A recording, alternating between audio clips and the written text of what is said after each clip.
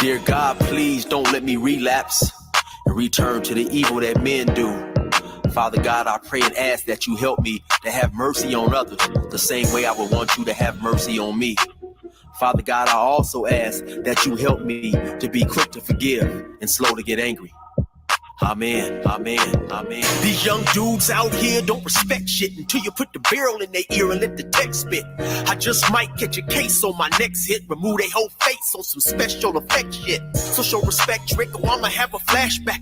Digging through the dresser like fuck it, where my mask at? The mash back with the banger and damage shit and say fuck everything I learned in anger management. Hop back on some east side managed shit and push a nigga's top back when I let the cannon spit. Start planning shit, premeditation. I'm in love with the streets again, rededication. Casket or cremation when I shoot you down. I was built for the smoke like a hookah lounge. I keep big shit that sound like a bazooka sound, and I shoot quicker than ain't gotta be a hoop around.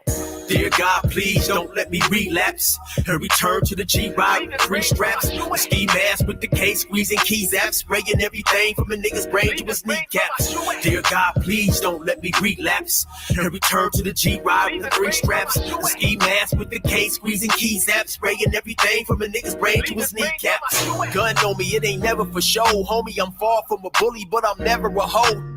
Get out of line, my Beretta will blow. Real talk, we can take the beef wherever we go. I bring it to your front door like I'm Uber Eats. I guarantee you listen up when this Ruger speaks. Plus I maneuver through these streets like a ghost, and I'm handy with the heat. I cook a nigga like a roast. On me, homie, this is not a boast. I will still come through, boy, and stop a nigga's post. Play him close, man, air would ease it. Quickly off the waistband, man, and air would squeeze it. Leave you niggas laid out dead or paraplegic. Niggas playing in these streets while I'm very strategic. I come to your house dressed like the gas man. Shoot you 9 times, leave you stretched by the trash can. Dear God, please don't let me relapse and return to the G-Ride with 3 straps. A ski mask with the case, squeezing keys apps, spraying everything from a nigga's brain to his kneecaps. Dear God, please don't let me relapse and return to the G-Ride with 3 straps. A ski mask with the case, squeezing keys apps, spraying everything from a nigga's brain to his kneecaps. I don't put shit on Facebook, I just holler in person. Put the pistol in your mouth while you're hollering and cursing. All that shit you kept rehearsing and put on your live. Got your clap with the big 4-5, you bitch nigga. If you tell me to pull up, I'ma do that. That nigga who was whooping first nigga that I shoot at. Ski mask on my face, bystanders be like, who that? I ain't with the talking, bitch boy, I thought you knew that. Leave his brains where my shoe at and bounce like I'm on a trampoline. Leave you laid out, nigga, like you camping on the scene. If you want something sweet, grab a peach or tangerine. Niggas won't smoke, well fuck it, I'ma let them handle steam. AR with the beam, you see the red dot? We tug on this trigger, nigga, it'll make your head pop. Blood pouring down to your shoes, call it Red Sox. Your brains hanging all over your shoulders like some dreadlocks. Expect the gang of dead off if they ever cross the line. The Lord said in the Bible, oh, revenge is mine. So I'm just trying to find a righteous path between the two. Before I lose control and do the shit I used to do. This being humble shit is new. I'm trying to turn the other cheek, but I ain't never been a bitch, so watch your mouth when you speak. Your mercy's what I seek, so I pray on bended knees. Don't let me get the K with the extended clip and squeeze. Lord, please. Dear God, please don't let me relapse and return to the G-Ride with 3 straps. A ski mask with the case, squeezing keys apps, spraying everything from a nigga's brain to his kneecaps. Dear God, please don't let me relapse and return to the G-Ride with 3 straps. A ski mask with the case, squeezing keys apps, spraying everything from a nigga's brain to his kneecaps.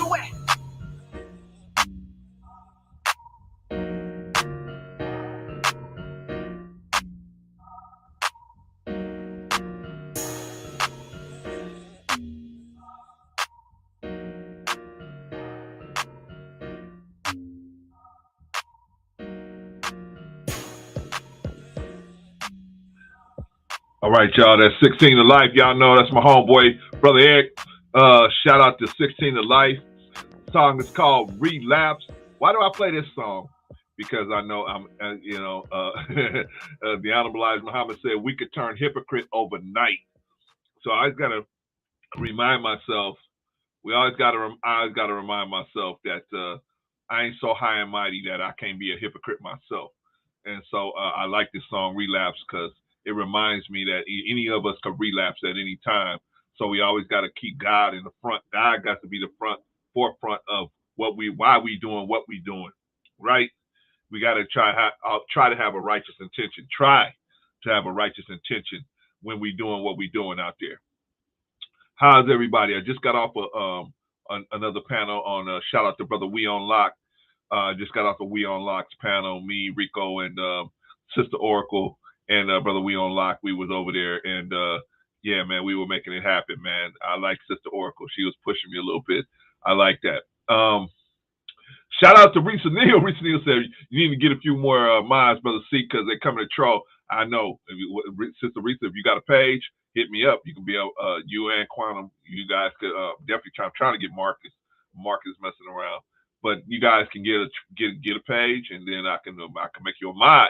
I can't make you a mod unless you got a YouTube page. So get that information to me, and because I need help out here, man. You know what I mean? Because Rico talking about he want a wrench, but you know Rico, man. I mean, I don't know what Rico's gonna do, but I'll give him a wrench if you get a page. But Rico needs help, so yeah, we're gonna have to help Rico, because Rico is you know, he's like me. He's fast on the trigger. You know what I'm saying? I'm sure y'all heads are still swimming based on the last live stream I did, where me and the people over at Sir Hale got into it, but we squashed that out, man. There ain't no hard feelings between none of us at this point, at least not with me and Sir Hale or Vaughn or AR. I haven't directly talked to the other guys over there, but hopefully it's nothing else going on over there towards me, because I surely don't have nothing going on towards them. But y'all see, man, if y'all push me a little, if you push me, I can go back, I can relapse. I can relapse at any time, right? That's why I always play that song Relapse, because I know I can relapse at any time. So when you hear me calling these other people hypocrites, it's only they should extend the same courtesy to me that they're extending to other people. Not like I'm such high and mighty person. I am not. I can relapse at any time. Like I said, Elijah Muhammad said, he said anybody could turn hypocrite overnight. He said we could turn hypocrite overnight. So I don't want to be no hypocrite. So when I see people that push me into, you know, not being a hypocrite, I appreciate you. People like Marcus and other people and all of you guys out there push me into not being a hypocrite. Okay. So what are we doing today? Well, earlier today we were talking about on We On Lock, we were talking about, is Kevin Samuels a god? Well, I mean, and I think the overall meaning was, why do so many people look at him like that? So we discussed that. You can go over there to We On Lock and see that live stream we just did over there. We discussed that in detail. But over here, what I wanted to tell you is what I thought about the man. Now, a lot of people didn't like Kevin Samuels. I really didn't not like him. I thought, I mean, he was a nice enough guy. I just didn't agree with him on everything. Just like the mothership. I think those people over there are pretty decent people. You know, I just don't agree with them on a lot of different stuff. So, but some people would take that as you hating on them just because you disagree with them, right? If you disagree with me, see, that's why I like me and Rico. Me and Rico was over there and we on Lock fighting like cats and dogs, right? And then, you know, I sent him a text message. Don't you tap in here, because you go take your wife to dinner, because you ain't gonna have her be mad at me, and then you go, well, Clarence, I was online with Clarence. No. Every time she hear my name, she's gonna be mad at me. No. Take your wife to dinner, brother. I'm gonna do the same. I'm gonna figure something out for my wife as well. So, but the point is, I didn't always agree with Kevin, but I didn't think he was a bad dude. I didn't think he was like this evil, person. And even Rico said the same thing. Rico said, hey, you know what? I disagree with the dude, but I would never wish nothing bad on the guy. You know what I mean? We don't wish nothing bad on the guy. We just disagree with him. I thought that he was very unqualified to give dating advice, in my opinion. Well, not dating advice, marriage advice. I think he was probably qualified to give guys who are looking to get married dating advice. Guys who are looking to get married. I thought that type of advice, or guys, trying to work their way into a marriage situation. I thought that's where he should have stayed right there. But to give out overall marriage advice, that wasn't his lane. I thought that he really messed up getting involved in that, in my opinion. But like I said, I didn't think he was a bad dude or he was intentionally trying to hurt anyone and nothing like that. I just thought that, he was just not qualified for that. Now, what did I agree with him on? Well, the things I agreed with him on was I agreed that marriage is a good thing. If you're trying to have heirs, if you're trying to have generational wealth and pass it down, you need heirs to pass it down to, right? Okay, well, if you need heirs, then you need to be married so that, why? Because marriage is the best situation for you to have the heirs that you're trying to raise up and teach how to handle the generational wealth that you're going to hand down to them in the same house.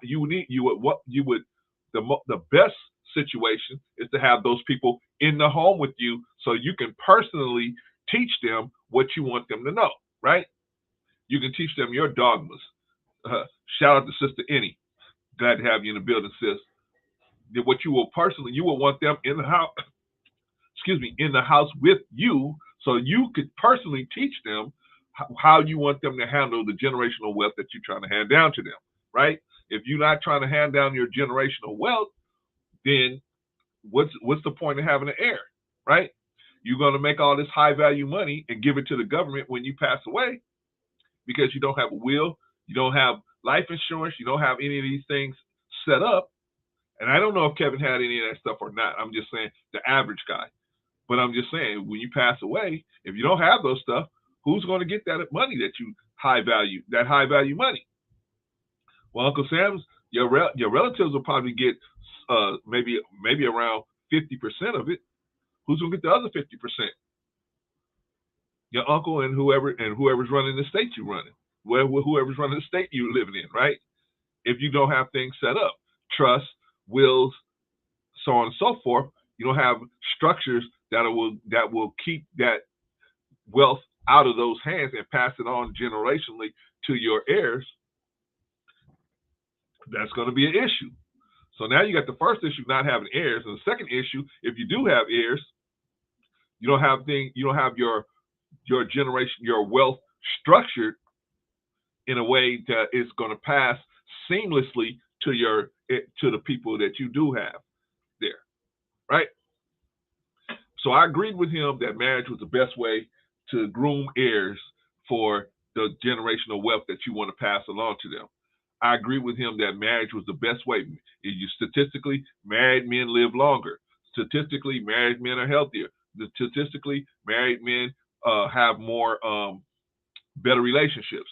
Statistically, I'm not saying every case, because I noticed that a lot of people would try to extrapolate one situation into the whole situation. No, it's not like that. That's why I could say I can agree with Kevin on some things. Probably about 70 to 80% of what he said, I pretty much thought the same way myself. Now it was that other 20% that we had the contention with, right? And I'll get into that in a minute. But I definitely want to get a guy his roses because I did agree with him on a lot of different things. I agreed with him that if you want to marry a woman, I don't care where you found her or if she's a good woman, what you should do is qualify yourself. This is something that Elijah Muhammad said in a book called Message to the Black Man a long time ago. He said that you need to qualify yourself for every endeavor, right? If your endeavor is to marry a woman, then you need to be qualified. You can't marry a woman and you don't have transportation, you don't have a place to put her as far as a domicile so she can live. You don't have a job or income to secure her. That means that if something comes up that she may need and you need to tap your finances to acquire it, you don't have the finances to acquire it. You're not qualified for this woman. You're not qualified because the woman is going to want to have a family. You're not going to be able to be qualified with this woman and have a family with this woman, right? Shout out to Brother Doberman or AKA Rorschach. Let me see what you talk about, Rorschach. Rorschach says, marriage with a woman from a marriage culture is a net win. Being a high value cleanup man to a woman from a non-marriageable culture is not a net win. I agree.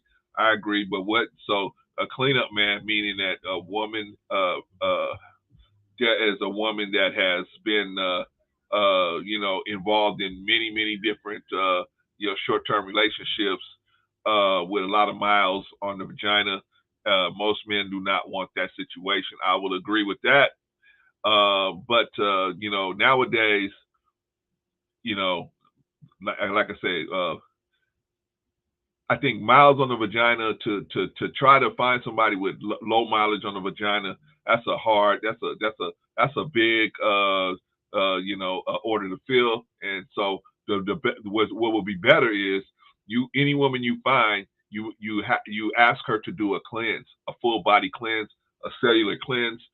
That way she can at least become a cellular virgin. She can get everything out of her that has been in her, and therefore it'll be a better situation for you. I think that'll be much easier than and then you could see what you're dealing with, Brother Rorschach. If the woman don't want to get a cleanse for you, how's she gonna have your children and teach your children your program? I mean, if she ain't gonna just get a cleanse just to get all the other men out of her, right? She should understand why you're doing something like that, right? Shout out to Brother D. Good to see you in the building, man. If a woman's not gonna do a cleanse and get all that stuff out of her, how is she gonna be able to? Is she gonna really teach it? Is she really gonna teach your program to? Is she really gonna teach your program to your children? That's a good question. All right. Anyway, so what did I think about? Shout out to you, Brother Chris. So what did I think about? What are the good things that I thought about Kevin? Like I said, what do we have in agreement? Like I said, I agree with the fact that marriage is a good thing if you're trying to have heirs. The good thing, also a couple of other good things was, qualifying yourself as a man. If you want to be married to a woman and you want to start a family, that has inherent costs to it. So if you can't handle those costs, then you probably are not ready to get married, right? It's just like, well, I had a family member that said, I wanted to buy a BMW. I said, they cost a lot of money to maintain. I don't think you making it. And I think he was working at the airport or something. I said, I don't think you making enough money to do that. That don't make sense to me. He said, but I really want one.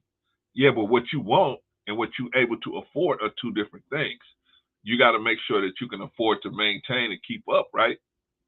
I mean, a woman, when I had healthcare on my own, I think I was paying like $50, right? I was paying $50 a month for my own healthcare. When I put my wife on my healthcare, it jumped up to $200, right? It jumped up to $200. When I put my son on, it jumped to $500. Just healthcare. That's not rent. That's not nothing. That was just healthcare I had to pay out of pocket, right? You know what I'm saying? So a family costs money. You got to qualify yourself. Are you making enough money?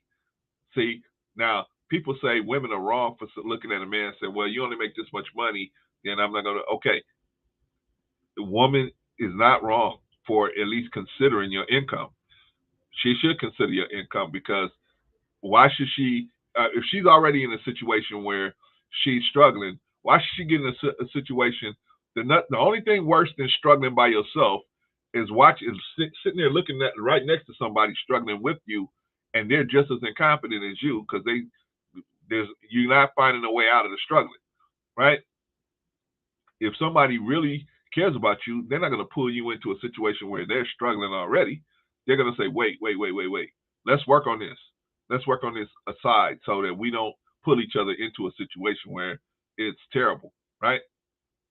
Brother Rorschach says, the issue in our community is not financially, socially unqualified men seeking to start families. Okay, what is the issue then, Rorschach?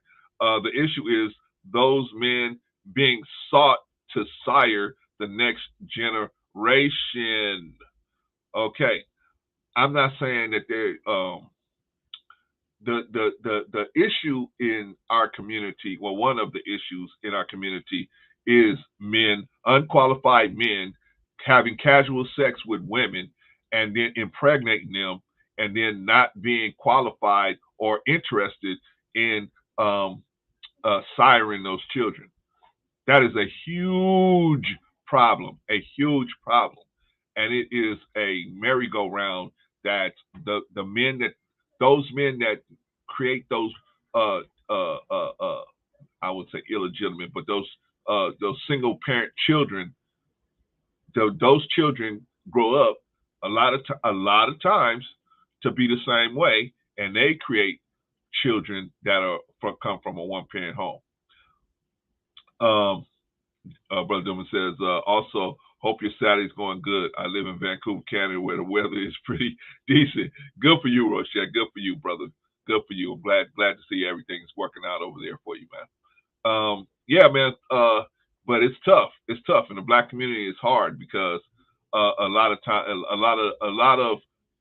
it's a mixture of a lot of dogmas that don't really work for us, that culturally work for other people, but culturally don't work for us. And so we are being held back into a standard by which nobody can live up to the standards that we have and be successful. So it's pretty, it's like the whole snitching thing. I'm not going to tell on nobody, but snitching is when you are involved in a situation and you tell on everybody, not when you see just a stray bullet from these gangbangers going and you tell on the gangbang. No, that's not snitching. But in our community, if you talk to the police at all, you snitching, right? Except for when it's something having to do with me. Now, my daughter goes missing. Now, I want everybody to talk, right? We got some real serious things going on upstairs in the head. But anyway, so what else did I agree with Kevin? What else did I agree with him on? I agreed with him that, and I was just telling the sister over there on We On Lock, I was telling the sister that, I agree with the fact that attraction. He was,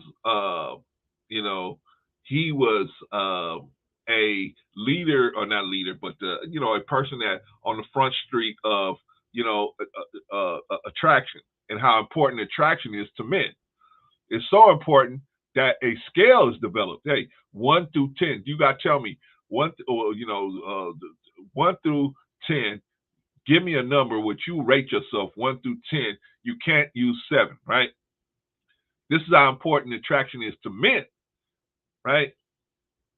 And so he laid that out, the importance to women, to men. Now, of course, there was always some women that pushed back on that and said, well, attraction shouldn't be important. Arousal shouldn't be important. You should just be aroused with me because I was born with a vagina. So therefore, you should just be aroused, right? But I tried to tell a lot of people, I tried to tell sister today that that's not how it goes. In the animal kingdom, that's how it goes, right? They don't need, see, I tried to explain this today. Monogamy is what drives beauty. Shout out to New Growth. Monogamy is what drives beauty, okay? Without monogamy, you won't need beauty because a woman can go under anybody's covenant, right? They can go under any man's covenant, right? And a man would just accept her in, right? Because she's female. That's not how it is when there's monogamy. When monogamy, now I have to choose one woman. How do I make that choice? Well, I need things to separate each woman. That means there's going to be competition between the women. This is what monogamy brings into the social. The monogamy is a social construct. Inside that social construct, to make monogamy operate on an ongoing basis, I'm going to have a way to separate which woman I'm going to focus all my energy and all my time and resources into. So the beauty appearance pops up now. You don't have beauty appearance in bears. You don't have a beauty appearance in lions. You don't have a beauty appearance in beavers. You only have a beauty appearance in the humans. You don't have a beauty appearance in monkeys. They have sex with whoever's around, right?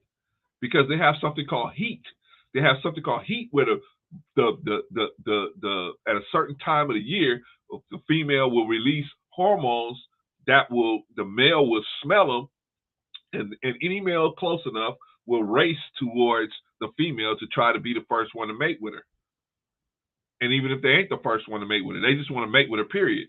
Because those pheromones bring out the mating desire in the male, right? Otherwise, they don't want to be bothered with the female, right? We as human beings, we don't have a situation called heat. We don't have that situation, right? So now we're going to have to be aroused by somebody. We're going to have a person that can arouse us. How are they going to arouse us? We need an attraction, which is the beauty appearance. Then to create an arousal, we need somebody who can raise the sexual tension. Boop, boop, boop, boop, boop, boop, boop, boop. Like I was talking earlier today, man. Stuff's going right by everybody, right? Whoa, whoa, whoa, whoa, whoa. You need to first be attracted to someone, right? That attraction alone is not going to create arousal. It may start the process, but it's not going to follow all the way through. What's going to really get your engine rolling is creating sexual tension. See, the heat alone, the pheromones alone creates the sexual tension for animals. That alone creates sexual tension. But doesn't happen that way in human beings. Why? Because we're in a civilized society. If we were in an uncivilized society, yeah, you could just see a woman walking in the forest, grab her and just do whatever you want to do with it, right? But we're in a civilized society. You can't do that. You have to have the consent of the person. Now, see, there was a time when you didn't have to have consent of a woman, right? You could be like the animals, like the lions and the tigers in the street, right? Like in the forest. They don't get consent. The woman just submits because they know that if she put up enough of a fight, the male's gonna kill her, right? So the threat of her, plus she has a desire to mate too, and she wants to mate with the best prospect out there, which is the hypergamy that's out there. She wants to mate with the best. So some of them will even mate with lots of different men in the same period. Why? Because she feels like one of these guys is the most dominant. His genes will prevail over the other ones. Am I talking crazy? Am I talking crazy? Just y'all can let me know in the chat. If I'm talking crazy, let me know in the chat. But I was trying to get across that he didn't break it down like I'm breaking it down, but I'm breaking it down just a little deeper. I'm putting the mathematics with it, where is that you have to have a certain level of attraction to even consider a long-term relationship. Long-term relationships are built on attraction, dominance, and sexual tension. You got to be attracted to somebody. That person that you're attracted to has to be able to create arousal at be able to turn arousal on and off by what? They raise the sexual tension. The women can raise the sexual tension, right? Okay. You need that process to go on. You need arousal. You need, you need attractive. You need arousal. You need to be aroused. How are you going to be in a long-term relationship with somebody that can't arouse you? Because when the beauty is not top-notch, you still going to be able to, that person will still be able to arouse you if they know, if they have bonded with you and they're able to create this sexual tension. But most men, I was trying to explain earlier, most men are not able to bond with a woman that they're not attracted to. Am I throwing fire today, y'all? Am I throwing fire? We don't agree with you, brother. See, I understand. What I'm dropping on you probably hit you in about 2 or 3 years. Probably 4 or 5 years might hit you. And you go, now I see what he was talking about. I see what he was talking about. So I agree with him on that. He showed women that he was very open about the fact that he said, hey, you need to be attractive. You need to be a higher level of attraction for men to be attracted to you enough to be able to want to step to you, to want to be able to say, to separate you from all the billions of other women on this planet. The man have to have a certain level of attraction to You. And I tried to tell the sister, shout out to Sister Oracle, I tried to tell her a little while ago, it ain't gonna be your degrees. Maybe women want it to be that way, but that's not the reality of the situation out here. Mate selection is not based on your degrees. We were mate selected way before women were getting degrees. I know women want us to be like, well, I got a degree, I'm smart. So that in reality, that those things are not what men are looking for when it comes to mate selection. Now, when it comes to long-term relationships, they are looking for some things. We are looking for some things. We're looking for character. We're looking for obedience. Obedience, yeah, obedience. We're looking for obedience. We need somebody that's going to listen to the program. And we're looking for strength. You're a strong woman. We're looking for strength. I'm looking for you as a woman to be able to tell me, baby, that's not the right way to go about it this way. How you know? You go, I got a degree in finance. This is not going to work. Let's do it another way. I need you to be strong enough to do something like that. And you need me to be strong enough to be humble enough to be able to say, oh, hold on. Maybe my girl is right. See, being a leader ain't being the person in front all the time.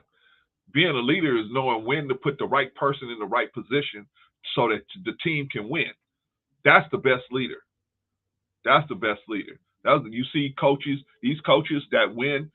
Phil Jackson, it wasn't that Phil Jackson as a coach never put a ball in the hoop. He just knew at what time to put what person in to make this thing work right. Right? Shout out to Sister Nancy. Nancy said, but men ignore that being broke or low earning is also a non-starter. I know that. And I agree with that. That's not good. Right? Men that don't make a certain amount of money shouldn't even think about a family at that point. But what happens? The fear of losing a woman that they really want, whether it's sexually or otherwise, the fear of losing that woman makes them jump the gun and try to convince her to struggle with him. Unfortunately, that formula is not working for us in the Black community. I don't know who it's working for, but it's definitely not working for us. We got so many relationships that are falling apart. And you know who really pays the price for it? The children. The children really, they're the ones that pay the ultimate price for it. And ultimately one that pays the price for it is the society. Because children that are not getting attention at home are going to go get attention in the street. Whether it's through, good ways or bad ways. Whether they out there on the basketball court playing after school basketball, or they out there, committing crimes. They're gonna get attention from wherever they can get it from, and that's a sad situation. That's a sad situation. But yeah, we will not look at, we as men don't want to hear that. You know what another thing, Nancy? They don't want to look at like a woman saying, well, you're not tall enough. A woman say, hey, I'm just not attracted to you, you're not tall enough. I'm looking for somebody a little taller than you. Right? we as men get offended. What you mean? Right? But we don't realize, man, that's because most of us as men, we don't travel. We don't move around enough to see that there's so many places with so many different women. If one woman don't want you, that's cool. It's not a problem. You know how many times I've been rejected? I mean, please, man, it's no big deal. Back in the day, we got rejected. We didn't fall apart. We didn't call the brother, hey, call a girl and be over her house 10 times all day and all night and at her job. And come on, man. But see, you know what, Nancy, these people don't know how to take an L. They don't know how to take an L. Why? Because the dad's not in the house. See, the dad will tell you how to take them L's. Your mama gonna let you do whatever you want to do, but your father's you're gonna have to take some L's with your father. Hey, Dad, can I go do this? No. Why? Because I said no. Ain't no explanation. Because I said no. My father used to do stuff like that, man. My father used to be like, nah, I got a bad feeling about that situation. No. I say, well, you got a bad feeling? He said, what you say? I say, nothing.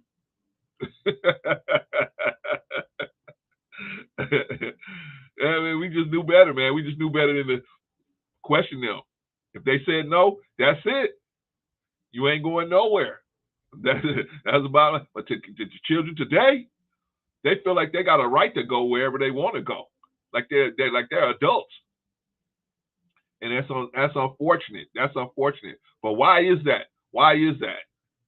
Why is that? Because we got a lot of single parents, men and women. We got a lot of single parents, unfortunately, and unfortunately, we got a lot more single moms, where the father is not there to let the sons specifically see how to take L's. Because even when you're a husband, you got to take some L's, right? I give you guys the same scenario. My wife does most of the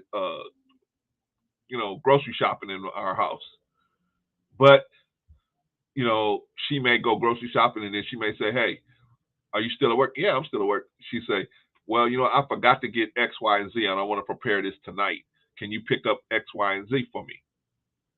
Now, I could put your hard line and say, oh, no, you do that. I don't do that. You do it. But I'm sending my wife back out at 8 o'clock at night or 7 o'clock at night or whatever, right? I don't like my wife out in dark. I don't like her out at dark time by herself. You know what I'm saying? Even with my sons, I don't like her out that late, right? So what am I going to do? I got to compromise. I got to say, okay, well, I'll just go. Because if some people run up on me, I'm in a better situation to handle that than she is, right? Just saying. The old man got some nice hands. Or the old man got some nice hands. So if somebody run up on me, at least they better be like 4 or 5 of them.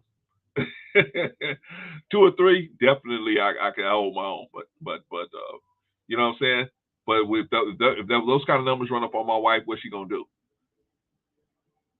I can't lie. My wife is tough, man. My wife, man, if you make her mad, man, woo, one of them she gonna get good. Now the other ones might get her, but one of them she is gonna take down for sure. But me, bing, bing, bing, I'm out of there. But the point is, I had to sacrifice, right?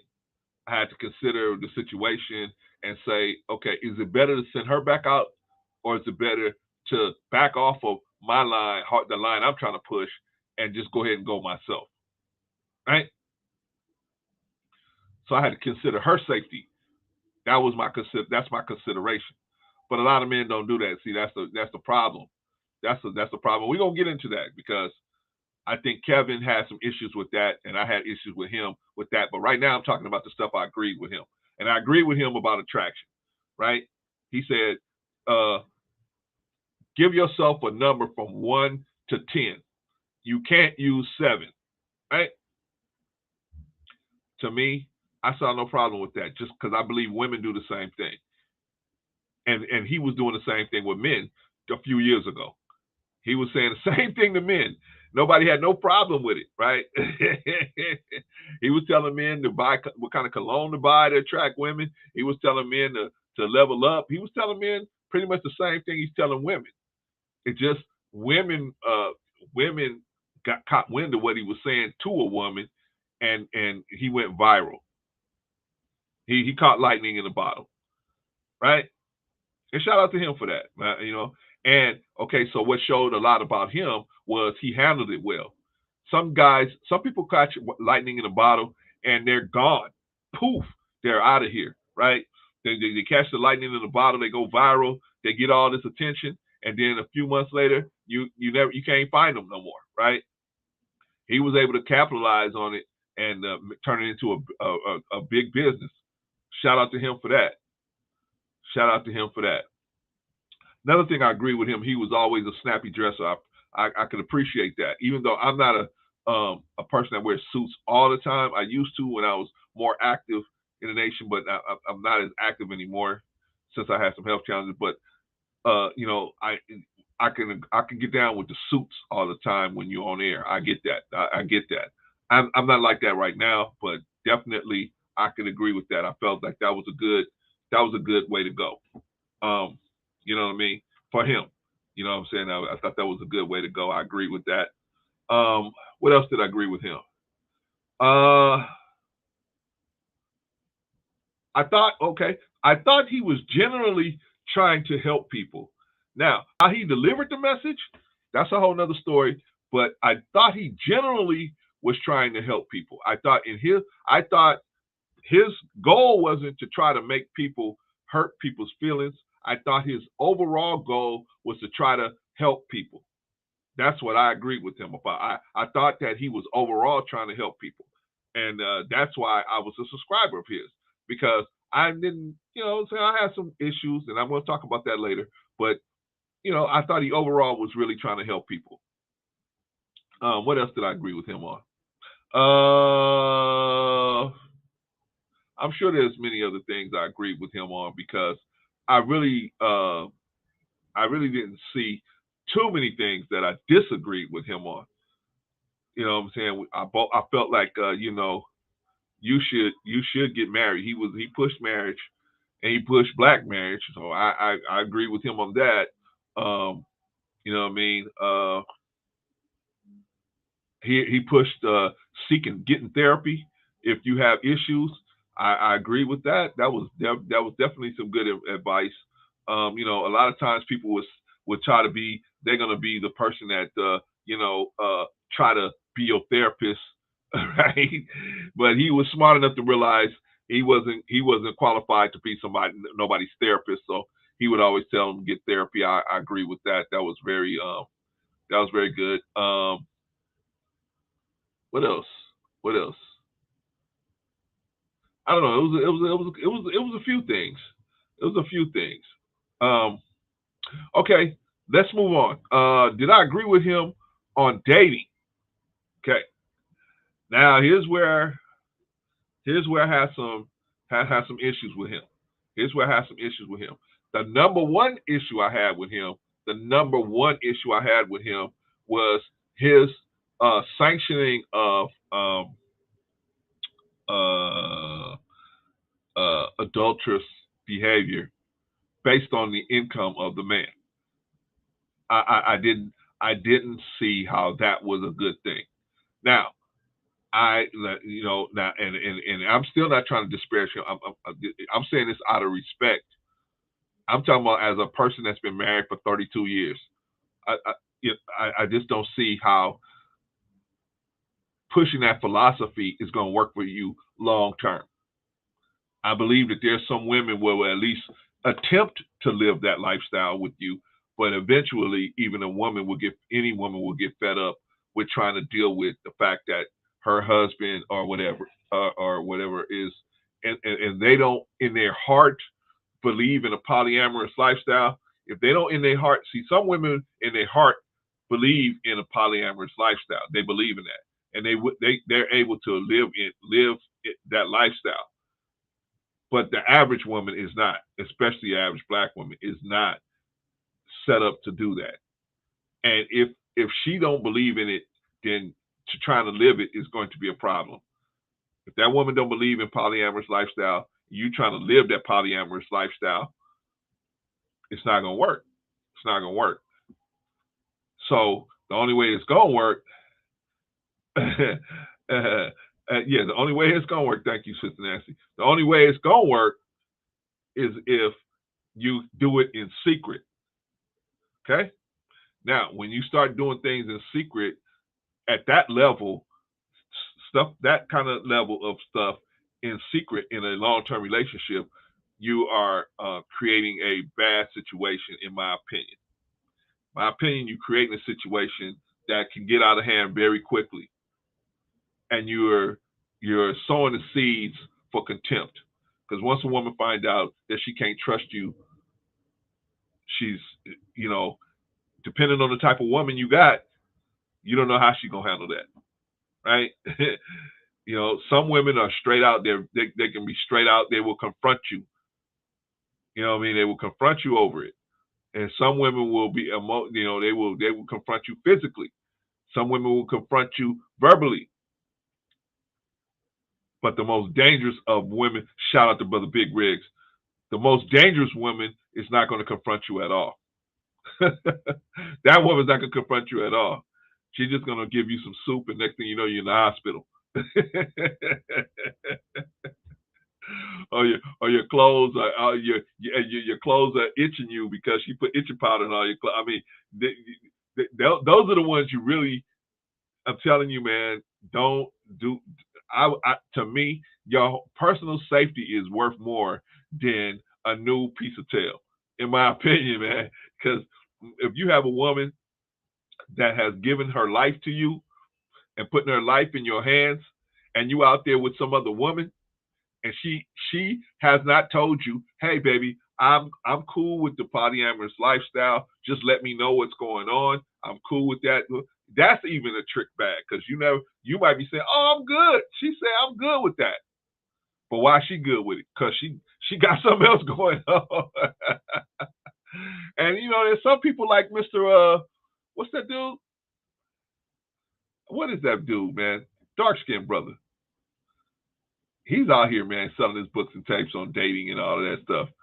But he said him and his wife got a boyfriend. He's got a girlfriend.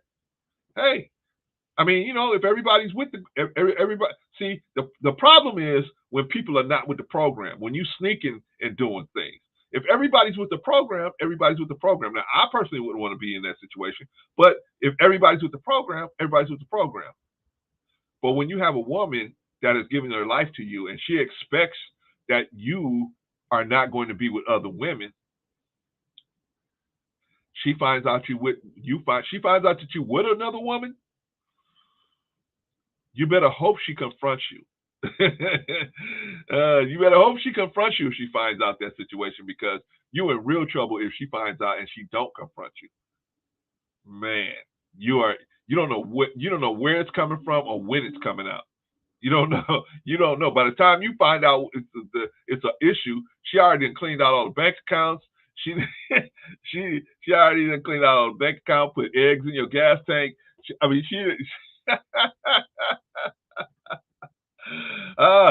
thank you, Brother Anderson. Mr. Lucario. That's the brother, man. Shout out to Mr. Lucario. Shout out to Mr. Lucario. Hey, thank you, Big Riggs. There, I need to put that out there. To all the women in the chat, happy Mother's Day, and everybody in the bushes, happy Mother's Day to all of y'all. Appreciate y'all. Thank you, Big Riggs, for reminding me about that. Appreciate you, brother. Yeah, Mr. Anderson, it's Mr. Lucario. Mr. Lucario said that he is married to a woman, and the woman has his okay to go out and sleep with other men, and he has her okay to go out and sleep with other women. What can I say to that? I wouldn't. That's not something I would agree to, but that's me. That's me. I wouldn't agree to something like that. Well, in the Kevin Samuels scenario, he says the woman should not be able to do that. Only the man should be able to live the polyamorous lifestyle based on his income. Right? I disagree with that. As a man being married 32 years, man, listen here. You do not want to have your woman or your wife find out that you do not want your wife, who you told, I'm only going to be with you. You don't want her to find out that you're with somebody else and not confront you. Holy smokes. If she find out and she don't say nothing, that is the most dangerous one of all. The one that confronts you verbally, yeah, that's dangerous, but that's not as dangerous as the one that confronts you physically. Yeah, and that's dangerous. The one you got to worry about is the one that find out and don't say a word. That's the real one you got to worry about, man. That one right there, because she got so many different ways she can attack the program, and you don't even know, because you don't even know that she know, because she haven't confronted you. Ay. So I disagree with him on that. I disagreed with him on that.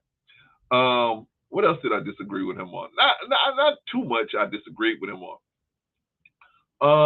I disagreed with him on, like I said, the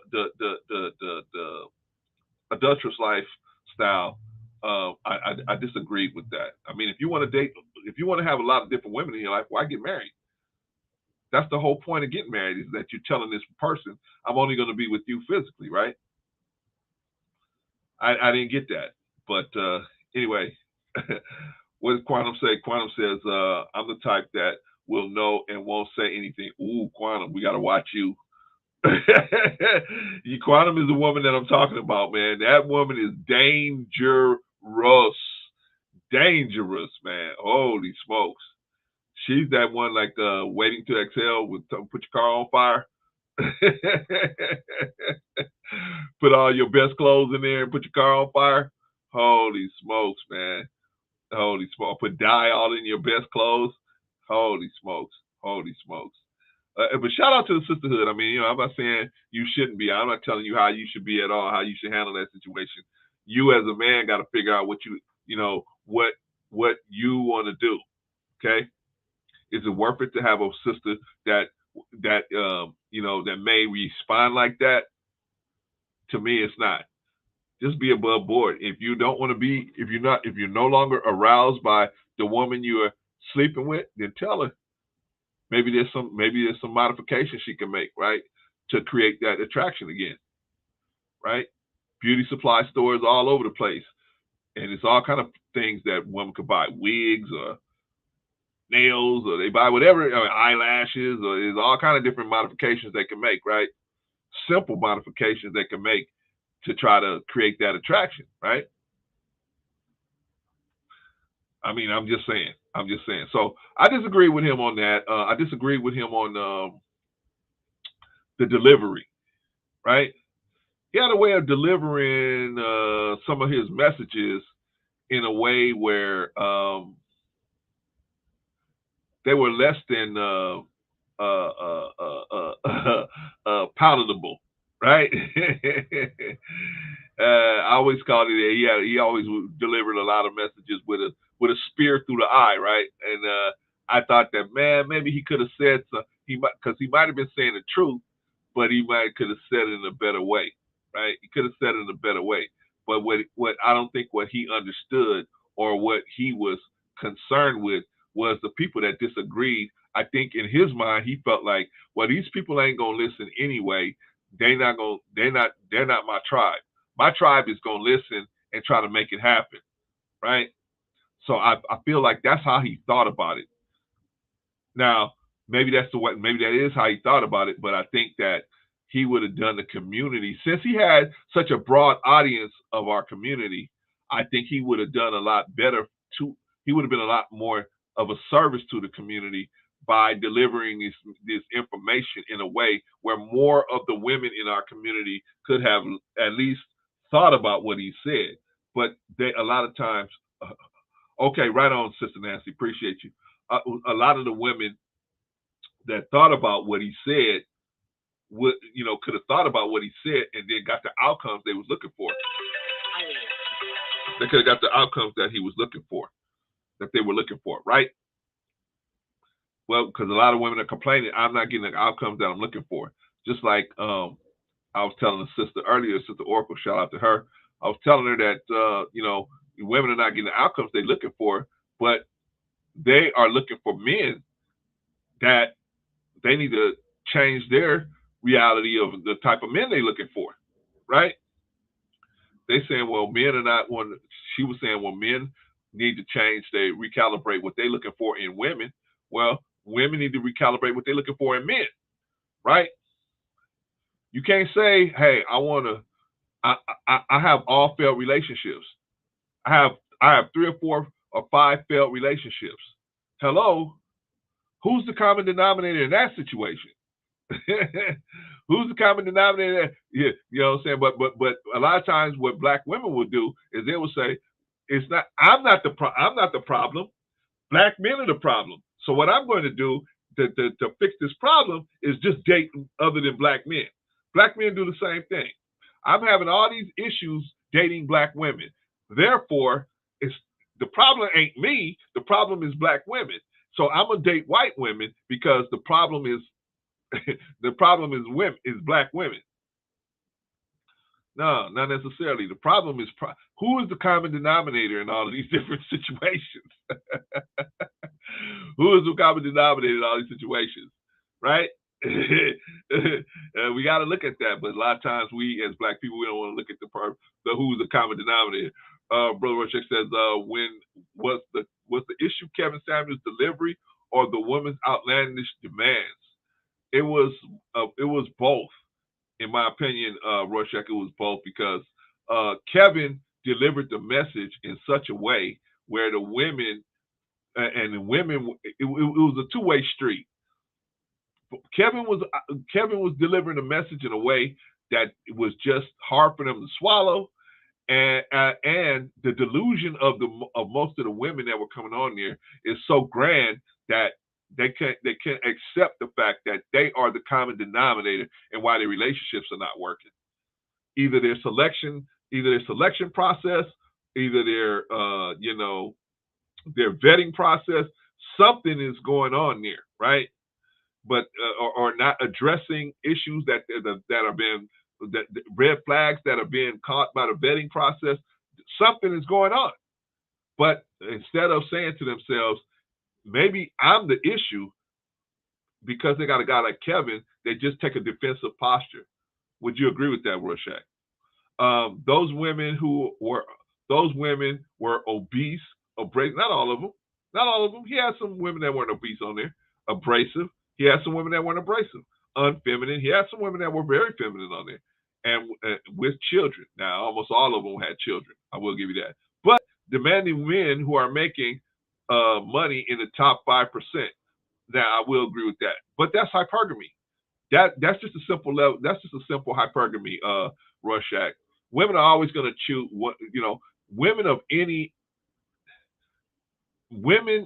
females in the animal kingdom are always going to be trying to select the top mate, because the top mate will afford their children a better chance of survival. Maybe with the genes of a person that is successful in a woman's mind, that is giving her offspring a better chance of survival. That's the hidden hypergamy. That's the, remember RoboCop?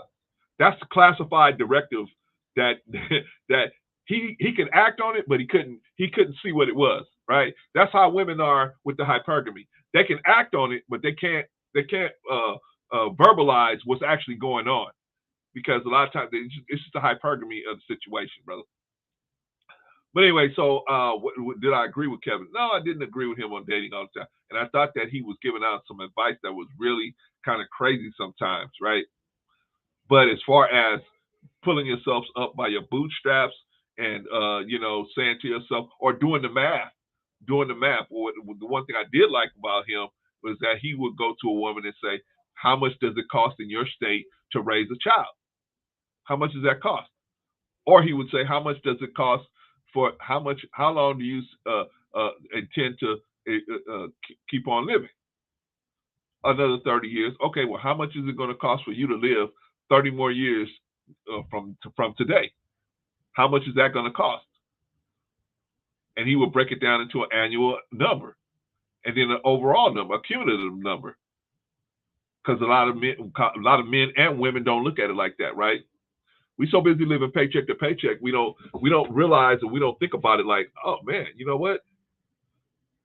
It's going to cost, right? A married woman does not necessarily have to worry about the cost. A married man, I don't care if you're married or not, you are responsible for the cost of living every day of your life until you're dead. You are responsible for it. A woman can get alimony. A woman can marry you and live off of your retirement and her retirement. Those are options for her. You're not typically going to be able to live off of your wife's retirement. Why? Because you probably are not going to outlive your wife. Probably not. That, especially black men, most of us do not outlive our wives. No, we have the highest mortality rate of men by race. Right? Women typically live at least 5 years longer than us. Right? Brother Worship says, were those black women calling in practicing hypergamy? No, Rorschach. That's what I'm trying to tell you, man. It's a classified directive in their head. They don't even realize they operating off of it. Do you understand? That's why when you confront them with it, they're like, "What are you talking about?" That's what they don't even get it. A lot of them, because it's a classified directive in their head. Their main objective is to have their offspring have the best chance of survival. In animalistically, that's going to be the best male available. That's just how animals work, and we are ultimately animals. Now we live in these social constructs, but we live in a civilized society. But that's a social construct. If that social construct break down today, what's going to happen? It's going to be a free for all, right? If it just broke down right now, let's say everything broke down right now, the police were gone. There was no police no more. There's nobody to enforce any laws. Who's the most at risk? Women and children. They're the most at risk, right? It's the reality of the situation, man. That's why women always have that in the back of their head, that the society could break down at any moment. My offspring needs the best chance of survival, the best genes to survive. That's why they're always trying to seek out the best available male by proximity. Holy smokes, Brother Clarence, you're going off again. You're going off on a whole different tangent, whole different thing. Whole different thing. Brother Negro says, the cost of living for families were kind of off though. Yeah, but you know what, Brother Negro? It's better to over forecast and plan on and have excess money than under plan, right? Right? It's better to over plan than under plan, right? It's better to undersell and over deliver than to oversell and under deliver, right? That's the way I see it anyway. Brother Marcus says, Brother Clarence, do you think the better advice would be for single moms is to get with single dads as opposed to getting the top percenters, the anomaly, the men with leverage? No. My thing is, even as a single mom, you can mitigate being a single mom by with the level of attraction and your behavior. The femininity of the woman can mitigate a lot of this stuff. Can you cook? Do you smell good? Do you make a man feel like a man when he's around you? See, those are the things that they don't teach out there, right? The people are not teaching that stuff, but they make a huge difference to men. These things make a huge difference, whether you got children or not. Are your children well behaved? Have your children learned to respect the man in their whose authority they under? Right? If you're with a single mom and she says, well, those are my kids. You don't tell my kids what to do in a bad situation. But if you're in a situation where the woman says, no, JoJo, this is Mr. Jones. Mr. Jones, he's here to help us. And so we're going to show him respect, okay? Okay, mommy. She's constantly selling you as not the new father, but the person that's bringing in the authority, the person whose authority he's under. And then if that child gravitates you as a new father, then that opens the door for you to maybe accept that. You can accept that challenge or not. But you can't just come in kicking the door and say, I'm the new daddy now. That ain't gonna work. The mother has to be in. The mother has to push the fact that you are the authority of the household now. I'm talking about the single mothers. Now, it's not. See, that's another thing I disagree with him. He said he most of the time made it sound like single mothers were dead in the water. No, they're not. They're really not. They got some things that can mitigate these. Just being a single mother. I will admit that being a single mother does your sexual market value does take a hit, but you can mitigate that. Brother Dillman says, sorry, Clarence, those women having problems with dysfunctional men. The way these women are raising black boys from literacy, socialism, etc. perspective is not enhancing their survival. It is the men that's not present. That it's the vacuum of the men not being present that allows that dysfunction to occur. That's what I've been telling you. The men not being there. Why aren't the men there? Because they are not, for whatever reason, they're not there. Whether the woman put them out, whether they left, whether whatever, sometimes you got to sacrifice. I felt at times, man, this ain't working for me. But then I realized, hey, I got a duty here. I got to make this work. I got children involved here. When I had these children, they didn't ask to come here. I got a duty. Yeah, I can walk away from this family, but why? I can't. But I can't do it and expect these children to survive the best. What is the best way for them to survive is me to be here, right? I admit women need to be choose better a lot of times. So same thing as with men. We out here having casual sex with women, and then next thing you know, we ring the bell, and now we don't even want to be in a relationship with the woman now. Okay, but now we got a baby with this person. That's what I'm saying. We need to pick better. We need to vet better, on both sides. But the worship says, in our community, the boys are not being taught to read. That's the absence of the father. The baby father is also typically an underachiever. That is the vetting of the mother and the father. And hard to say the women values men competency. Just saying. See, listen. I told you earlier. Most women and men in their 20s, they're not looking for long-term relationships. They are looking for sexually charged relationships. So, in the process of running around trying to get involved with sexually charged relationships, the unfortunate part about that is they will ring the bell. The man will ring the bell. The man will get the woman pregnant. Now he's got somebody pregnant who he don't even want a long-term relationship with. He just wanted to roll in the hay with her. But now he says, well, I don't want nothing to do with her, so I'm going to let her raise the child. Well, that vacuum with the man not being there allows the dysfunction to occur. So the man you got to step in there. You got to step in there. Got to be a brother like Big Riggs and step in there. And you got to keep your foot in the door. You got to keep coming in the door. Yeah, but she giving me problems, Clarence. I know. But remember, you picked this chick. You picked her. I mean, as crazy as she is, you picked her. So remember that. So whatever happens after you picked her, it really falls on you to decide how you're gonna handle it, right? Brother Negro said, Brother Clarence, but it was a thing to prove his point. But I agree, to overplan, but needing a minimum of $300,000 a year for a family of four in Houston. Yeah, that might be. You're right, Brother Negro. That might be a little much. That might be a little much.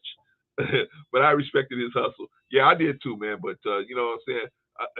I definitely agree with him that is something that's a conversation you need to have before you sign on the dotted line on that marriage certificate. This is a conversation you need to have. You know what I mean? You know what kind of income? What kind of place do we want to live in? Do we want to buy a home or do we want to just rent an apartment? Do we want to do, or are we okay with struggling with each other? Some people are not. A friend of mine, he was working at a clinic, just kept working, and I kept asking him, I was like, why are you working at a clinic, man? Why don't you just go back and get your nursing degree? He said, my wife is getting her nursing degree. I'm putting her through school right now. And shoot, after about 4 years, she got a degree. He's like, man, I don't have to work on the weekends no more because she is working now. She make 3 times what I'm making. So it's all good. It's all good. But they struggle together with children and everything. They struggle together. Now, I will say this. They're Asian. They're Asian. So maybe they looked at it a little differently. But I know black people that do the same thing. But yeah, so I agree with him on that. Yeah, shout out to Ronnie. Yeah, that's teamwork. You know what I'm saying? I know some black people that have done the same thing, right? So, but those are conversations you got to have before you go into marriage. You sign on the dotted line in marriage. So, and I agree with him on that. He said, hey, there's some conversations you got to have before you get married. Absolutely. Absolutely. Because if you don't have these conversations before you get married, you find out after you get married, this is what I want to do. See, it's real easy for a woman to lose trust in you when they see you start making incompetent movements. They start seeing you making confident movements. They go, wait a minute, why am I submitting to you, right? That's the big word, right? Submit. Why am I submitting to someone that I can see that is incompetent? But men look at it like, no, girl, you're supposed to submit. No matter how bad I'm going to lead, no matter how bad I lead, you're supposed to submit, right? But a smart leader says, okay, if the woman has better education on this topic, why am I going to try to lead? Why don't I let her fight this fight? Put her put her at the driver's seat of this tank, right? You go to buy a car and you don't even take your woman in. Here she is. She got an MBA in finance, right? You don't take her to go buy a car. You don't take her to go sign the loan docs, right? See, that's stupid. If your woman's got an MBA in finance, who should be pretty much leading the charge on anything financial? It should probably be your woman, right? I'm talking about anything joint financially. She should be running the program, in my opinion. Brother Chris says, that submission is expectation usually complicates dating. Well, see, here's the thing, Chris. A lot of men, here's the bad part about dating. Women will not tell you what's wrong with you most of the time in dating. When you dating women, they don't tell you. They just ghost you. So a woman won't tell you you look like an idiot. Most women won't tell you. They won't tell you your breath stinks. You got to figure it out. They won't tell you you look crazy. They won't tell you your clothes are crazy. They won't tell you your car stinks. They won't tell you this stuff, right? They just ghost you because they find somebody else who doesn't have that who doesn't have that stuff going on, right? So that's the bad part. We don't find out. So we as men, we don't find out that nobody tells us that we're unfit to lead. Our friends don't tell us. Why? Because they're unfit to lead, right? Water seeks its own level. I don't want to be around a bunch of real leaders. If I'm a knucklehead, I don't want to be around a bunch of real leaders. Why? Because I'm going to stand out like a sore thumb. They're going to always ask me, hey, brother, why don't you listen to this? Why don't you read this book? Why don't you look at this? They're going to say, hey, there's a good YouTube video that'll show you how to do it. They're going to start making suggestions to me like that. I don't want that. I want to go out and smash chicks without doing nothing, without having to change anything. So we get caught up, brother. We get caught up out there. That's the bad part about dating. Nobody tells you. Nobody tells you you're a sucker.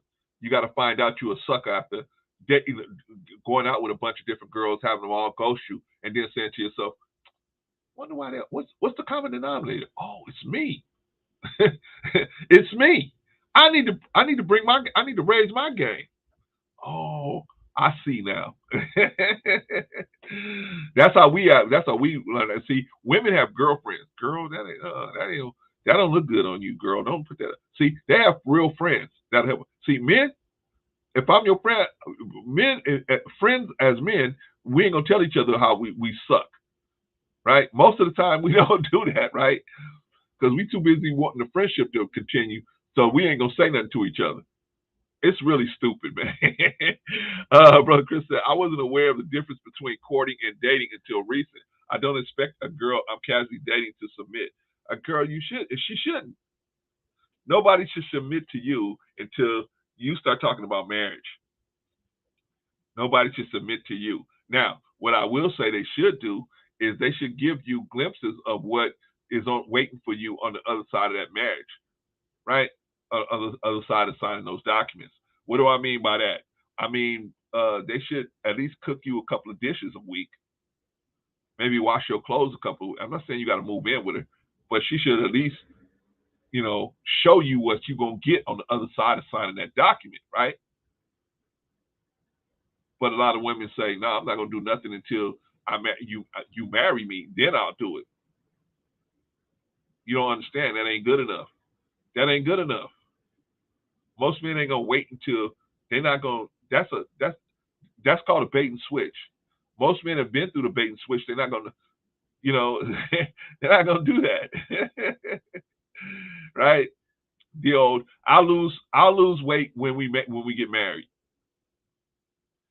I don't think nobody's falling for that, right? Just like a man telling a woman, "Yeah, I'll get a better job once we get married." The average woman gonna look at you like, shout out to Truth is favored.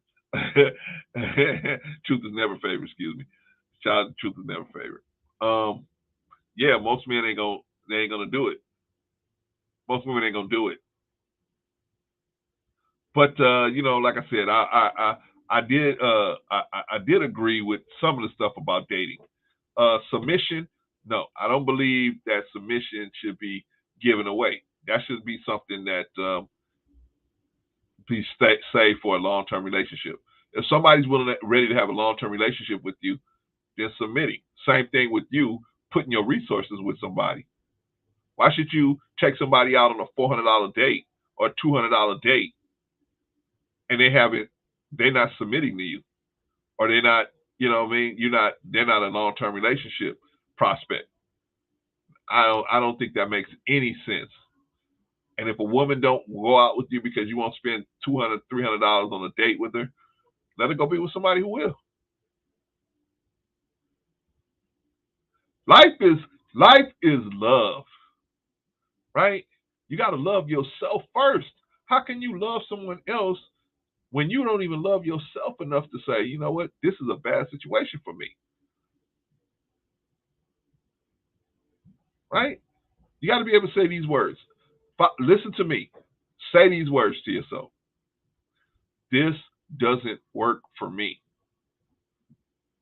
What? This is not working for me.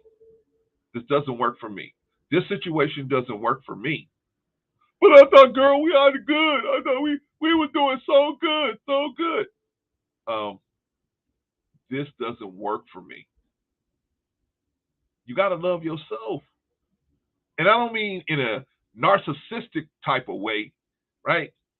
Where, you got to be the center of every conversation you have with any other person. That's not what I'm talking about. I'm just talking about you got to love yourself enough to say to yourself, is this relationship good for me? Am I able to walk away from this relationship saying, I learned something, I feel better? And maybe it stung a little bit what they had to say, but am I better for realizing the truth? Because if you're not, you need to go your merry way. You need to go your merry way.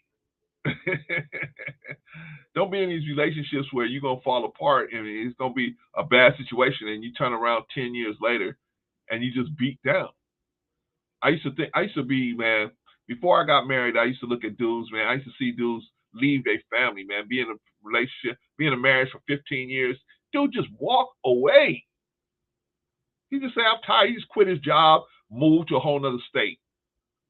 A friend of mine, man, he had 2 boys with this chick. This chick was out of her mind. He got so fed up with this chick, man, he just left her. I mean, he left her. He left her here in California, just left her. But if you knew the chick I'm talking about, man, you'd be like, I can understand. She was bananas. She was off her rocker. And there was nothing he can do about it. Only thing he had 2 options: either accept it and stay with her, or leave and be happy. He chose to leave and be happy. Unfortunate part about that is he had to leave his boys there, but that was his choice. That was his choice. Now, a lot of guys would have said, no, I'm gonna wait until these guys get grown up enough where they get out of the house, and then I'm gone. But he didn't want to wait. That being around that girl was so painful. He said, I gotta go. I gotta go. Ay, ay, ay. Brother Chris says, my friends and I hold each other accountable. That's good, brother. We don't have to do it all the time. As a child, I did what children did, of course. As a man, I do what men do. Right on for you. Good for you, Brother Chris. Hold on one second.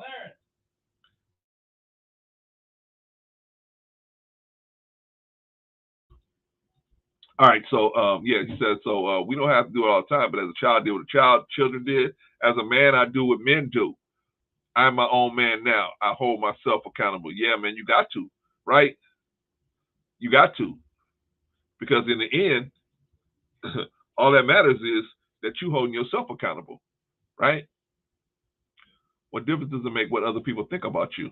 Only matters what you do for yourself and how you help yourself and push your program, right? Me and Rico fight all the time. I got to keep reminding Rico. My decisions are based around my faith, man. A lot of my decisions are based around my faith.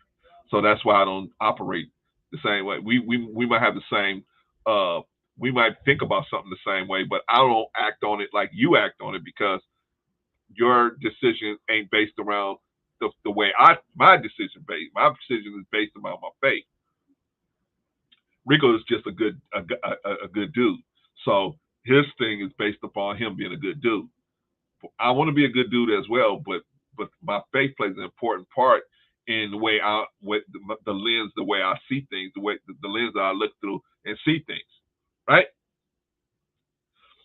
But shout out to Quantum. Yeah, life is love. You got to love yourself, man. You only get one life. And as far as I know, if somebody can come up here and prove that you're going to get another life, you're going to get another shot at it, by all means, come up here. But in my opinion, you're getting one shot. So, live as best as you can, and try to make as many people as you can in your circle as happy as you can without stepping on somebody else's toes. It's a good deal. It's a good deal. Okay, we talking about Kevin Samuels. Shout out to his family. Unfortunately, his unfortunate passing has been confirmed. So, unfortunately, the brother did pass away, and he did have some positive impacts. He did impact the world with some positivity. Now, I personally disagree with him on a few things. I said what some of those things were, right? The whole adultery thing. Something else he said that I disagree with. He said that women control access to sex, and men control access to relationships. I disagree with that. I thought that men control access to everything, in my opinion. I never had an issue with sex. I never had an issue with relationships. I never had an issue with them. Now, a woman control access to having sex to her. She might control having access to a relationship to her, but that's just to her. There's so many other women out there. One woman can't stop you from doing anything. Now it's just like, I mean, it's so much oxygen out here. I can't say because this one city stinks, this one city got smog, I can't go to another city and it has clean, fresh air. I mean, it's just so much. It's so many women. It's so many women out here. So I disagree. Well, why did you disagree with that, Clarence? Because I believe men are in control of almost everything. I think and because men are being told that they don't control things. No, you don't control a woman's permission to have sex with you, but you definitely don't control. You can find a woman that will give you permission, right? There's so many women out here. You can find if you're just looking for casual sex, you can find a woman that's gonna give you permission to have casual sex with her. You just keep asking. Eventually, you run into somebody that's gonna say, "Okay." Sister Annie said, "I actually agree with that point that he made." I said, "Sister Annie, I don't agree with that. I believe that me as a man, if I want to have sex with somebody and they don't, that's cool. I will find somebody that wants to have sex with me sooner or later. So there's no stopping. Nobody's stopping me from doing anything, right? If I want to marry somebody, if I just keep asking enough people, I'll find somebody that say yes, right? I want to get in a relationship. I just keep asking. There's so many women on the market. It's, I mean, 16 to 1, 16 available women to one available man. But see, most men are being told the lie that, oh no, there's not that many women, or traveling to go different places to meet women. That's a bad thing. But that's not a bad thing. Now here's the bad thing. The bad thing is not realizing that you are the issue.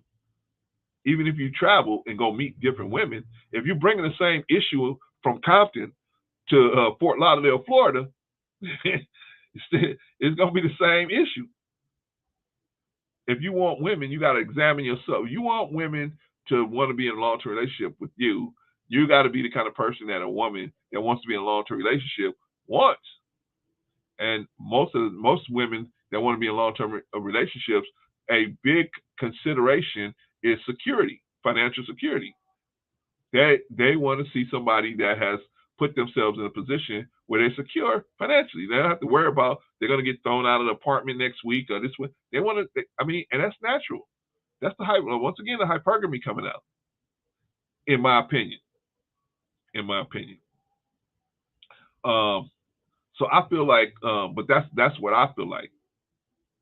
I just don't feel like anybody can control what I want to do. I feel like I'm so powerful. I'm so powerful. I can create a situation the way I want it to be. That's how I feel about that. Maybe that's me connecting to the God in the universe, and that's how I feel. It's like, can a woman stop me from having? Woman control access to sex? No, she controls the access to her. She don't control access to sex. She controls access to her. If I want to have sex, trust and believe. I can have. I'm gonna make that happen. I'm gonna be able to make that happen. I'll be able to make that happen. But if I don't, if I want to have a long-term relationship, I'll be able to make that happen. That's how powerful I feel about myself. Sister Annie says, Brother Clarence, regardless of how many doors you knock on, you can't enter unless the woman says enter. It's not an ego thing. I know, Sister Annie, but what I'm saying is it's a numbers game, Sister Annie. It's just a numbers game. I don't care how many doors you knock on. Sooner or later, somebody's gonna say, "Come on in, come on in." Sooner or later, you're gonna run into somebody who has the same kind of spirit. The spirit is gonna be right. The timing's gonna be right. Eventually, you're gonna run into somebody that's gonna say, "Come on in." Because let me tell you why I say that, Sister Annie. If that was the case, it wouldn't be so many women out here, it wouldn't be so many single moms out here.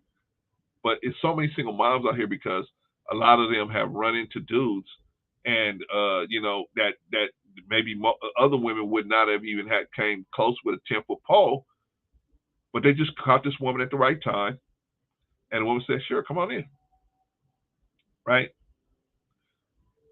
And so that's what I mean, like that. Not to say that I don't have to wait for a woman. I agree with you, Sister Annie. I do have to wait for a woman to open that door. I'm just saying, if you knock on enough doors, somebody's gonna open one.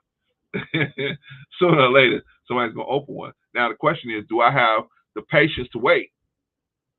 Do I have the patience? That's the key.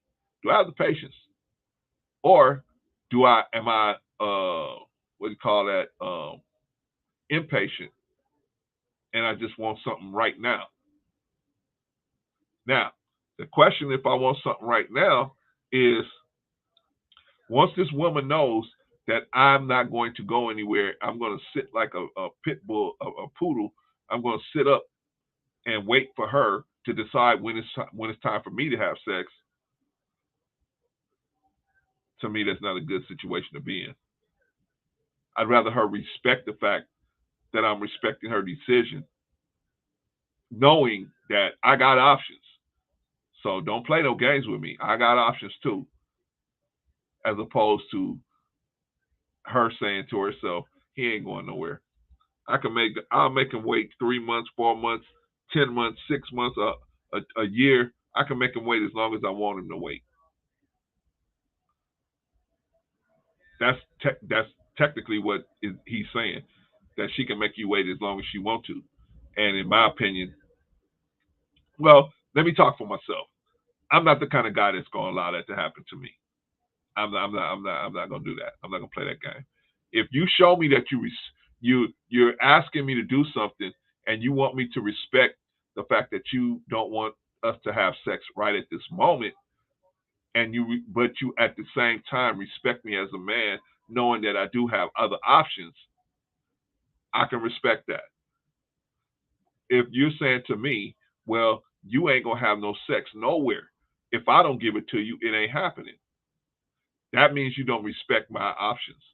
So therefore, that's not good for me, in my opinion. All right, Doberman says women choose to be single mothers. A lot of them do choose to be single mothers, but a lot of them choose it indirectly, Brother Rorschach, by choosing men that are not ready to be fathers and husbands. They choose men based on a sexual attraction as opposed to other factors. So that's how they choose to be single mothers. I don't think they choose to be single mothers and by saying, "Hey, I want to be a single mom." I don't think they choose in that way. I think it's more of an indirect irresponsibility in the vetting process. That's how they make that choice, in my opinion. I am from South Africa, where the women here are increasingly more feminist. Holy smokes. The white community is getting taken down too. Heck, Megan Kane said it's a woman's choice. It is a woman's choice. It is a woman's choice. And the type of guys that's gonna let that stuff take place, that's one type of man. You know what I'm saying? I'm not that type of man. I'm a whole nother type of man. And the average woman probably wouldn't be able to deal with me. I absolutely probably wouldn't. Not that I would be unfaithful, but I got a standard by which I try to have myself. I think of myself in a certain way. And if the woman don't think that way about me as well, then bon voyage. Bon voyage. Have at it.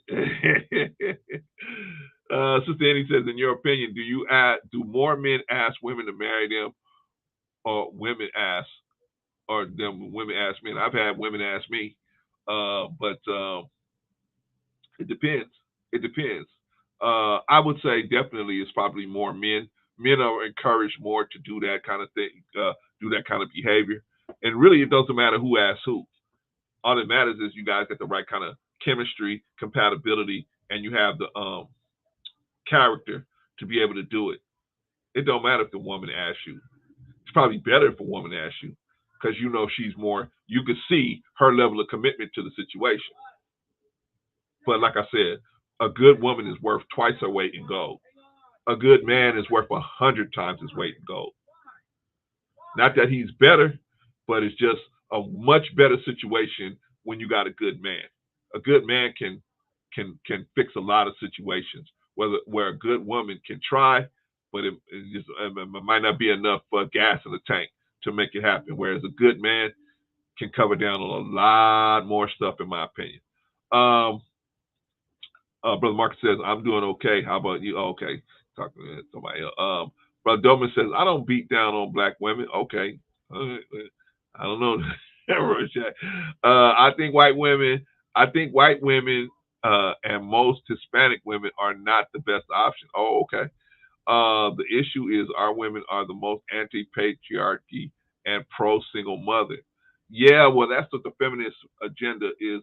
The feminist agenda was designed to do. It was designed to knock the block off of the nuclear family. Why? Because the nuclear family had the father at the head of the household.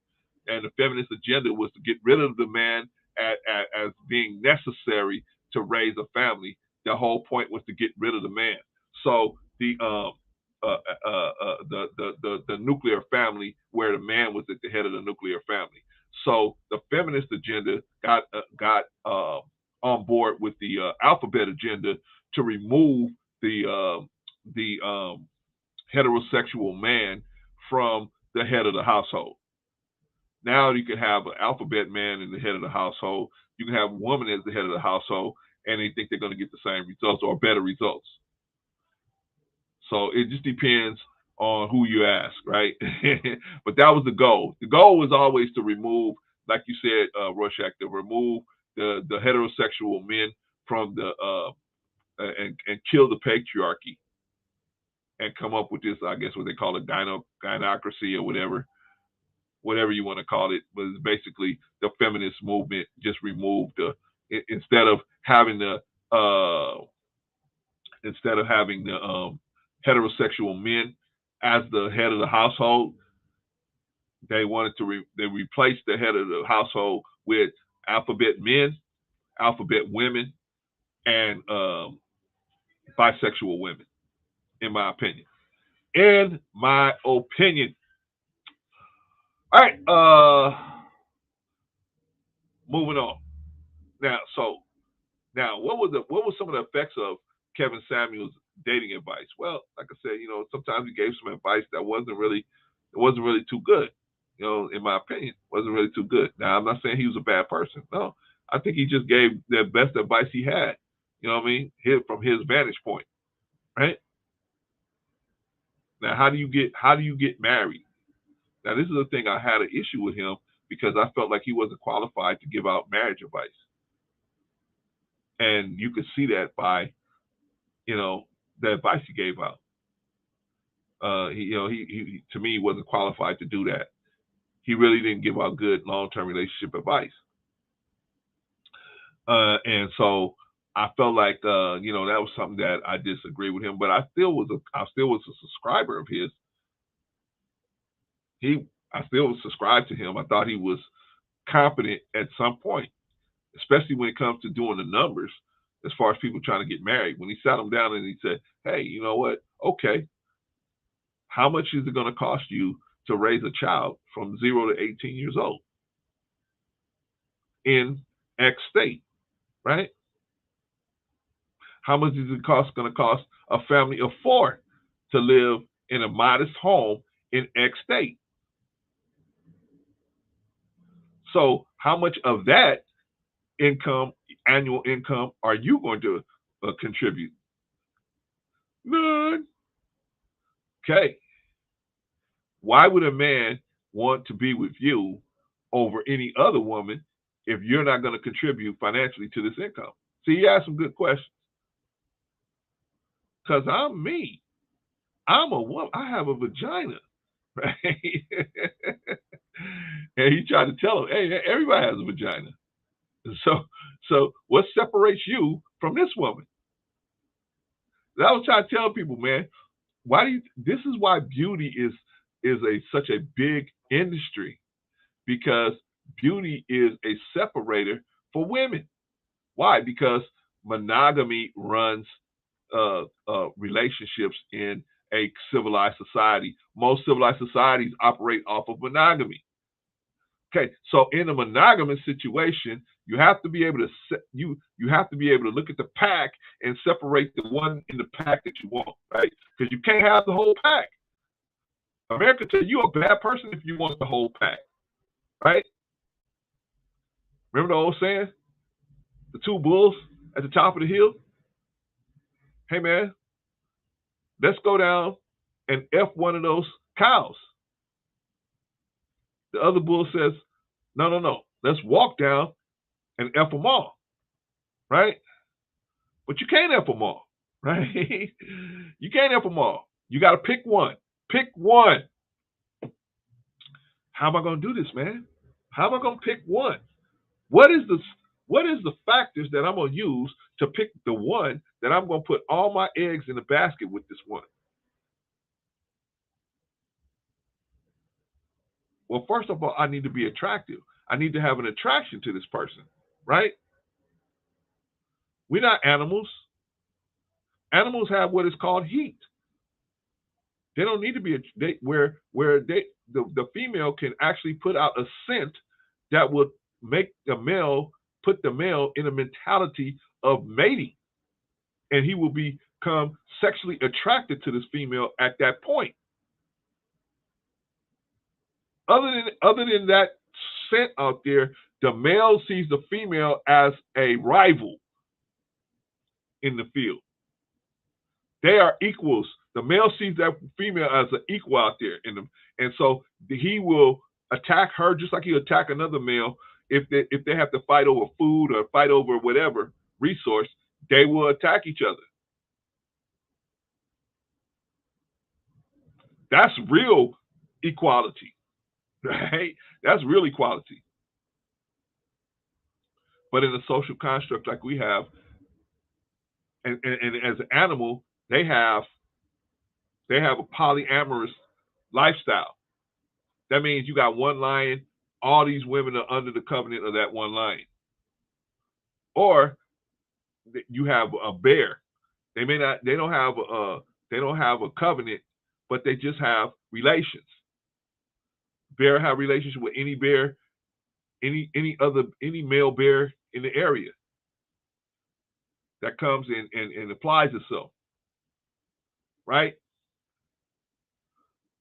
We have much more stricter rules for conduct than that, right? Because we have long-term relationships. Animals don't have long-term relationships. They have relationships of convenience, right?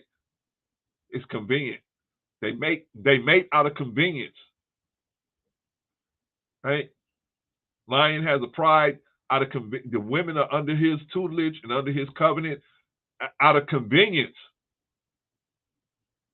They let him be the head of the family, and they are under his protection. They're under his protection, right? It's different as human beings. Human beings, we come out and we can operate like that, but we don't. We learn social order. We learn order. We learn social constructs like monogamy. Monogamy is a social construct that we have to learn. We have to learn how to operate within monogamy. So monogamy drives beauty, right?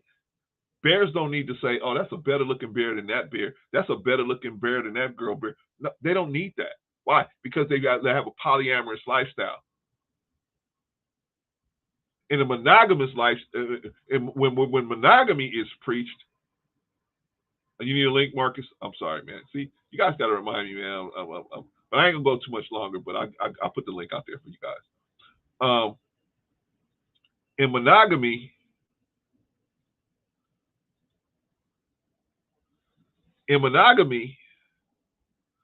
beauty is you need a way to separate which woman you want, right? If you need to separate between all these different women, that means that monogamy is going to drive the competition between the women. So how are they going to compete with each other? How are they going to compete with each other? They're going to compete with each other. They're going to compete with each other by using different ways to attract the male's attention. How are they going to do that? Beauty, the beauty appearance. The beauty appearance. Hold on, Truth. Brother Kevin says, can anyone tell me why Jesus didn't have a wife? That's a good question, brother. Can you tell us why? Can you tell us why or why not? Can you tell us why or why not? You talking to me? No. I'm talking to the brother that put that in the chat. Anyway, brother, what's going on with you, Brother Truth? What's happening with you, man? And how you doing, bro, Clarence? Tell all your people, man, happy Mother's Day, man. Back at the crib. Oh, thank you. And likewise Yes, to your wife and everything. thank you, sir. Appreciate you. Yeah. What's up, man?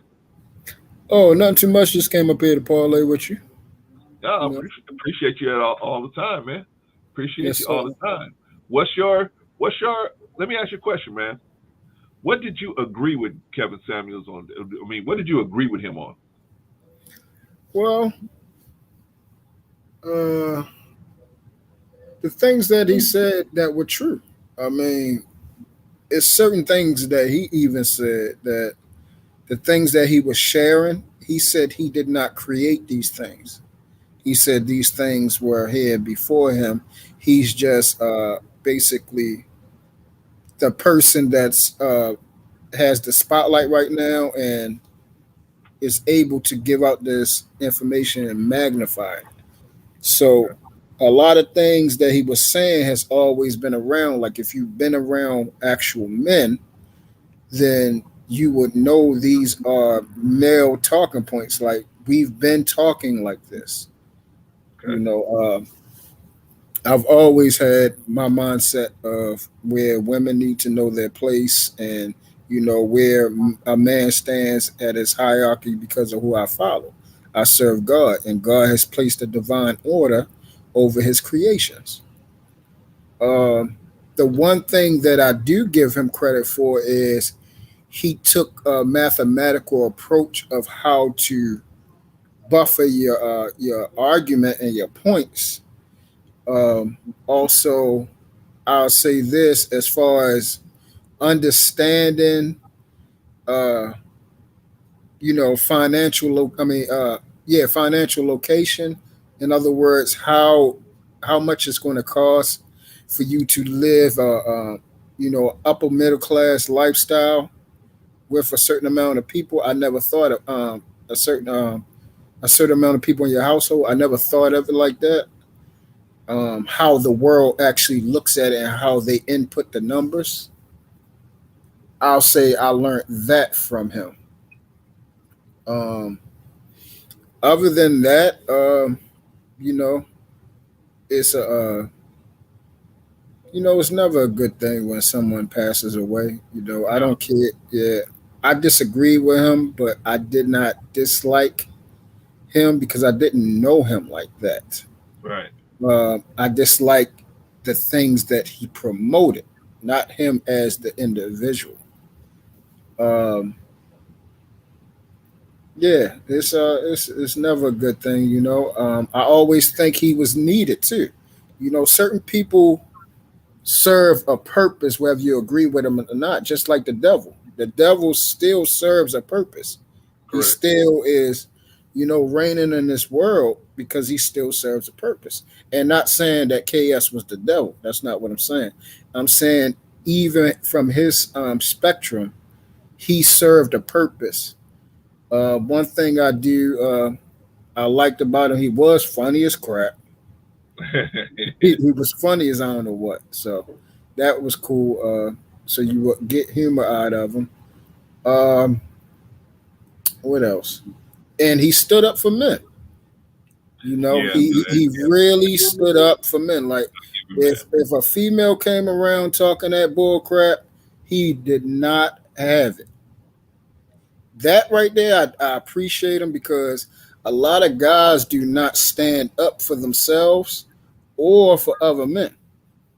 They just won't. They will actually allow a woman to speak crazy to another man.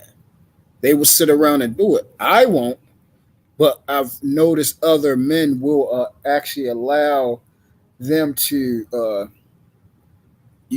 basically like they're on the same level and we're not. And that's not a bad thing. We have to understand, divine order. And when people, reside in their place, it makes things run smoothly. You can't have the engine and then you have the transmission switched. It's not going to work properly. So, yeah, he definitely had an impact. That's no doubt. Any Right. a blind man can see that. Right. He's going to be it hasn't hit everybody just yet. I don't think, but I'll say probably within the next week, it's going to be something you're missing. It's going to be Yeah. something you're missing. A lot of the guys that were, I guess, honest to him, they're Mhm. probably going to be acting up and getting a little emotional. Yeah. So, I for believe those so. of you, y'all better watch out for them Samuelettes because they're going to be on. They're going to be on high.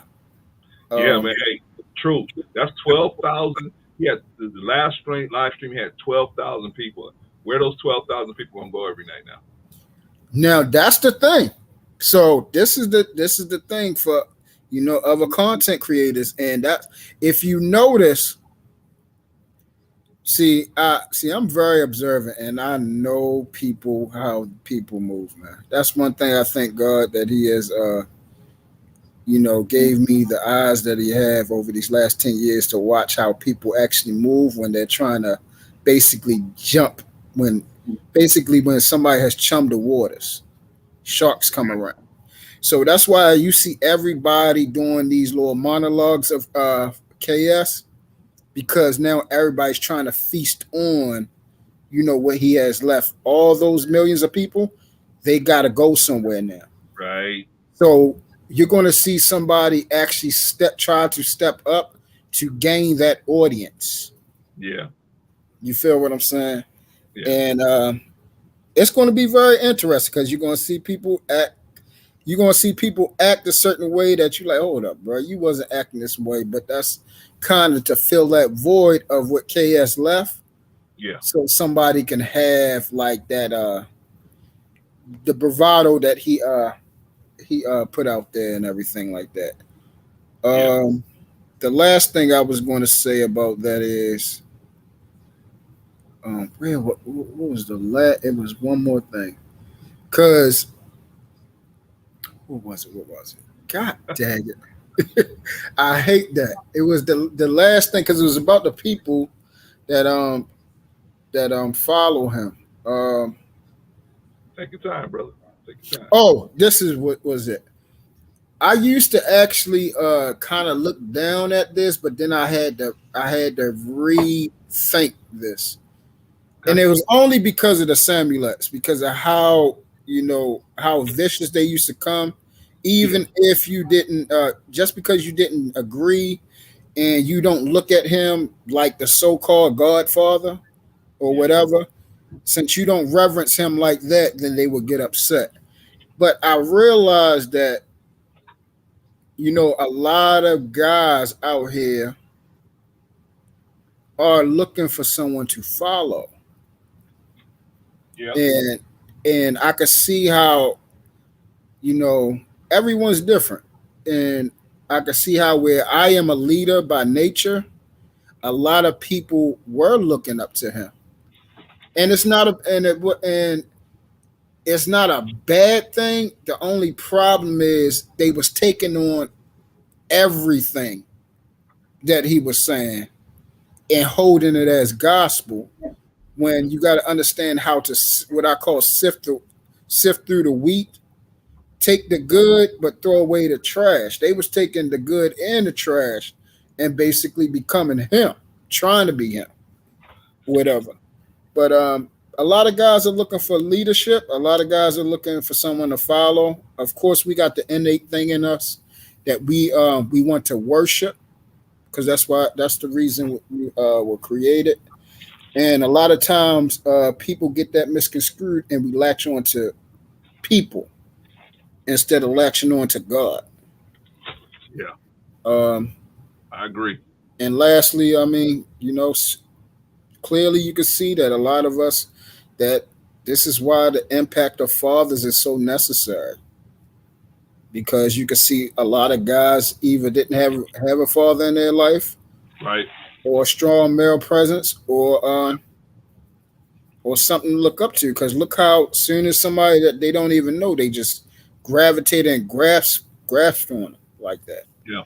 So I can't relate to it, but I understand more now than ever. Yeah. Yeah. Yeah. I thought he was. I thought he meant well, and he did a lot of. He made a big impact. Of course, obviously, he had some things that I disagree with him. I already said those things, but yeah, he made an impact. But the bigger thing is, like you said, True.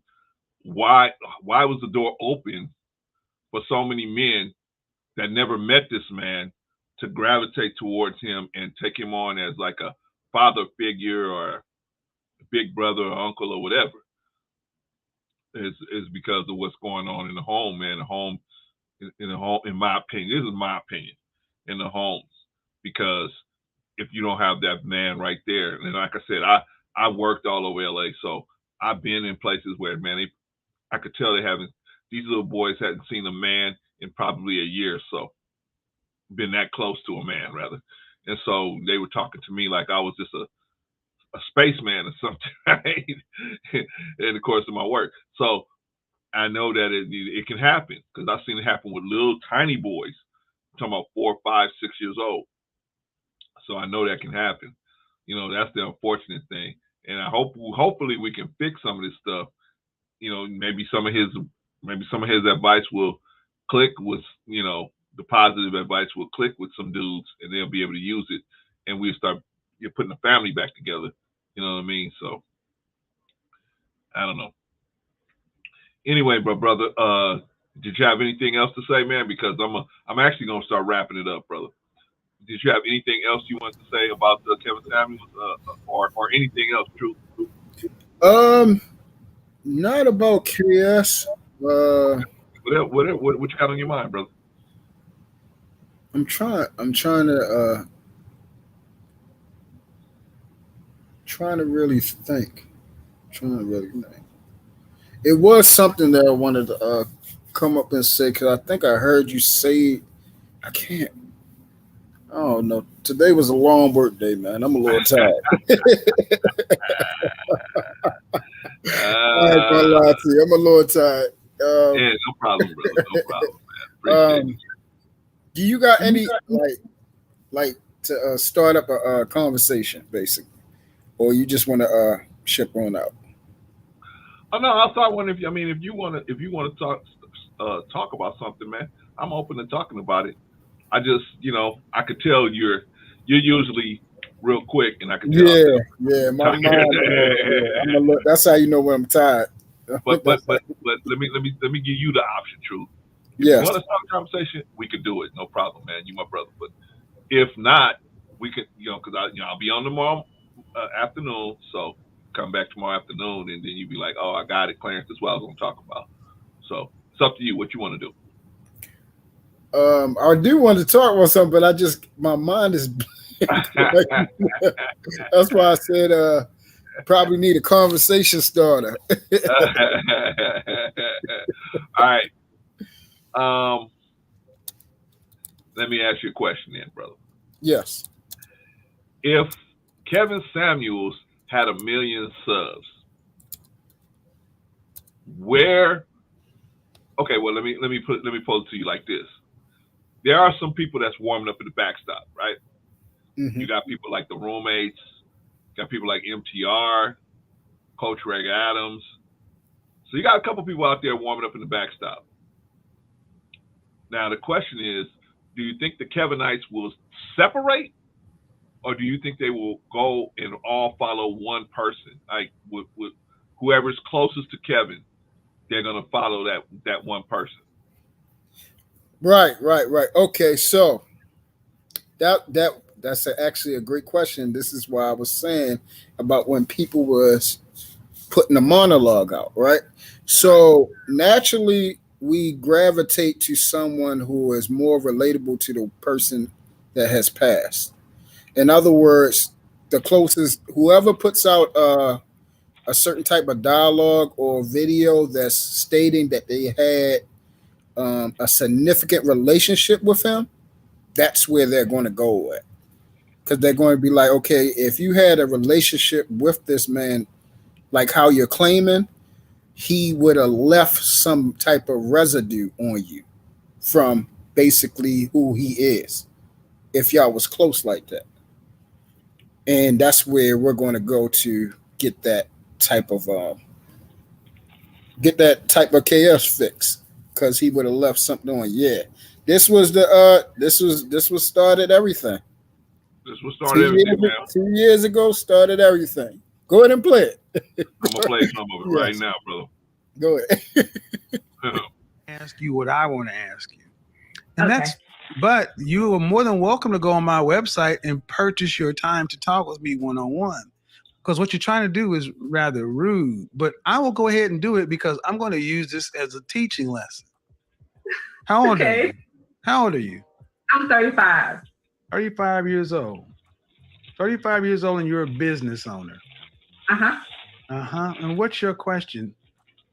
So my issue is, I want to know at what point when I'm just meeting a guy, do I tell him that I'm a business owner? Because my problem is that when I try to date down and the conversation comes up to where I own a business, the guy is either like, hey, can I come join in on you on that business?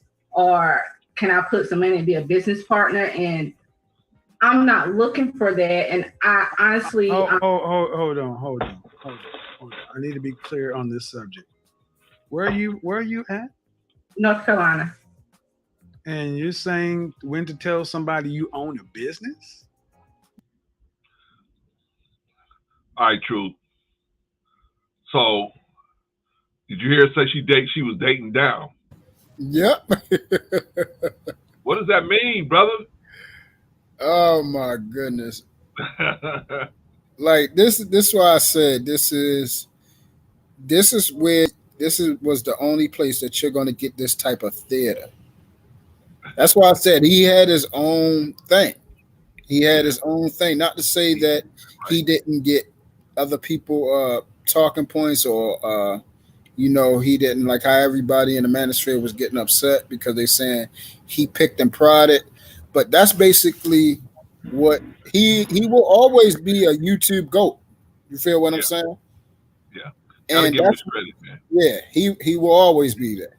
So the thing is, greatness is basically encompassing of great minds all in one. If you ask Michael Jordan, who did he mimic his game after? He'll say Dave Thompson, Julius Erving. Who else he said? I think it was Dave Thompson, Julius Erving, and oh man, I forgot who the other person was. But no, matter of fact, it was Dave Thompson, Julius Erving. But he said he always wanted to play against Jerry West. But if you look at their games, that's where he modified his game from. And along with his freakish athleticism, it took it to another level. So basically what KS was, he just took talking points and being boisterous and coming at a certain sector, a certain type of way, along with his way of doing it. He came with the suits and everything like that. You feel what I'm saying? Right. And things like that. And, had his, the old iceberg slim type of swag.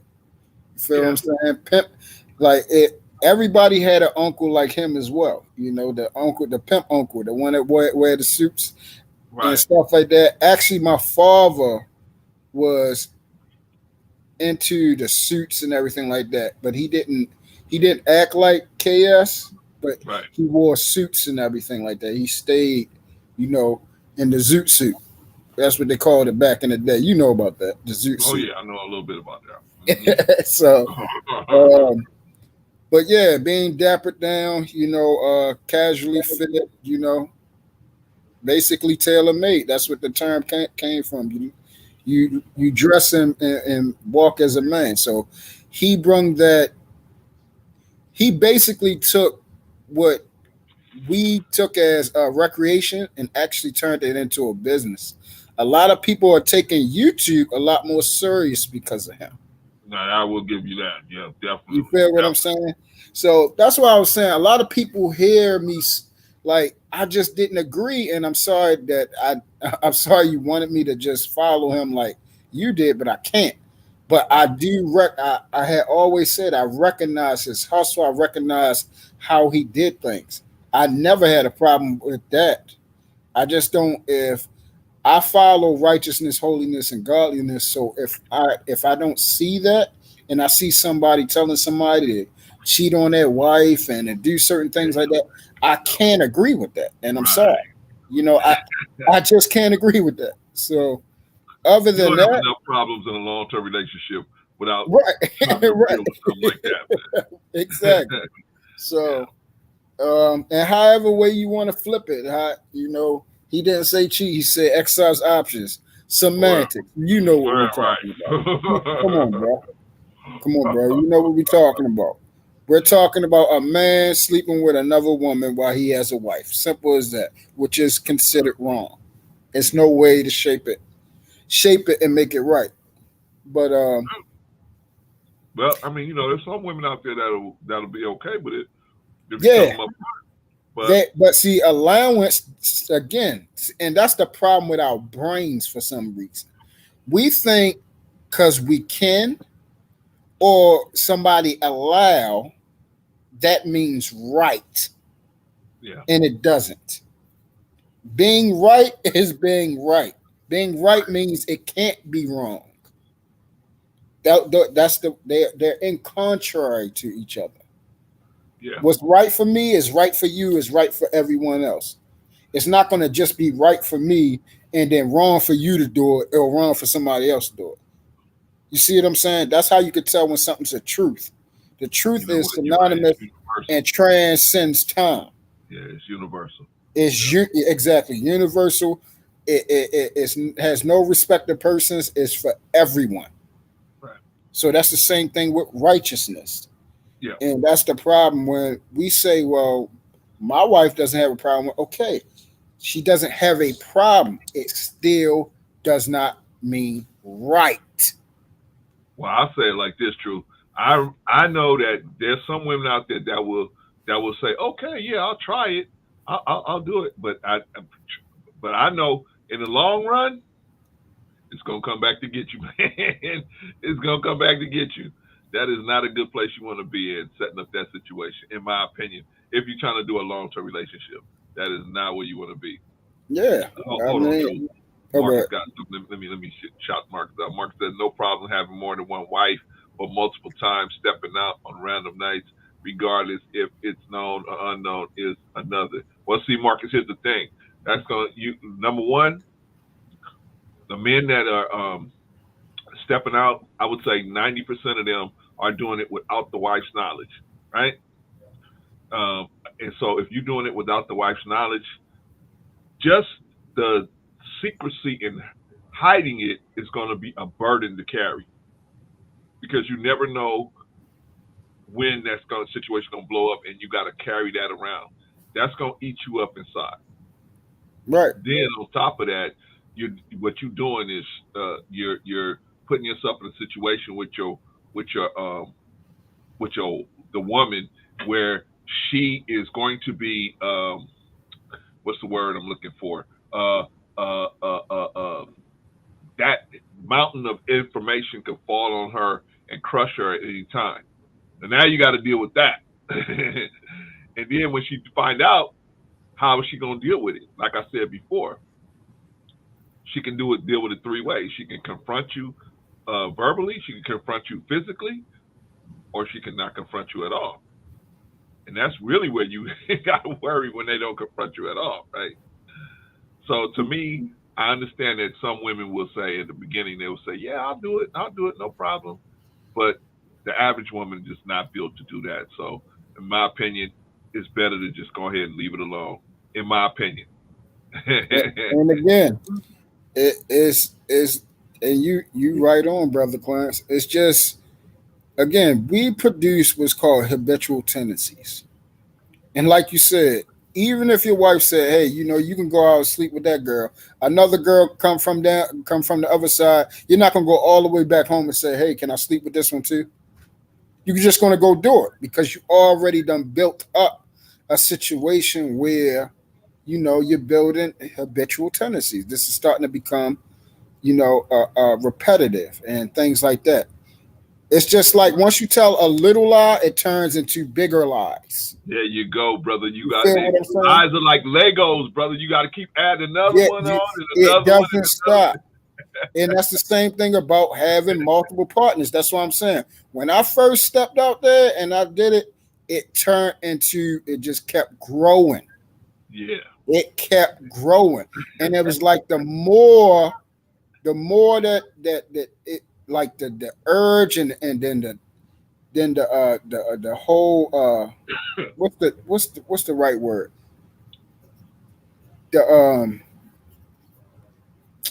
What's the right word, man? Desire or the desire, the whole thing, the urge.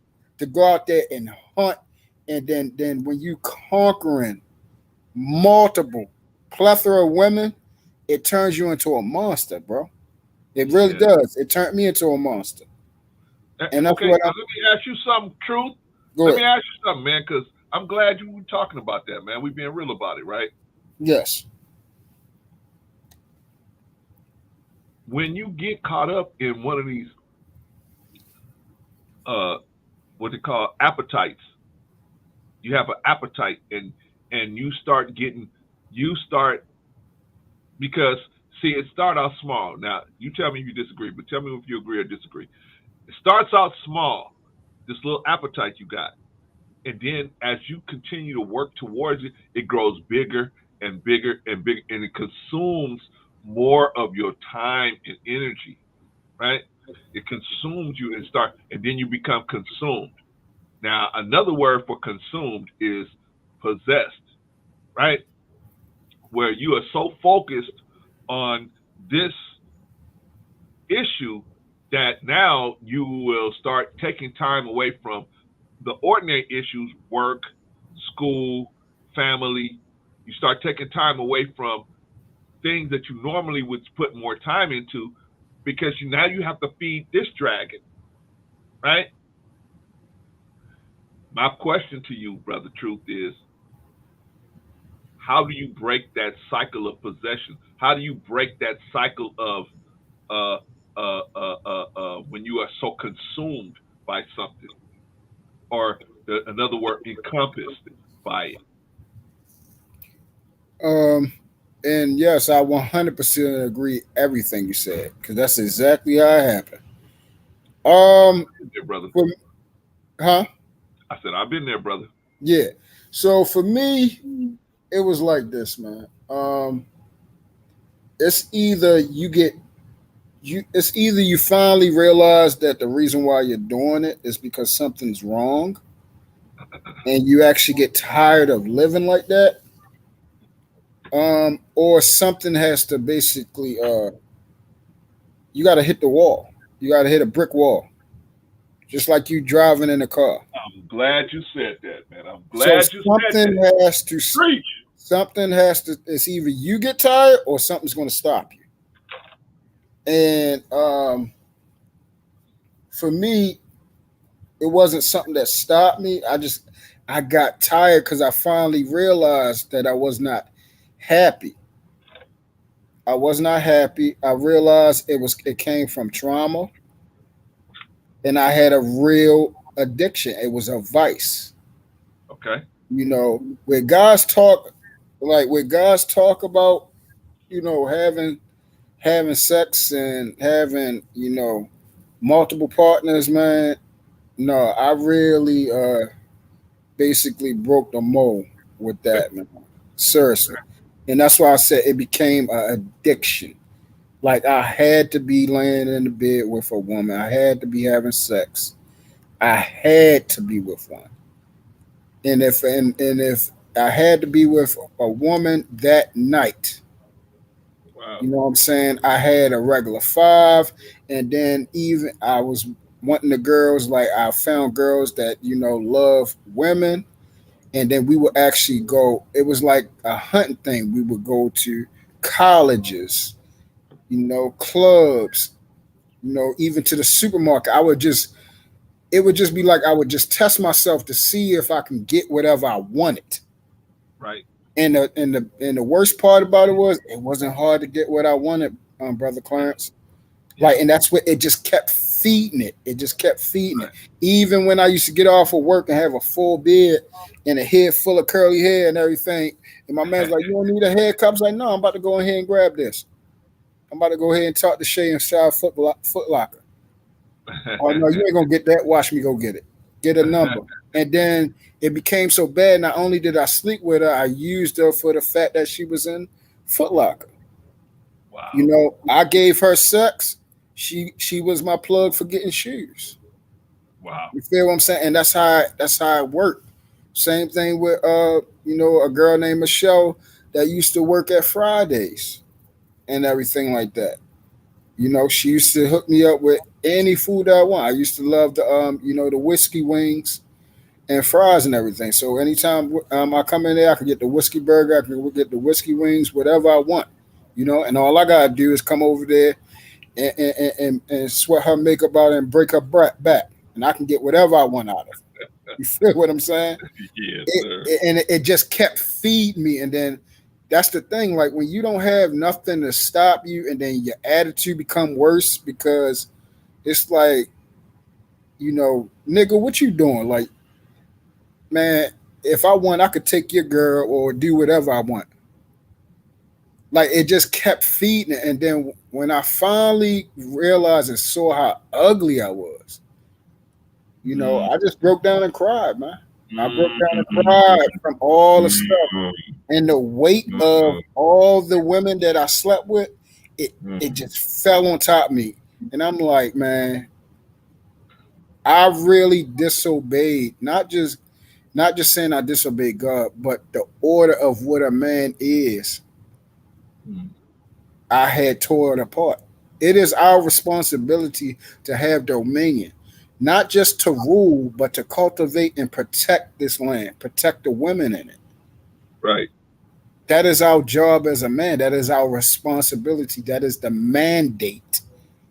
Mandate Right. that we supposed to have. And once I realized that, that's when I had to, I became self aware, and then I was able to have what's called self accountability. Right. And then there's a little term I call mirror up, which means I was able to face myself, and now I could do the work. And Right. that's when the journey began. It's time to fill up these broken places. Yes, sir. Yes, sir. That was a powerful story, brother. Thank you for sharing that with us. Yeah, man. I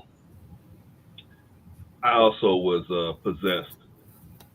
I was out of my mind at a certain point, um, and I was living a double life, maybe even a triple life.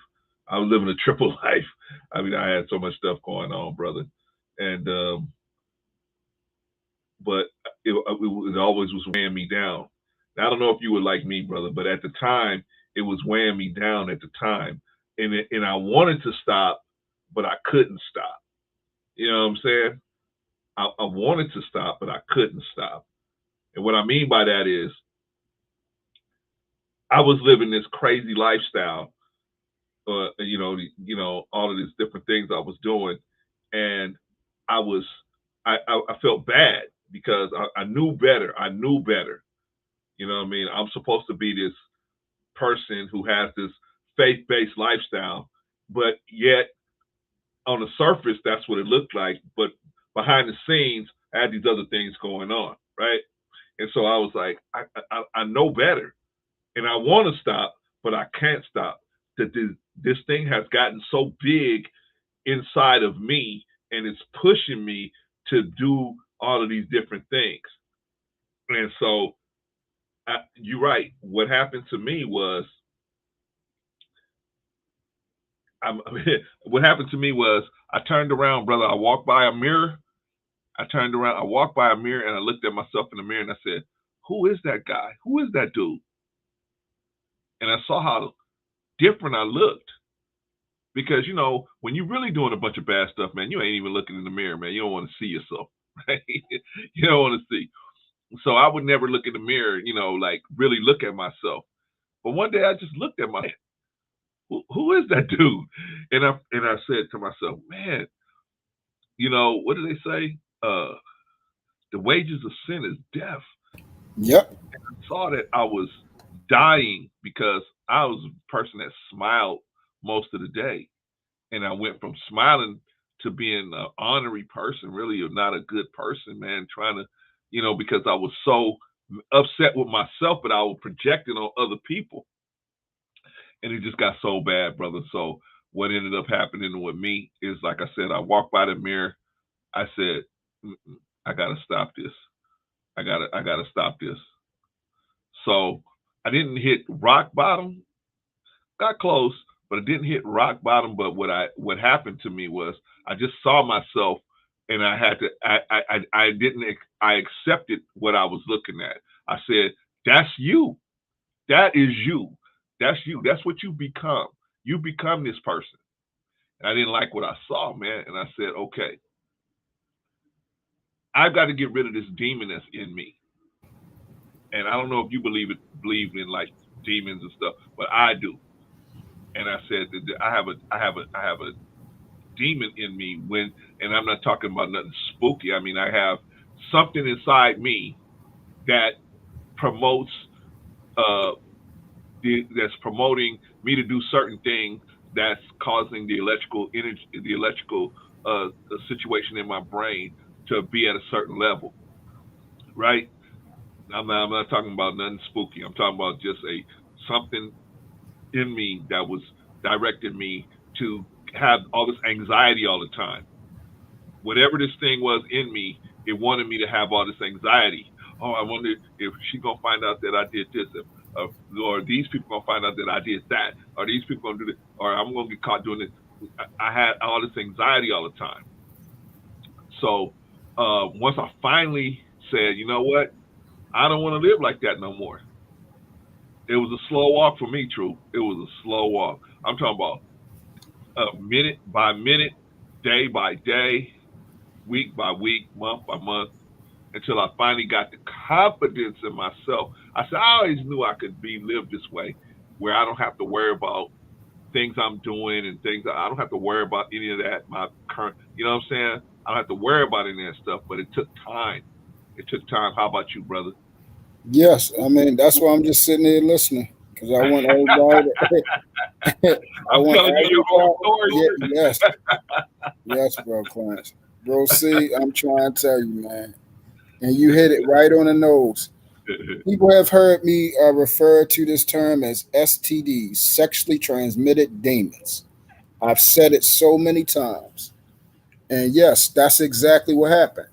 See, what stopped me was, one day I was on my way. I had this was the worst day, the worst day and the best day. I had lost my job.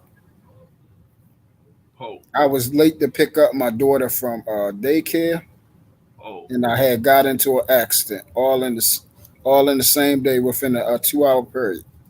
man. And when after the accident, I went over to the side of the road, and I broke down and cried and said, "I'm tired.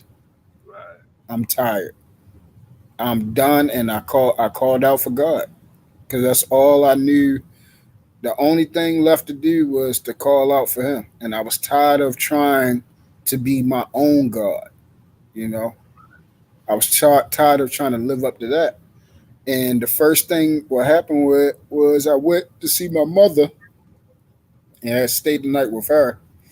And she was like, I have something that I think this was meant for you.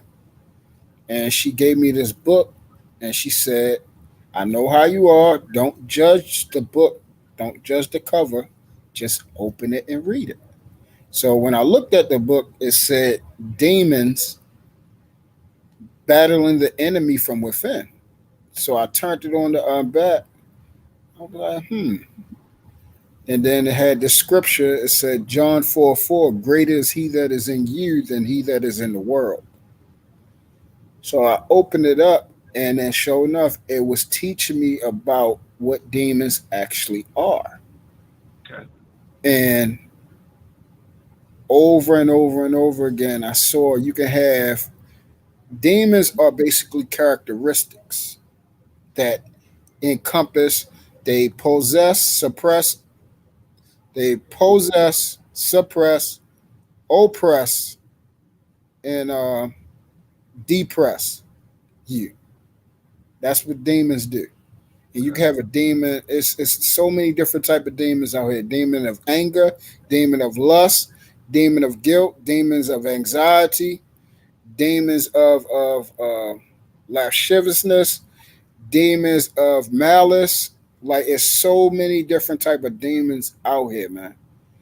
And basically, by the end of the book, I've realized. Well, I'm not gonna say the end of the book. Probably like through 1/4 of the book, I realized that I had a legion of demons inside of me, and it wasn't hard to figure out where they was coming from. It was not only from my own sins, but the women that I was sleeping with. Is this thing called soul ties, and the thing is, all the characteristics that the women take on from all the other men that they sleep with, all of those demons was inside of me. Now you preaching. Now you preaching. We Now you talked preaching, brother. about multiples, thousands of them. Now you preaching. And it finally made sense about what the hell was wrong with me. And then I immediately felt filthy as hell, Brother Clarence. I felt dirty. I already didn't like myself, but I felt so dirty. Ooh. And I was like, and I just said, Lord, please help me. Whatever I got to do, I'm willing to do it. I'm here now. I'm fully submitted. And I gave up everything. I gave up who I was, the everything that I was claiming myself to be, the attitude, the anger, the lasciviousness, the malice, all that. And the first thing I started to do, I started calling people and apologizing to them. Even the women I slept with. And of course they was asking like, well, why are you apologizing for that? Like, I mean, I consented to it. We had a good time. Like, why is that? I said, you don't understand. I was never supposed to touch you because you did not belong to me. I'm only supposed to touch my wife. And if I was claiming to be a friend, I should have been a true friend to you. And for that, I apologize. I apologize for misleading you. I apologize for not representing and being the brother that I should have been in your life.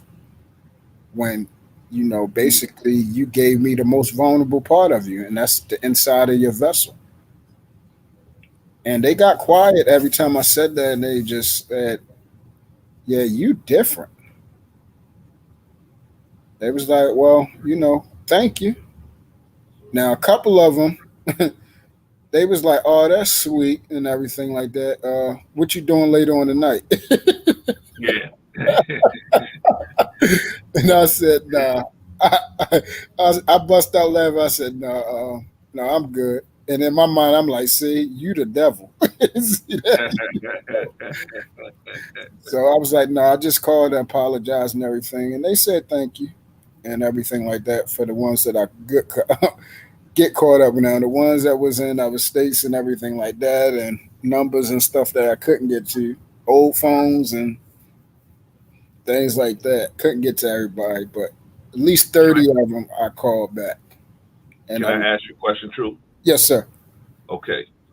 You said something that was very profound, man. You said, I spent time with these people, and basically the spirits that they had in them from other people had jumped into me too, or started to try to resonate with me as well. Hmm. And you recognize that. Now, what is it that made you recognize that?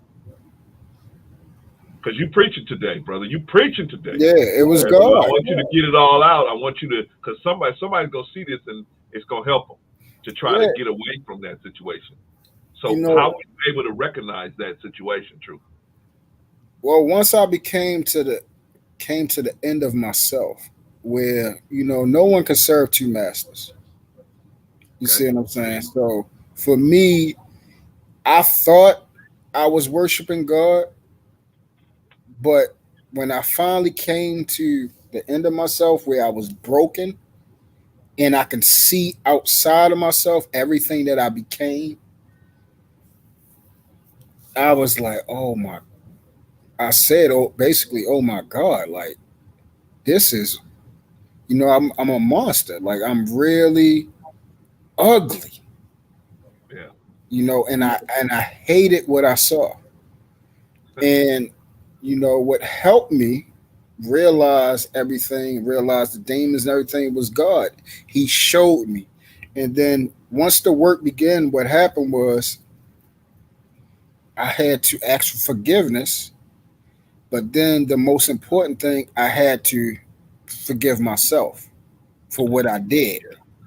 Yes. And the reason why you got to forgive yourself, because when you come to God, what he's going to do is when you finally come to him and you lay yourself naked and contrite and willing to listen and learn, he's going to take you all the way back and it's going to rewind every daggone thing you did. And Brother Clarence, when I saw everything that I did, man, all I could do is cry. I was so hurt Yeah. because I really didn't know that I was doing something wrong, or not that I didn't know it was wrong. I just could not feel the weight of it, the penalty of what I was doing wrong. Yeah. But when he showed me everything, all that big weight came down. Yeah.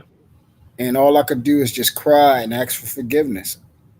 All I could do is just keep apologizing. And it was like, I say for about, I went through this, what I call a purging. It's like I'm being stripped. Like, yeah, basically being purged, just constantly being filtered.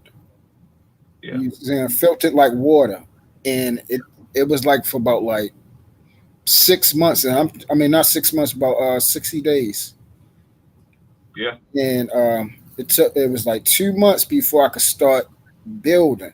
So basically, everything that I had gained had to come to a crash. It had to be abolished, be destroyed, demolished, demolition time, and then a new foundation had to be restored, and that's when I started to build from there.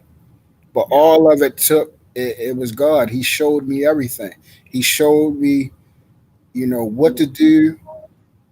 The fact that I wasn't a man when I thought I was. And then on top of that, I had no clue what love was. And that was the most important thing. I thought I knew what love was.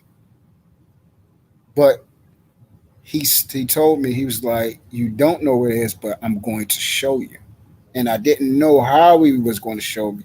But my first, my when I got married, he showed me exactly what love was. And the way I learned what love was, I had to exemplify it to someone that basically the world would consider unlovable. Okay. See, a lot of people will say they love you, and then it's conditional. They love a person that loves them back. They love a person that's doing something for them. No, that's not love. Love is loving someone when they don't love you, when you think they're unlovable, when they haven't done anything that is considered that you think is deemed worthy of love. See, the word says God love. We love God because we understand that He first loved us, and He loved us when we were an enmity to Him. You see what I'm saying? He loved us when we haven't given our life to Christ. That's why He provided the way. That's what love is, and that's the love that you have to exemplify for your wife and for those who you care about. And when I went through that thing inside my marriage, it was another thing that it broke me again. And it got rid of so much filth. But when I came out of it, I came out with so much clarity, Brother Clarence, and so much understanding. And I really felt God's hands in my hands. And ever since, I have never woke up a day without feeling His presence around me. Not one day. And ever since I've been on this journey. And that's why I advocate for people to not have sex, outside of marriage. You do not understand the type of the violence that you're doing to your body, to your soul, to the other person's body and soul. You have no clue. You have no clue until you finally meet God, and then He show you what the penalty and the weight of that. And when you feel it, oh my goodness, man. So let me say this truth, because we all on the same page here, and you are, man, you cooking like a black bakery on Saturday afternoon, man. You cooking. So I don't wanna slow you down at all, man. I'm just throwing questions out there because these people need to hear what you're saying, man. Um, when you finally recognize, because you had that still moment, you had a moment where you stood still, like that 2 months where you stood still, right?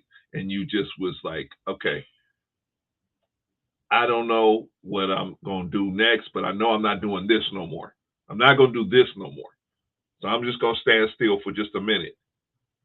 And the more you stand still, more revelation come to you. Shout out to Tim Howard. The more revelations come to you, right?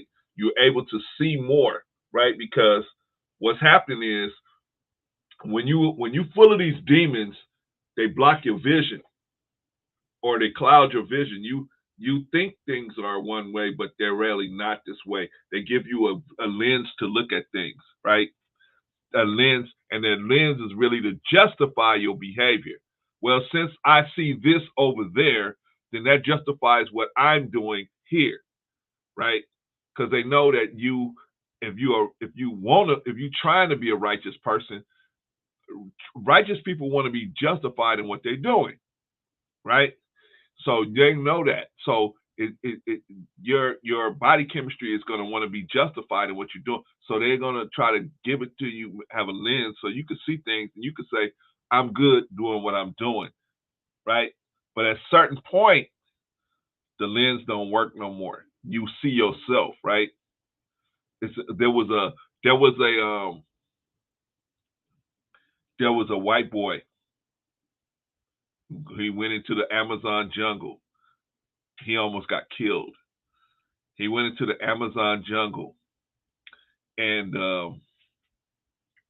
he went there and he was studying different tribes, in the Amazon jungle. And he went to this one tribe I mean, when I'm talking about, they was nature boy style, living out off the land, everything, right? Well, they had a little princess. They had a princess who was about to be the queen, right? I don't know if she's the queen or the prince, but she was royalty in that group. And they didn't have mirrors. They had no technology actually. And so anyway, he was living among them.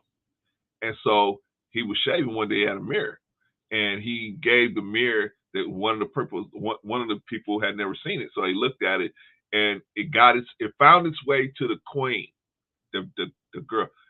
And see, the people had been telling her how beautiful she was, and she had never seen herself. When she finally saw herself, she realized that wasn't true. And so she thought that the dude had put a spell on her, and they were gonna kill the man.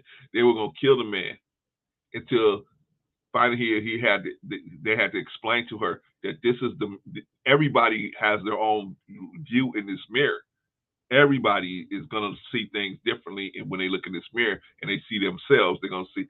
I'm not gonna see what I see. I'm not gonna see what you see when you looking at me. I'm gonna see myself. So they broke that down to her some kind of way, and gave him a chance to get out of there. But what's my point? My point is, she thought of herself one way until the truth finally came to her, and it hit her so hard they were going to kill this man. They were going to kill this man. And so my point is, when the truth hits you, it hits you so hard that some people, that's why a lot of people may delete themselves, because once they realize they find out the truth, and they say, I am the person causing all of these issues in my life, then they don't take the time to say, well, let me stand quiet and starve the demons out, because you got to stand quiet and you got to starve them out, just like you starve a cold, right? You got to starve these demons out. You can't keep feeding them, because if you keep feeding them, they get stronger and stronger and stronger. And they change the way your brain actually disseminates information. The brain is water, and it would change the pathways of how your brain disseminates stuff. So you don't want to let it get that big, but sometimes it get that big, and some of these people say, well, I realize that I can't trust myself. I better do this other stuff, right? And it's unfortunate. Hey, you know what, Truth? I thought we was going to be dinosaur free today. No, I guess not. I thought we was going to be dinosaur free. Sir, didn't I tell you to take your wife out? You know, I'm just sitting here shaking my head, right? I'm just shaking my motherfucking head. You know I am, right? Did I tell you to take your wife out, man? Look, I got reservations for tomorrow. I'm not trying to be too loud today. All right. I can work with that. She don't feel too. And brother, truth will tell you, the weather's not real good back here right now. Yeah, it's cold, it's ugly up here. All kinds of crazy shit right here right now. Ugly right now. So man, the sun is out here, brother. Oh no, beautiful day out here. It feel like wintertime. It's nasty. Ugly. But I made reservations for tomorrow, because tomorrow is the Blessed Mother Day, and I'm like, I gotta get Brother Clarence to drinking or something.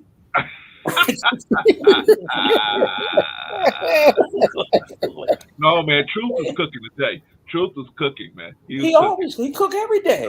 Yeah, but I mean, he really every day. Really cooking today, man. Okay. He really cooking today. I'm sorry I missed it, but he cooks every day, so I'm not. I mean, you ain't impressed me with that knowledge. No, but that's what I already know.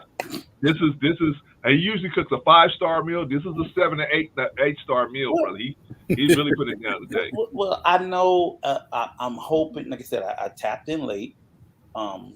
But I would hope, like I said, to follow up with what we were talking about earlier on Brother We on Lock. obviously everybody's talking about what they're talking about. So I just hope that I know truth is going to stay true to his name and speak the truth. That this gentleman was a positive and a negative, but like I'm pretty sure, like I said, I didn't hear the conversation. I'm pretty sure he probably spoke to how we need to look to ourselves and things that we're not doing right, and we wouldn't be acting like babes lost in the wood without the shepherd. Because they act like all of a sudden the shepherd done run off and they don't know what the hell to do. I'm like, are you kidding me? Yeah, man, bro, Clarence sharing right now. You know how it was when we was possessed. And Yeah, man, like we was like Rico. We was out in those streets, man, causing chaos and havoc. Right? No comment. How we got out of it. No comment. I plead. Yeah. So what you was just saying, bro, Clarence, though, like that right there, like the last spot. What when you was what else? Where else going at with that?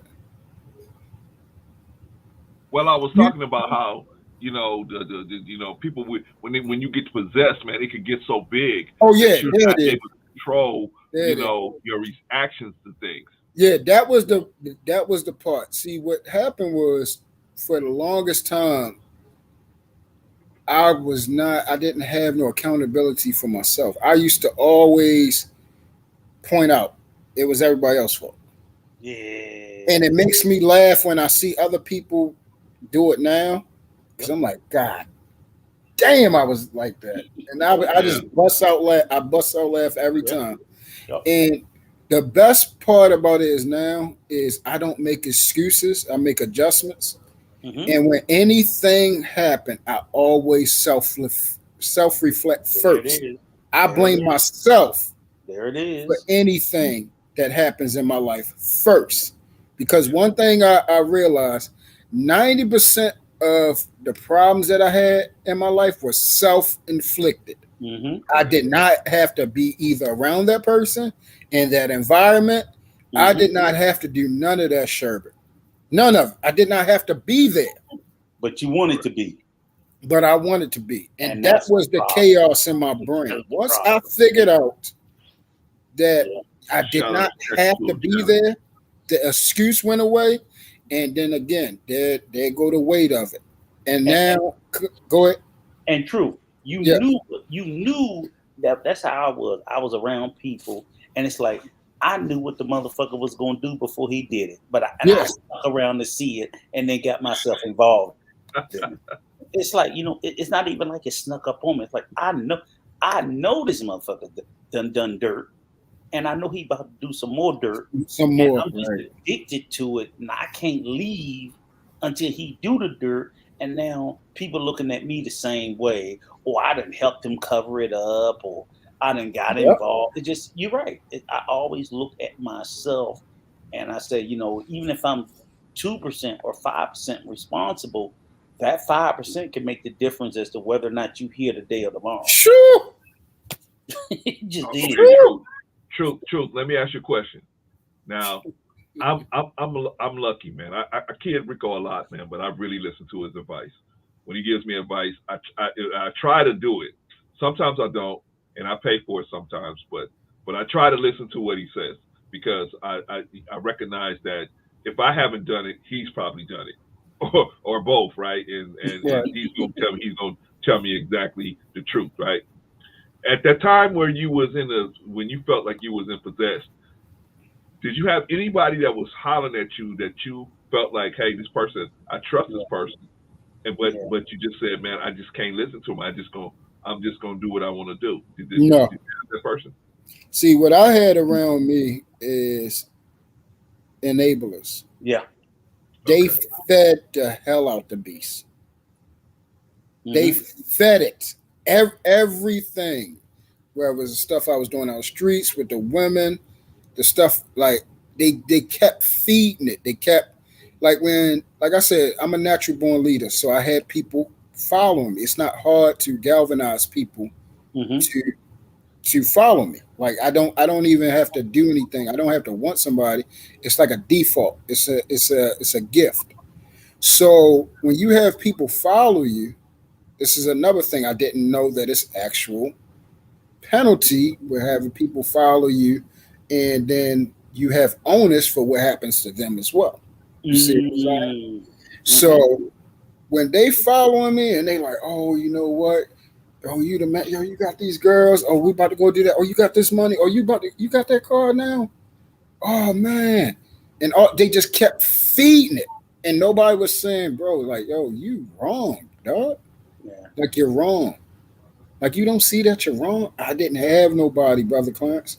I had everybody telling me to continue to do this, and this is the way that you are. This is how you become a man, by sucking everything dry and take.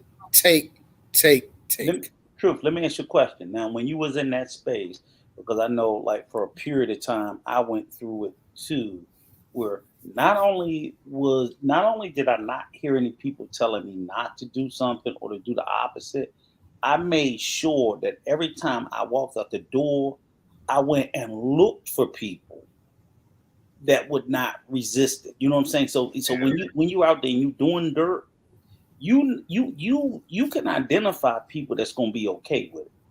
You know what I'm saying? So when I looked and I look at, oh, that's my fellow, like he gonna tell me no. Let me turn to the left because I can. You know what I'm saying? So it even get to the point. So it's a self-fulfilling prophecy where one thing feeds the other. I'm gonna go to the spaces where they're gonna feed my ego and my need to do the dirt that I'm doing, but I'm looking for them. I'm not gonna go. Usually, when you're out there and you're doing that dirt, you're not looking for counsel that's gonna tell you that you're wrong. Right.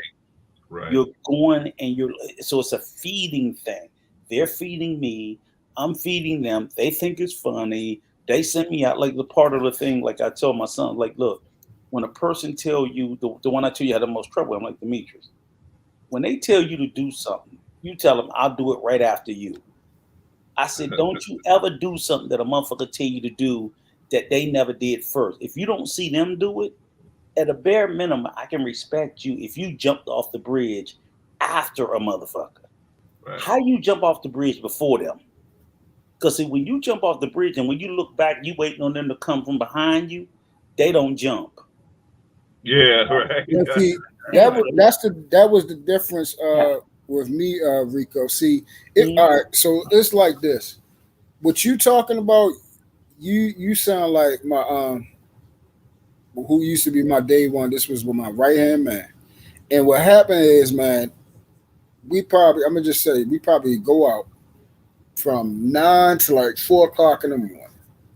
And I can be asleep, and I didn't have to go look for stuff. It would call my goddamn phone, brother. It would call these niggas because, okay, so if you are the guy that gets the girls, and if you're the life of the party, the party got to go find the life of the party. Yep. So I didn't have to, like, I didn't go out looking. They either coming to my house or calling. Niggas would come over my house, sit in my kitchen, wait till I wake up, all this type of stuff. You know, I could be with my daggone baby mother in the room. They come over, play the game stuff, and be like, yo, we going out tonight or whatever. And I'm like, man, yo, I actually, inside, no, outside, you couldn't tell. Inside, I was looking for somebody. I was looking for a Rico, a brother Clarence, or the brothers I have in my life. I was looking for a person like myself, but I couldn't find it. I really couldn't find it. And the reason why I know I was looking for one, because soon as I found one, I went right after that person. Yeah. The first person, which is my brother still to this day, he challenged me. He asked me a question one day, and this was the best question somebody asked me. He said, you claim to be a Christian, right? And, you know, we were sitting down there talking and everything like that. And he was like, oh, you know that word. He's like, know the word. He was like, but let me ask you a big question. He was like, why don't your behavior reflect what you're saying or you're reading? And I immediately got pissed. Pissed. But see, one thing about me, my mind and my heart recognize truth. It recognizes it. So the day after, I actually took the guy out to, we went out to dinner and sat down. And I said, you know what? Thank you for challenging me. And I said, me being in a position of leadership, and you don't have too many people like challenging you, like saying that want to stand beside you. It's most people that either try to get in front of you or they standing behind you, but nobody never wanted to stand beside you. You feel what I'm saying? Right. And when he challenged me, I love that. I love when men challenge another man to be better. I want somebody to challenge me to be better. So when he did that, it immediately made me cling to him, and I said, you know what? Whatever you had to tell me, and I told him honestly, I said I didn't know. I said I didn't know. But after that, I started moving in a direction where my behavior started to change. So true. Can I ask you a question? So like Yes. the story you told me, and see, that's how I see how you move people. The way that, okay, your brother challenged you, but he made you think. He made you think. It was just like, I'm gonna ask you a simple question.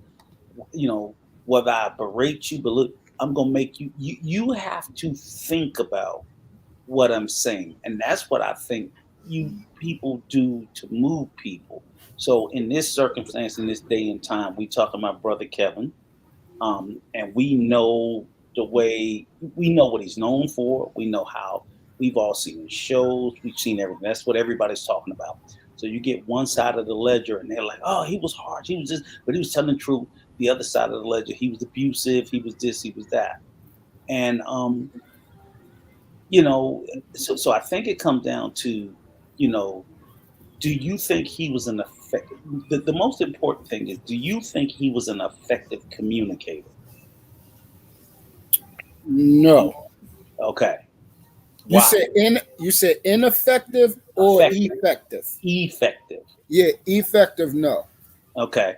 He Now did why? a lot. He did it. I mean, if you look what he did when he was, in dialogue or communication, he did a lot of dictating. Okay. You see what I'm saying?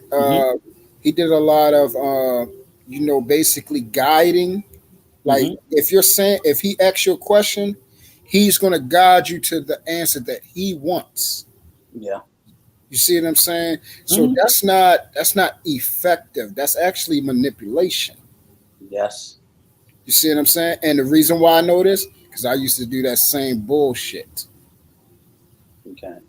And see, the reason why I asked about it is because I said, if for the supporters of him, I can lean over and I can say, okay, the exact, if I wanted to, and I don't agree with all his data because he had a lot of skewed data. But if in fact, if his data or the statistics or the things he was saying was 100% true, it was still the lack of effective communication because the way what your brother told you was true. However, if he communicated to you that message to you in an ineffective way, it wouldn't have taken. He communicated to you in a way that made you think rather than what the fuck is wrong with you? You know what I'm saying? You fucking stupid. You be just like every little nigga out here. You know what I'm saying? It could have been the exact what he told you was true, and it made you think. But he could have told you that same thing in 10 different other ways that it would have never registered with you. You would have never changed. And that's what I'm trying to get people to understand. It's like, yes, you can have the right message. I'm not saying that his message was right, because I'll discuss with you some of the things that he was woefully wrong about. But you can have the correct message, but if you are not an effective communicator, you might as well just be pissing up a tree. You're just gonna get your fucking feet wet because it's just gonna roll back down on you, and then you go, well, women don't listen. I'm like, I don't blame him for not listening. He was a terrible communicator. he was supposedly speaking to women about women's issues, but what he was actually doing was speaking to men. Women don't want to hear you. It's sort of like, you know what you sit there and say, in the perfect example, somebody talking about you in the room as if you're not in the room. Right. You Exactly. go, motherfucker, I'm right here. You feel insulted. You feel slighted. So even if what they're saying is true, if they're not speaking to you with dignity and respect, you resist hearing it because you see that they're sitting there. You're not talking to me. You're talking about me as if I'm invisible. People inherently reject that. And that's what I think that if I would always tell the supporters, if I'm going to give you guys any credit for what he said, his means of communication were fucking horrible. The Yep. message could have been perfect. The means of communicating was just trash. But they don't see it because what they saw was what they wanted to see, him beat up and bully black women. I'm like, that's not an effective means of communication. Communication 101, they will tell you that's a terrible way of communicating with people because people don't receive it. And that was the only. That's the only. And to see, it's not even him; it's the people that is following him. Yep. They make it worse. Yep. You see what I'm saying? Yep. Where a lot of people. I was listening to the monologues and people saying their grace and blessings, about him and everything like that. And the one thing that bothered me was this. I understand that, a person passed. And I understand that he probably meant something to you. But you don't have to lie Nope. about what he did and the things that we have on video clearly to see. Mm-hmm. You see what I'm saying? You're not going to sit up here and say every time, because people were actually openly saying he doesn't disrespect women. And they're fucking nuts. And that's what I'm saying. And I'm like, see, this is what I hate about our community, not the black. I'm talking about us all, humans.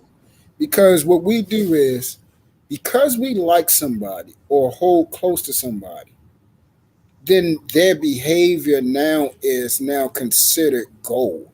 When we know god daggone well, if a person we don't like do this, we're cutting their crucifying. Exactly. If we don't like you, we're going to tear you limb from limb if you disrespect women. Yeah, and here's the thing to get me right. So I literally see a content. The guy Obsidian, he did a stream today, and he anointed him Saint Kevin. I was like, are you fucking kidding me? That's the name of the stream, Saint Kevin. I'm like, wait a fucking minute.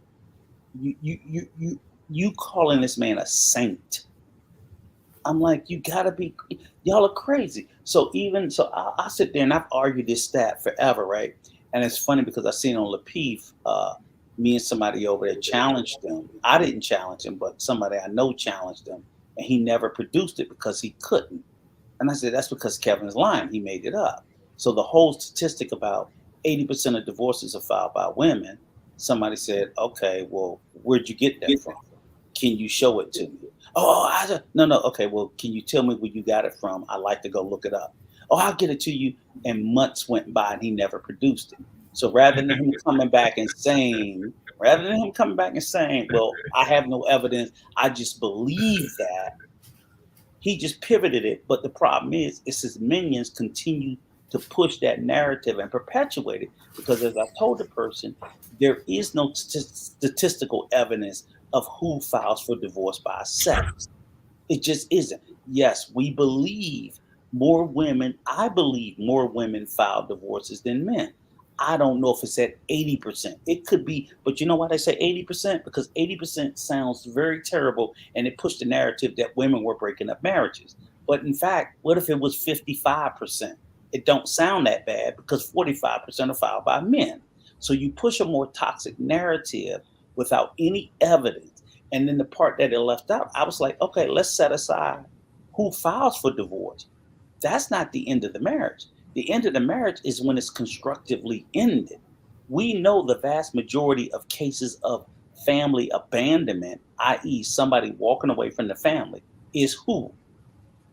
It ain't the woman.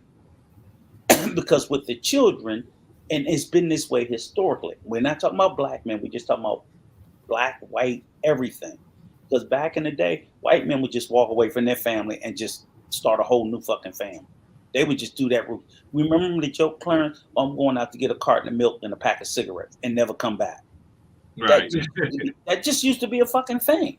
And I'm not saying that it was the majority of it, but the cases of abandonment, it was traditionally men who just did that. So my whole point was when he would push that narrative, I'm like, Kevin, you got to tell the truth. Just say, we don't know, we believe. And I believe more women file for divorce than men. But it doesn't mean that the end of the marriage was predominantly called. I do think most of the time it's women. I just think the difference is very small. But rather than him ever conceding to it, he just pushed this narrative. The soundbite sounded good. The manosphere picked it up. And they that was one of their major talking points that they pushed. And I was like, y'all guys got to stop doing this shit. This shit ain't right. The other that right there, Rico, even if I don't know the exact, I heard the 80%, but I don't know the exact number. Right. I just wanted him to say, I believe it's more. That's it. And don't say at 80%, because it could be 60 or 55. And if it is that, that sounds much differently. If right now, I remember Courtney did something recently with the numbers on it. You have to go to her page because she did a real in-depth thing about this with the numbers and everything like that. Because it even showed that black men are more involved with their children than society says. Right. So the thing is this. Now, I don't know the percentage, but I do think it's high. I don't know if it's 80. I don't know if it's 90, but I do think it's high because it put like this. High could be 70%. I'm just saying, honestly. Yeah, if guys put like this, men are very, very simple. We're simple. If our children is there, sex is there, and we're getting fed, we're staying. Okay, I get that. Okay, so hold on for a minute. Go ahead. Majority of the times, what happens is, most of the time, a man is kicking out more money, not for the bills, but to support a lifestyle for a woman. Okay, fine. For her hair, her bags, the way she want to look, the way she want to go out, or stuff like that. We don't give a F about that. I get that. So what happens is now, let's say the guy can't hold up to that. Certain women do have this thing called hypergamy. It is a real goddamn thing. It's legitimate. It's real. Because it's women are coming out here saying they have it. They're saying, oh, yes, I'm not waiting around here. He can't buy me this. I'm going to go get the next best thing. They're saying it. So what's happening is if the guy in the marriage cannot give them the lifestyle, it'll be okay for a couple of years.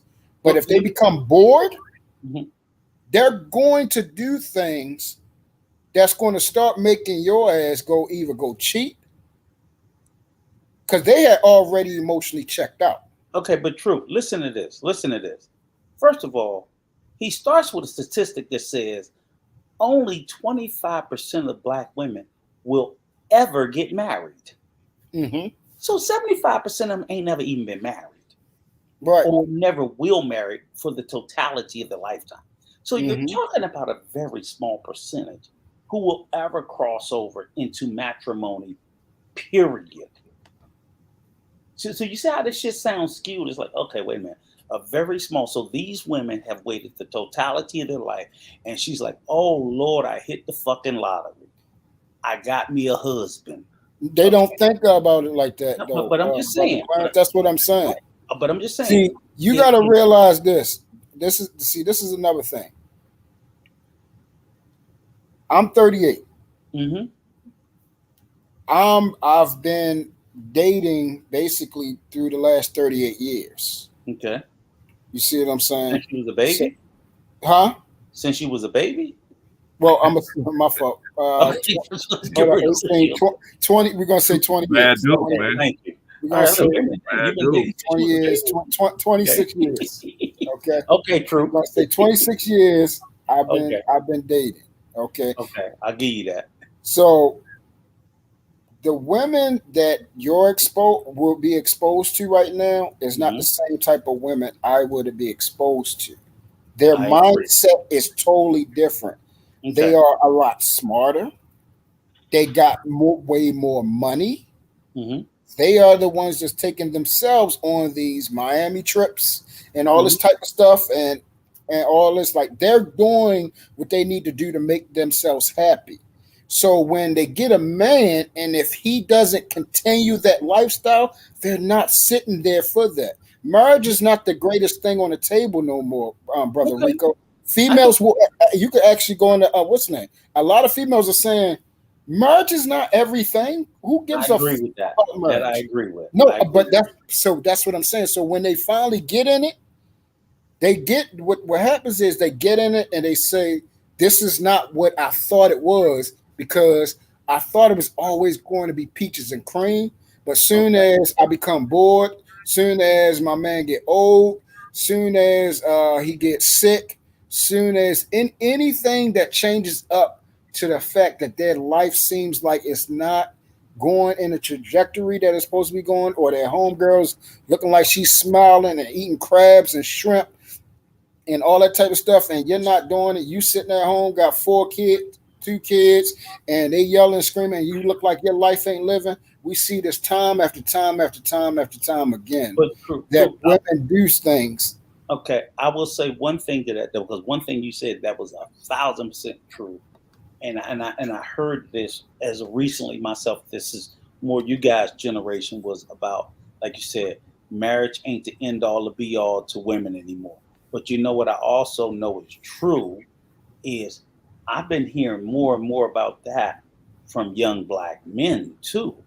I think it's a generational thing where you guys shun marriage and only that small percentage. See, that's the thing, Rico. We have a reason why we want to get married. Because we don't want to put up with this mess. Yeah, so that's why I said they say this. A guy does not have a problem paying all the bills. It's that extra bill. A woman is her own bill with inside herself. Okay. And when a man can't break his back and die for producing a superficial and lascivious lifestyle, women aren't playing about that because they're like, I can go and work and get that shit myself. Why do I need to be married?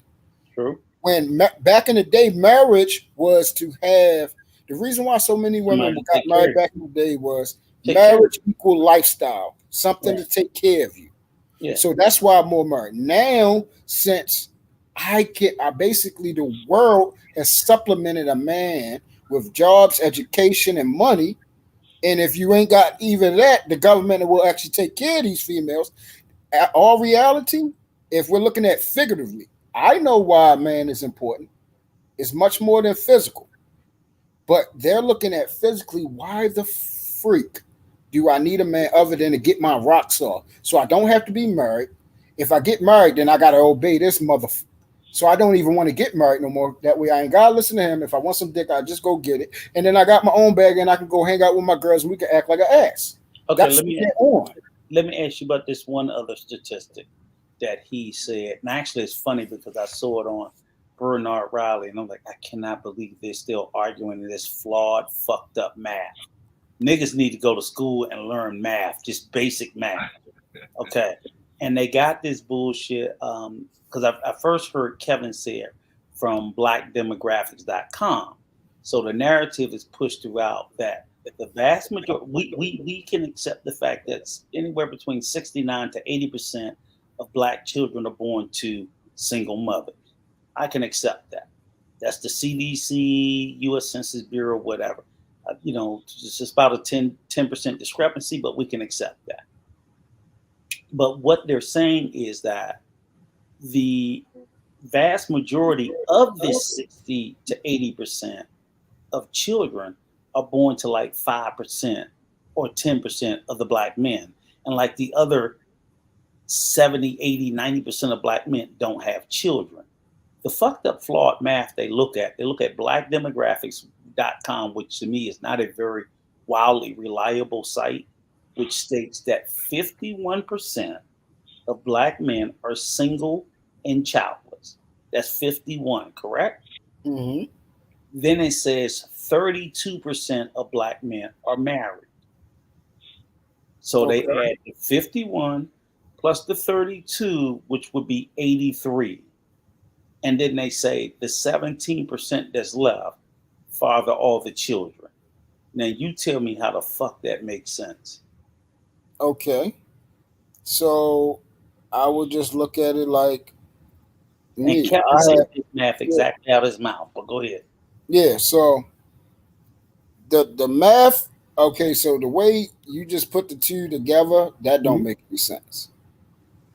You can't put those two together because we're talking about two different groupings. So that's number one. Number two, the thing that I do agree with is a small percentage of men fathering these children. I'm one of them. I have two children by two different children's moms.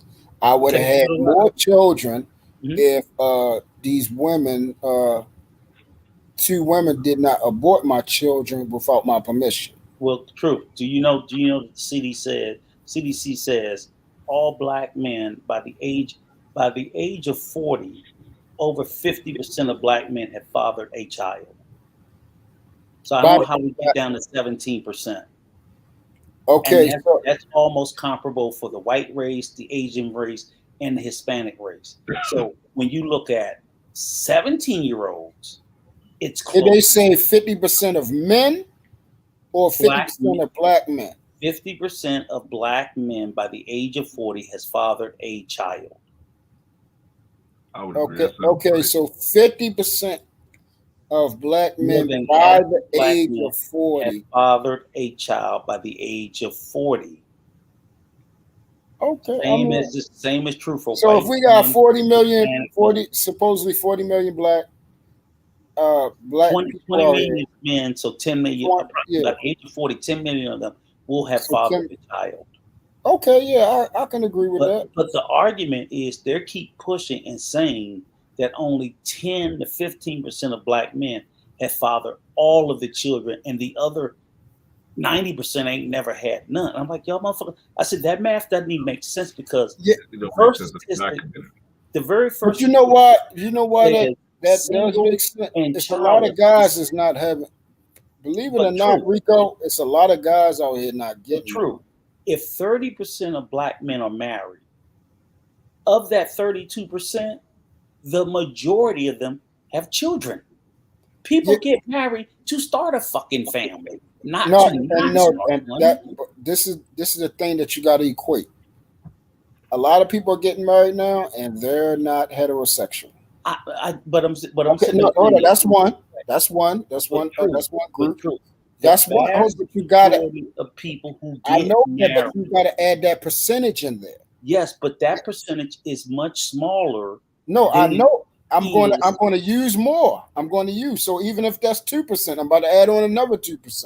Go ahead. You got to add on the 2 to 5% of people that can't even have children. Okay. It's a lot of them out there. It's a lot of people crying and can't have children. That's why surrogacy But here's the thing. When you said the 2% that's not heterosexual, they could be in that 51% of single and childless.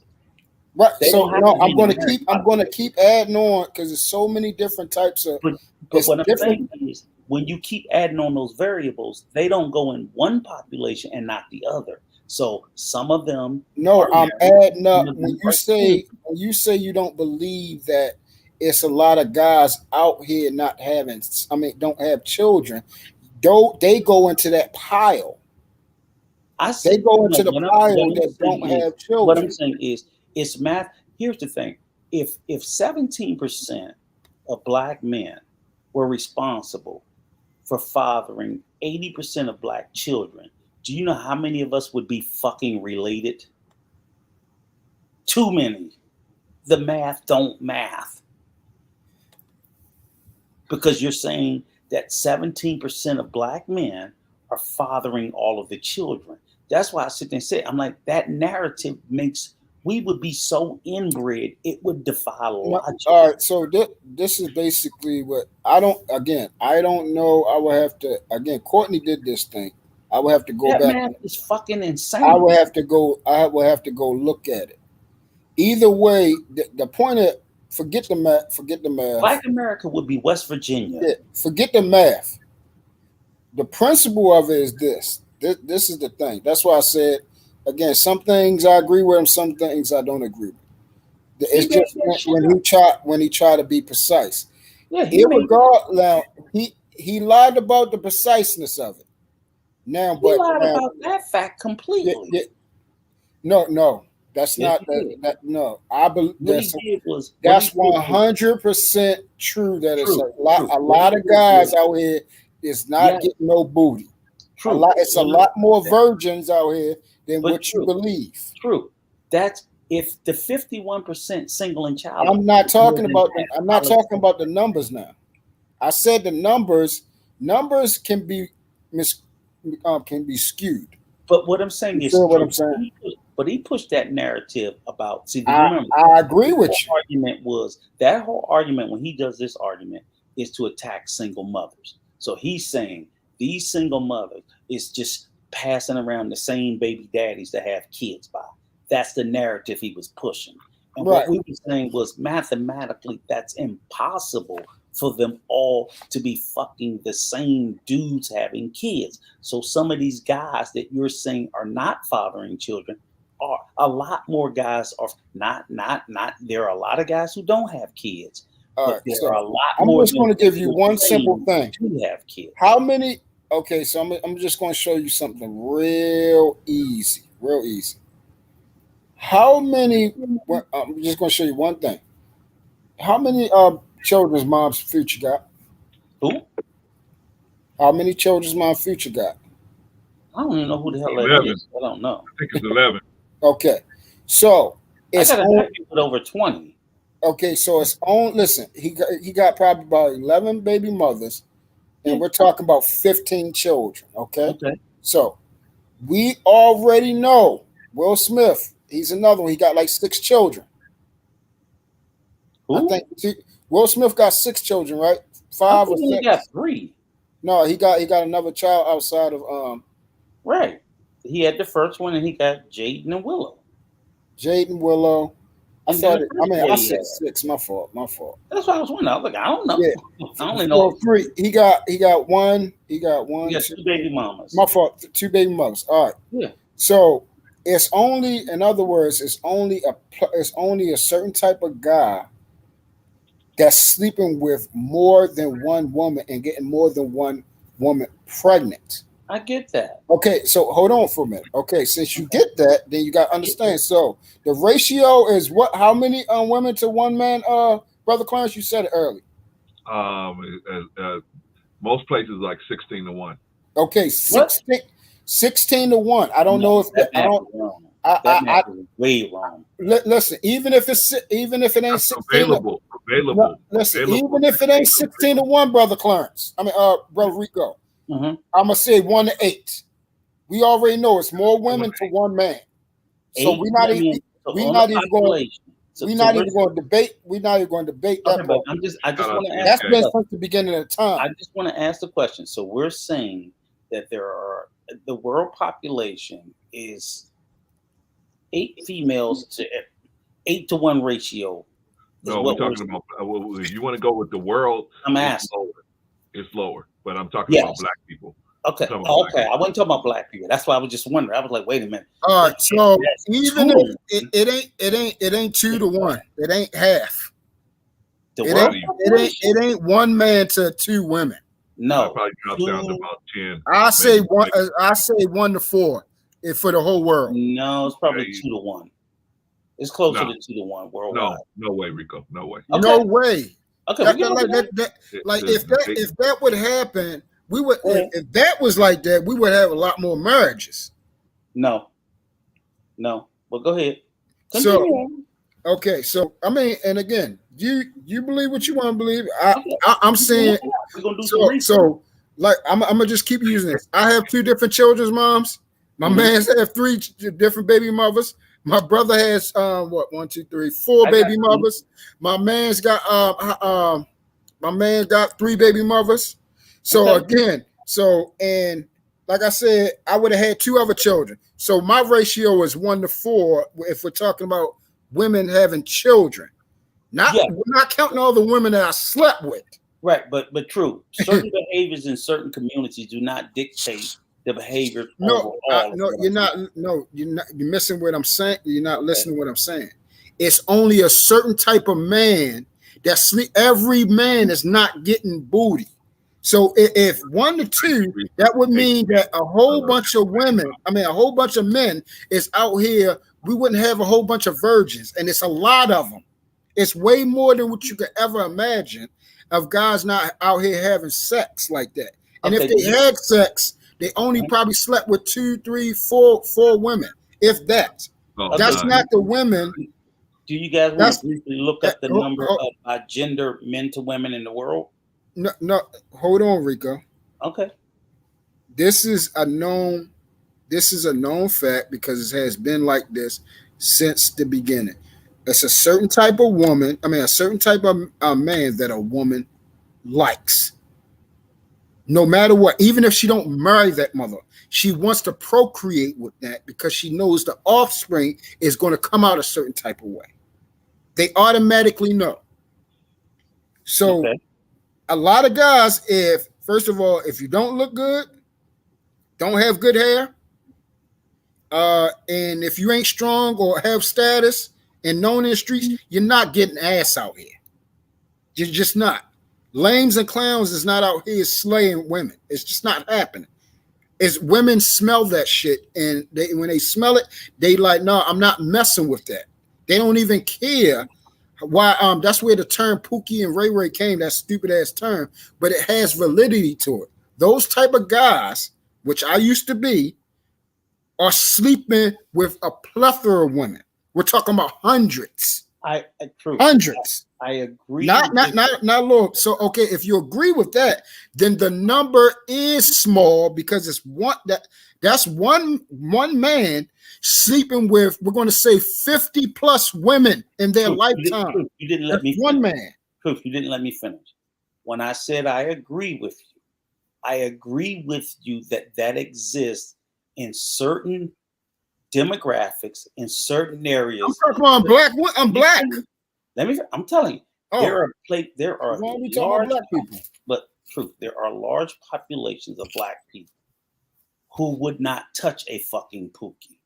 Then there are other populations where Pookies are king of the fucking world. Okay, so who is that?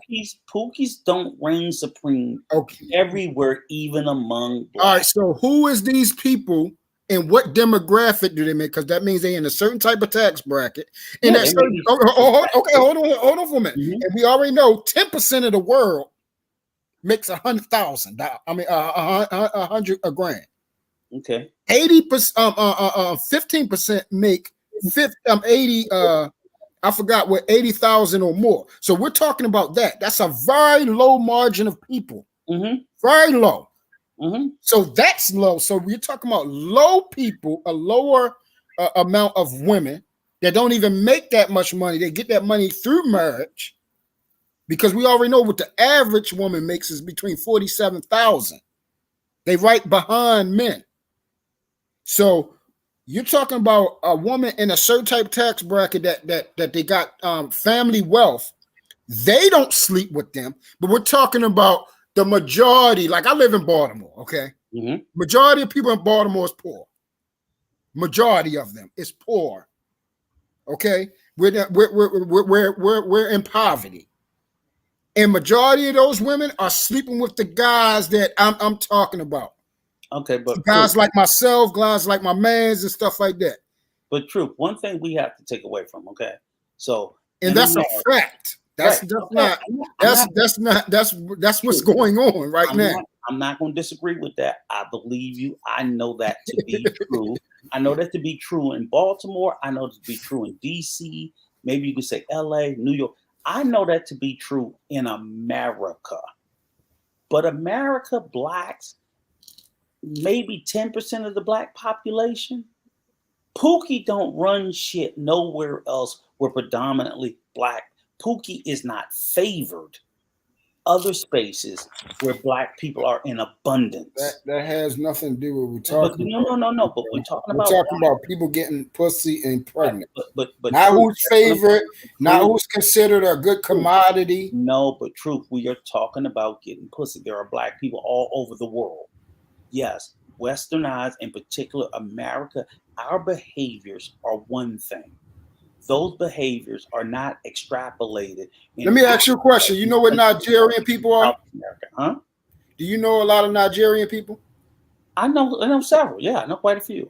Okay, so do I. Okay, do you know that they have strict things when it comes to sex? Yeah, and Pookie and Ray Ray's ain't it. It's usually educated. Exactly. So here we go. It ain't the Pookies and Ray Rays. Okay, so that's what I'm saying. So look, check this out. Mm-hmm. So since they're not Pookies and Ray Rays, they're not getting ass. They actually build within their families and work, and especially the women. The women that are raised by their dads, they're not out there having sex like that. But I'm saying eventually they're getting married. But that's what I'm saying. They eventually do, and they eventually father a child. The Pookies and Ray Rays in those cultures will be lucky if someone will give them. But that's my point. We're talking about, I use Nigerians for a reason, because even with them, if it's not suitable, they're not even getting married or having sex. Okay, but I thought we were talking about the percentage of men, black men, that were fathering children. That's my point. Right. If they're not having sex, how can they father a child? Okay, but if you're talking about in America, the Pookies and Ray Rays, okay, maybe they getting all the ass. But, you said in other parts of the world. Right. So when you go to other parts of the world, so in other words, you think in Nigeria nobody's fucking? No, I didn't say nobody. I said it's a lot more restrictions. So with them, because I know how they live. So that's why I said, do you know them? But my question I have people that are close that are Nigerian. If they're having children in Nigeria, just who the fuck is fathering them? Other Nigerians. And they're not predominantly Pookies and Ray Rays over there that's fathering all of those children, because they're not looked favorably upon the same way that we do here, which I agree with you there. I just said the same. You're not listening to what I'm saying. It's going over here. They're not having sex like that. They having more fucking kids than we are. No, okay. You're not okay. I'm gonna say it again. They're having more kids. Okay. They're having multiple kids inside of a family. Multiple kids. Okay, see what you. Okay, so what you getting misconstrued? Okay, so here we go. I'm definitely confused. Over here. Listen, I have two children by two children's moms. Over there, they have 5 children with one woman. Do you get that? Are you getting it now? Yes, I'm just saying. Okay, so that's the difference. I'm not disputing the difference. I'm just saying. You said the end of the argument right there. That's the point. You said they're not having sex. I'm like, how the fuck you get 5 kids without fucking? My point is, I'm saying they're not having. Okay, let me put it like that. They're not fucking multiples of women, but like that. Okay, I agree with that. They do. So then, what we're talking about? Because that's what we're talking about. Right. No, but the point was, even if you looked at Nigeria, Kevin Samuels, you can't go to Nigeria and say, oh, all these children, only 15% of the men fathered all these children. You're like, are you fucking crazy? We already talked about the percentage. Why you keep going back to the percentage? All I was talking about was that math percentage. And I already agree with you on that. I already agree with you. It makes no sense that. I don't think get him, Rico. he missed all the way over that. You see that, brother Clarence? I said that in the beginning. like almost an hour ago. Okay. I said, I totally agree with you. I thought that was still the dispute because I was like, no, you see, what happens is, what a lot of people do is, you can say I agree with you on that, but the fact of that a lot of people out here, a lot of dudes ain't getting no ass. oh, I agree. That's where you ran with and said, and then we went down the thing. I was still on that same thing, so that's what I was confused. I thought you was using that as a reason. No. No. I'm talking about reality. Yeah. I agree. Dudes is not getting no booty out here. I agree with that. But I was what you were saying. That's why the case in point. That's why the manosphere was created. That's the dudes over there complaining because they ain't getting no ass. But when you said that, I thought you was using that as dudes ain't getting no ass, so that 10% is true. I'm like, huh? No, that 10%, the math just doesn't add up. So that was the whole thing, was when he pushed that narrative. And literally on Bernard Riley, there's a guy, the guy OG Speed J. Hey, hold on, real quick, Rico. I'm gonna let you finish. Pull up MK's thing real quick. Which one? This one? Yeah. See, this is what I be talking about. First of all, me and Rico have a relationship, so you don't know what the fuck you talking about. Okay? Calm down, sit back, and listen. If you ain't got nothing to add that's intelligent, and this goes for anybody in the chat, sit back and just be quiet. Saying stuff that goddamn going, oh, you can't argue with ignorance. Prove me that I'm ignorant, that I don't know, because that's what it means. Prove me. I bet you can't say anything that's factual. Okay, now look. Go ahead, Rico. Go ahead. Goddamn nobodies. But I will say this. True. I gotta do you like Rico. True. Don't get so caught up in the chat, man. Remember, you don't know. That's the last time I'm worried about these nobodies. They don't know you. They don't. I mean, but that may be their That's opinion. the whole point. But see, here's the thing is, and again, I agree. They don't know me.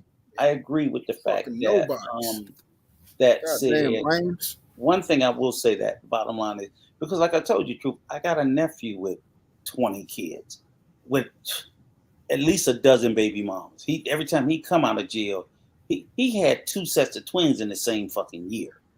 He had 4 kids in the same year with 2 different baby mamas, and he don't take care of any of them.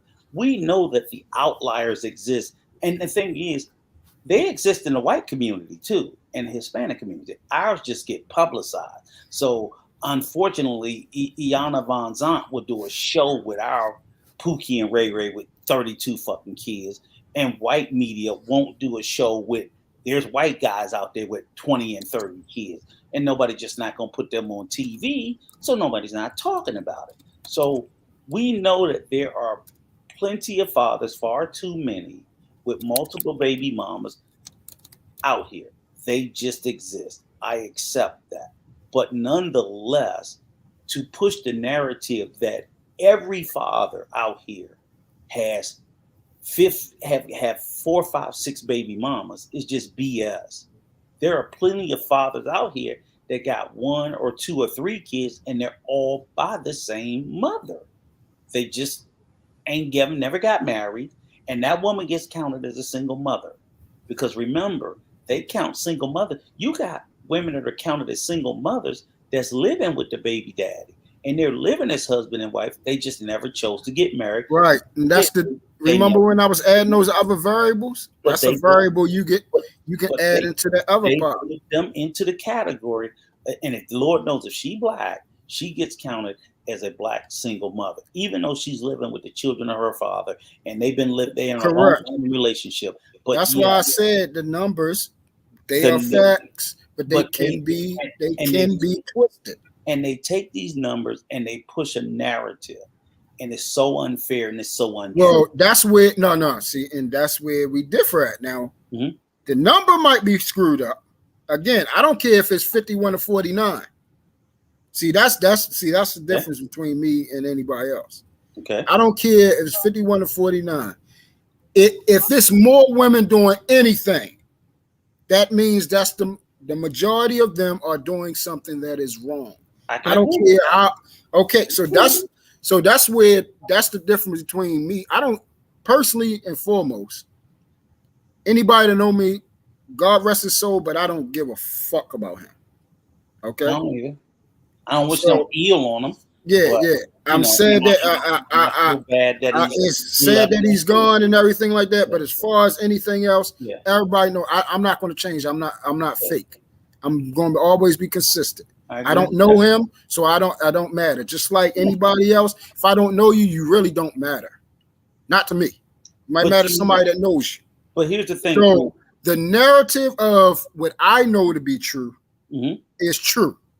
That's what I'm saying. From what I've seen. But here's one particular point, and I will accept the fact that, like you said, in any metric, 51 is the majority. 51%. That's all it has to be. 50-50 is even. 51, 52, 53.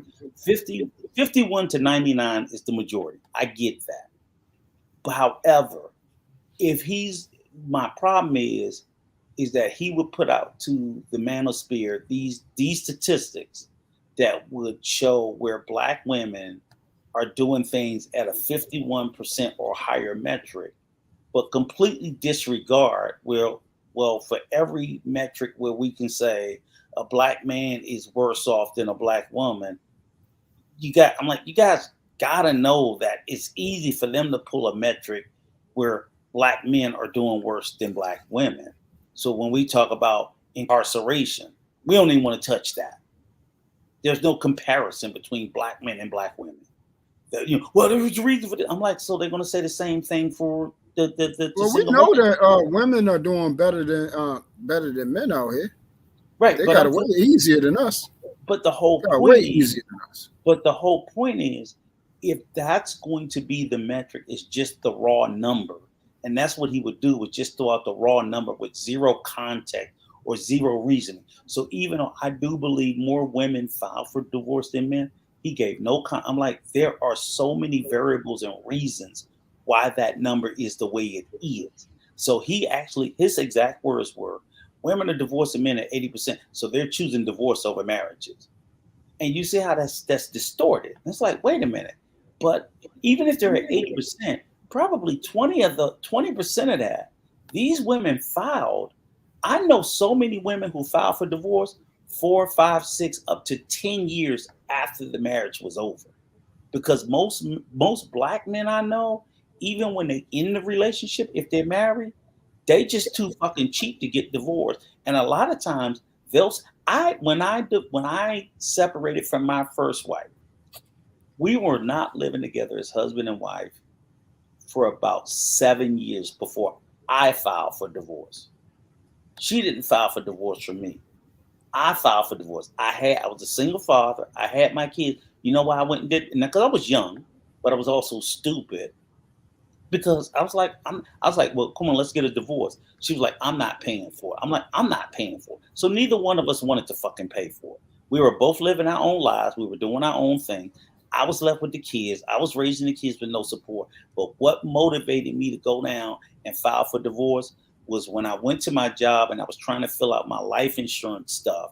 And they told me, because if I was married, I couldn't name anybody as a beneficiary but my wife unless they signed a waiver. And I knew she wouldn't do it. The next day I took my ass down there and filed for divorce. I said, I'm not leaving this bitch with nothing. Are you crazy? But I didn't know. I didn't know legally that if you're still, people have been separated for years, and legally, if you don't divorce your spouse and something happened to you, they'll show up out of the blue and take shit from your kids. And see, that's the difference. You're talking about in your age bracket again, Rico. In our age bracket, it don't cost nothing. You ain't gotta have no damn reason to get divorced no more. No, but what I'm saying is that people getting divorced out of the woodwork. But just what I'm saying, Truth. Shout out, I didn't have to have a reason then. What I'm saying is that oftentimes a man will leave, and I didn't think about getting a divorce because I just didn't care. It wasn't stopping me from doing nothing. You like, hey, fuck, all I gotta do is grab my clothes, get in my car, and leave the house. They can do whatever they want. You know, Shout out Nicky Nicole. And people go forward living Shout out their Big life, Rig. and they never think about cleaning up those loose ends. You know what? You're right, Well, Big I Rig. disagree with you on that too, Rico. I don't see a lot of men leaving their marriage. Well, I've seen a shitload, and I've seen a shitload that do today, but they leave those loose ends. Even if the woman ran them off, okay, she nagged them to death. She told them to get the fuck out. All I'm saying is, if the woman tell the man to get out and he leaves, get the fuck out, I'm sick of you, this or whatever, right? And they break up. You got to get out of my house, okay? He gonna leave then. What I'm saying is, the man won't file for the divorce. It's oftentimes the woman that will do the because filing for divorce is just an administrative task. At this point, if you ain't been with somebody 3-4 years and you know he's sleeping with somebody and you sleeping with somebody, filing for the divorce is just an administrative task. That's not even a whole we go. Well, I don't want to be with you and you've been over there. But that's what I'm saying. Listen, man. Majority of men don't go to no courthouse. So I don't know. Majority of men. So you have to go to the courthouse to get divorced. Okay. So majority of dudes don't even want to go there. Okay. You see what I'm saying? So the woman and a woman, listen, and a man is not going nowhere unless the woman actually tell. A man will sleep with the woman outside and still sleep with his wife if the wife will allow it. So he's not majority of men is not abandoning, which means leaving their household. The wife is saying, "Look, I'm not putting up with this no more. You got to go," because that's what's happening. Okay. They will stay and cook my dinner. Okay. I sleep with you and sleep with the other woman. My kids are here. They will do that if allowed to. I don't dispute that, but what I'm okay. So when we use these words, abandonment. But when we talk about abandonment is a different type of word. But what I'm saying is, then you can't take the narrative that if, like you said, allow. So if the vast majority of those women don't allow their man to sleep with another woman, and she goes and files for divorce because ultimately part of the vows is to forsake all others. So if the vast majority of those women say, "Hey, you ain't gonna be fucking somebody and me," and they file for divorce, you cannot then say it's the woman's fault only. You can't. No, all right. So no, I don't know who said. I don't know who he said it. He said, but that's what I'm saying, Rico. You arguing with me like I give a fuck about him. Right. No, but I'm just saying. He pushed the narrative, and this is what he pushed a lot of stuff, man. Bro, Clarence said it. All that bull crap, nobody agrees with. Not me. He pushed the narrative that just whoever filed the paper. he pushed the narrative. Whoever filed the paper was the one that was responsible for it. And I was like, that doesn't mean you're responsible for the end of the marriage because you filed the paper. You're ignoring the reasons for why the reasons why it was filed is what matters, not who filed the fucking paper. Why, you see Rico, what I'm saying? Why does it matter, Rico? The point is they're getting divorced. Why does it matter? Because at the end of the day, it's like this. It's either you're married or you're not. Right. Because just like you said, this just like you said too. You just said this. Now the other part is for better or for worse. Mm-hmm.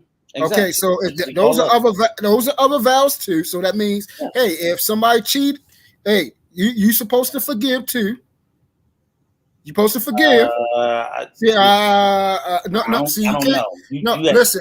don't listen. I don't know. We're talking about for better or for worse. That's not me saying. We're talking about. See, this is the thing. This is where things get twisted. See, we want to put out better or worse, but we want to put our own things underneath of the worst part. Oh, it can't get that worse. A wrench. Let me know. We can't.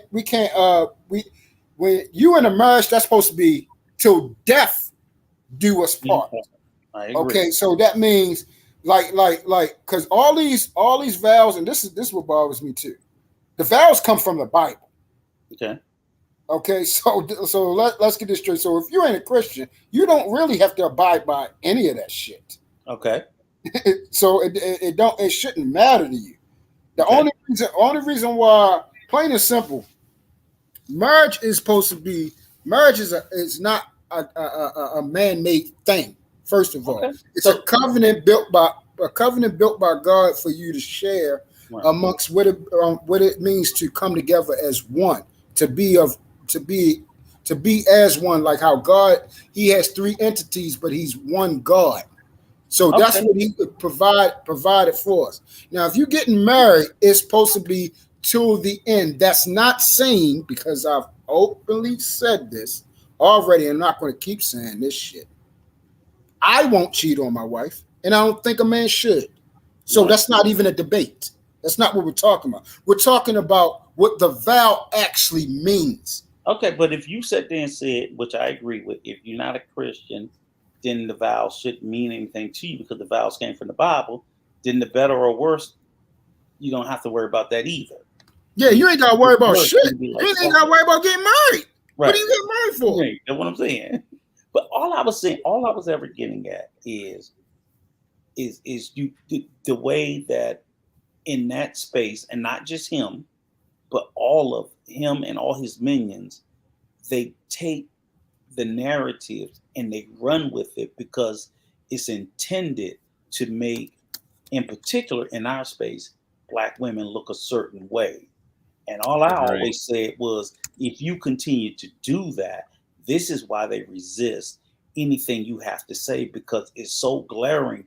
It's like, well, if you're going to tell me I got to do this, if you're going to come out with the Bible and say I got to do this, but you ain't doing this, there's so much hypocrisy. It's almost like I would listen to the Black Manosphere and I'm like, I'm not a Christian. I'm not this. I'm like, the shit y'all saying, even my dumb ass know.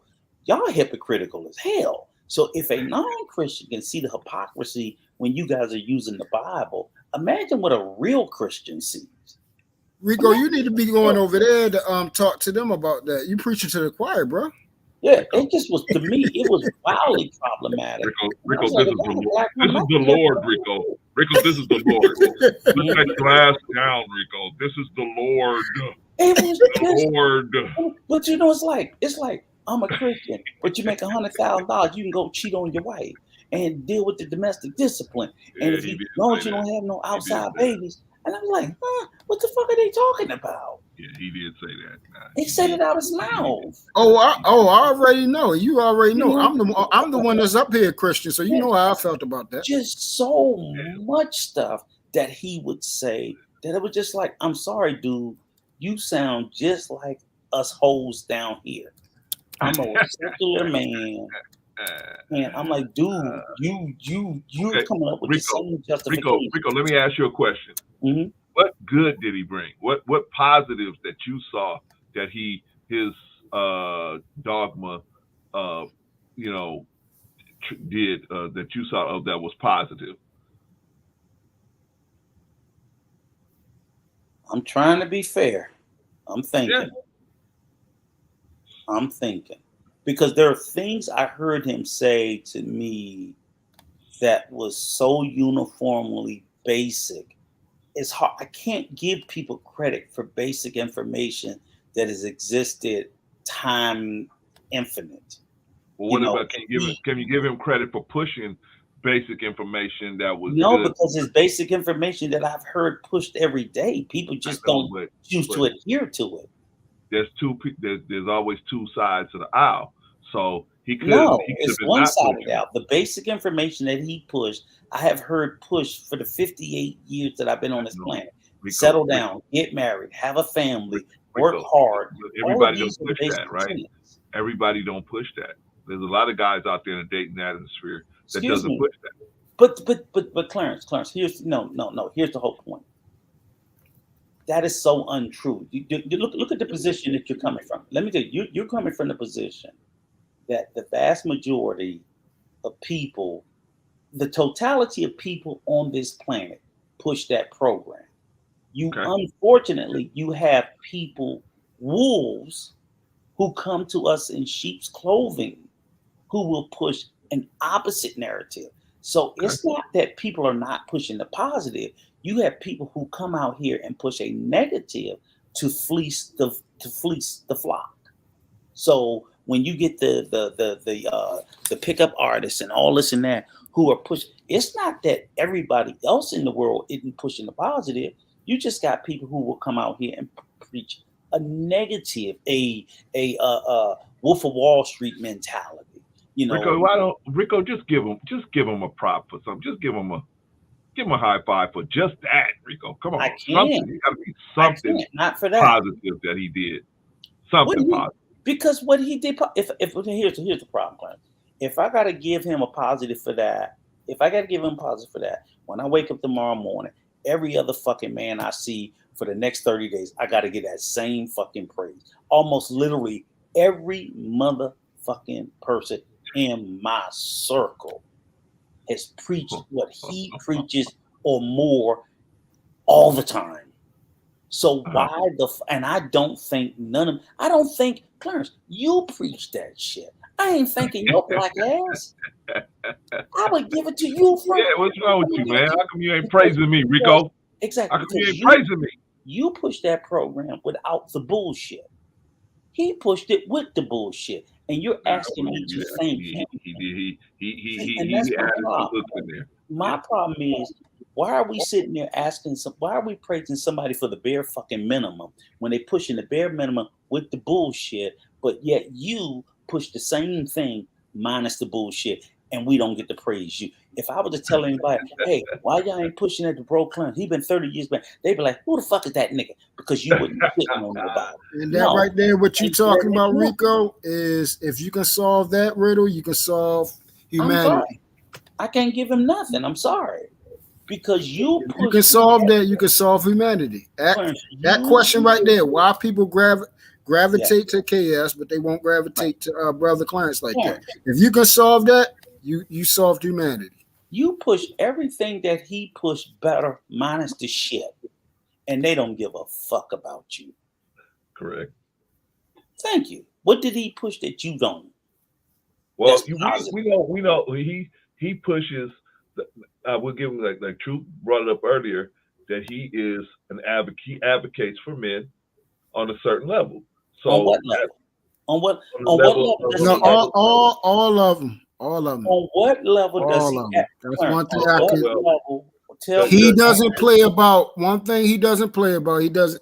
If any female come over there with some bullshit, he lets them know immediately. Don't come over here with that shit. But let me explain. That's one thing I don't have a problem with that at all. And it's nothing going to change that.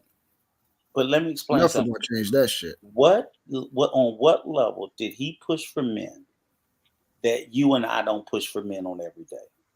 And on what level? You don't. No, I put like this, Rico. You don't push. How that is. I don't push the same way that he does. No, I don't. No, I ain't say way. Go ahead. I said you don't push the fact. I don't beat up on women. No. It ain't even about beating up on women. Uh-huh. You don't push that it is an actual order. No, I don't. Exactly, in which it is. I don't believe that. Exactly, and you don't believe that, and that's something I believe, and it should be that way. Households should be ran like that. So since I don't believe that, I can't give him credit for it. I can't give him credit for a belief I don't hold. Correct. If I held that belief, I would give him credit for it. Correct. But but you can say that is what he did. He held men to a high esteem when it came to his platform. He said, when you come over here, it's a man platform, and also you ain't gonna come over here bashing men. But the reason why I can't give him credit for that is because I don't believe in it. If I believed in it, I could give him credit for it. So if he could push men should be able to wear dresses, then you wouldn't give him credit for that, right? Because you don't believe that. I believe. I mean, of course not, because that's not helping men. But that's not got no goddamn man. Right. So again, of course, I'm not. It has nothing to do. A dress is not a man. So because I'm talking about he pushed with men. So let me tell you this. That's what I'm talking about. Man shit. If I believe it's acceptable for a man to Shout out to Chicago Rilla. his woman, and you don't. You see what I'm saying? There are some things. It's just like, I just don't believe in that structure. I don't think there's nothing wrong with it. I just don't agree with it. And those people who agree with that, they have to give him credit for it. I can't give you credit for you believing in something that I don't believe in. But I can give you credit for you doing something that I do believe in. But it's got to be something that's outside the norm. Rico. Again, everything I saw him positive do, I see Brother Clarence do every day. And I don't think this Negro. Rico. Well, let me tell you Rico. what. The same reason he don't thank me, because you know what I believe? I believe this about Brother Clarence. When I see that this black man doing what he does as a black man, I don't give him credit because I know that he knows that's what a black man is supposed to do. We don't do it for praise. We do it because that's what the fuck we do. And we feel awkward when someone praises us for doing what we know we supposed to do. Agreed. That's the problem. That's a fact. That's a fact. I don't like being thanked. When people thank me for doing what I'm supposed to do, I look at them like something's wrong with them. Like, what the fuck are you? What are you? Oh man, I used to hate that. Oh, you's a good black man taking care of your kids. Oh, you got your kids. They would say shit like that to me, and I feel uncomfortable.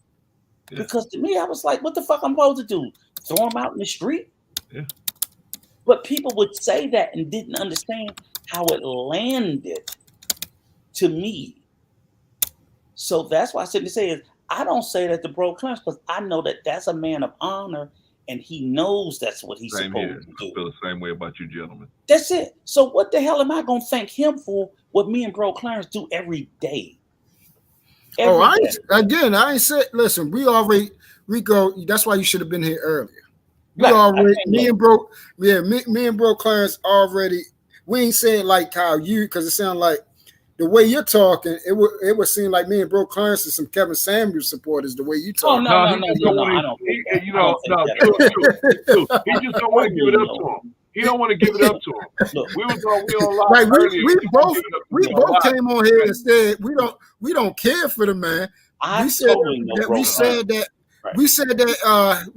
that he's passed away and everything. It's not a good thing. But the way you saying you talking like we some KS supporters or something. Hey, true. He was beating me up over there. We on live. Beating me up over there, man. Let me ask what. I'll tell you a perfect example, right? And shout out to Brother Chicago Rilla. But even this whole beta shit, I don't even agree with this. I think this is some silly shit. I'm not taking no shot at you, Chicago, but just the whole point of him making a statement, beta men with beta traits. I'm like, what the fuck is this? What are we doing when we're sitting there classifying men who don't necessarily come from? As a man, I'm in the position I'm in. I don't. Well, hold on. What the fuck is a beta man with beta traits? That's just dumb. Let's ask Rilla to define that, because what does that mean? What does that mean? A beta male. It means different things at different times, right? In some men's eyes, I'm looked at as a beta. In other, so to me, it's a concept. So I can get that he said it, but I'm them betas and alpha bullshit, right? And I don't. I don't mean shit. And I don't believe a beta somebody man. Will come over here talking about I'm alpha. I'll slap the shit out of him. So I mean, I'm just trying to figure out what does it mean, beta men with beta traits protect their women. That doesn't make sense. Maybe Rilla come up. I'm just saying I disagree with that. So even if he said that, I'm not thanking him. Come over here talking about some fucking I'm an alpha. I don't agree with it. I don't agree with it. Well, I need to know what a beta what beta means. Man, that bullshit don't mean who it's the fuck. Listen. I just say, look, check this out, bro, Clint. Yeah, he pushed the hell out of that alpha beta bullshit because before I came on this shit, I didn't hear nothing about no fucking alpha. Never. All my 38 years. Never. Yeah. Never. It's either you're a man or you ain't. Yep. It ain't about being, if you're a man, if you're feminine, you're feminine. You lame.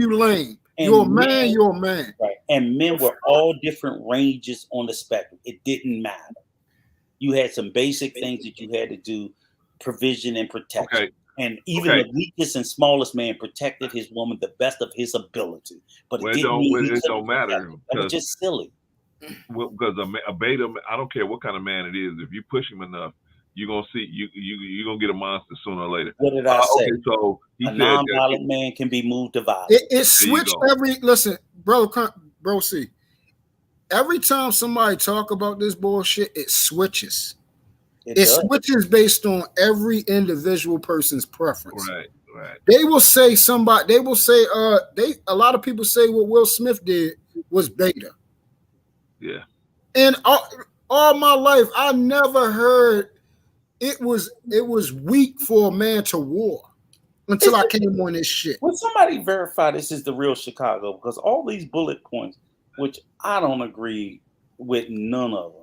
Well, Real and them had a relationship with him, man. I'm just asking. But even Real didn't have no relationship with him. That was AD. But I mean, he came on the platform. He at least knew them. Like he didn't know none of our names. At least he knew Real. Chicago, what you're doing is repeating his talking points. Well, Rico, I'm glad he's doing it because we can go through it and see if it makes sense, right? Okay, so he says here are some things Cass said about men. Beta men with beta traits are not suitable for wives that can't protect their women. Okay, we just debunked that one. Okay, let's do the next one. Chicago Real says unmarried men are looked upon as unstable. I wouldn't say they're unstable. I think they're looked upon as unreliable in terms of governing, because people don't want to be governed by people that don't have no skin in the game. I don't even agree with that. And a wife. So that goes for him too, then, right? Right, exactly. Oh yeah, so he's unstable. Exactly. Yeah. So and you know what the Bible says, right? Unstable man, a double-minded man is unstable in all his ways. That's why that statement. So we ain't supposed to trust shit right here. Right. Based off of number 2. That's one of the things me and Rico was talking about. That's one of the things me and Rico was talking about. At least for sure, dating advice. He was bad at giving dating advice. Real also says number 3, men that date women with no intention to marry are jokesters. What do you guys think about that one? Stupid.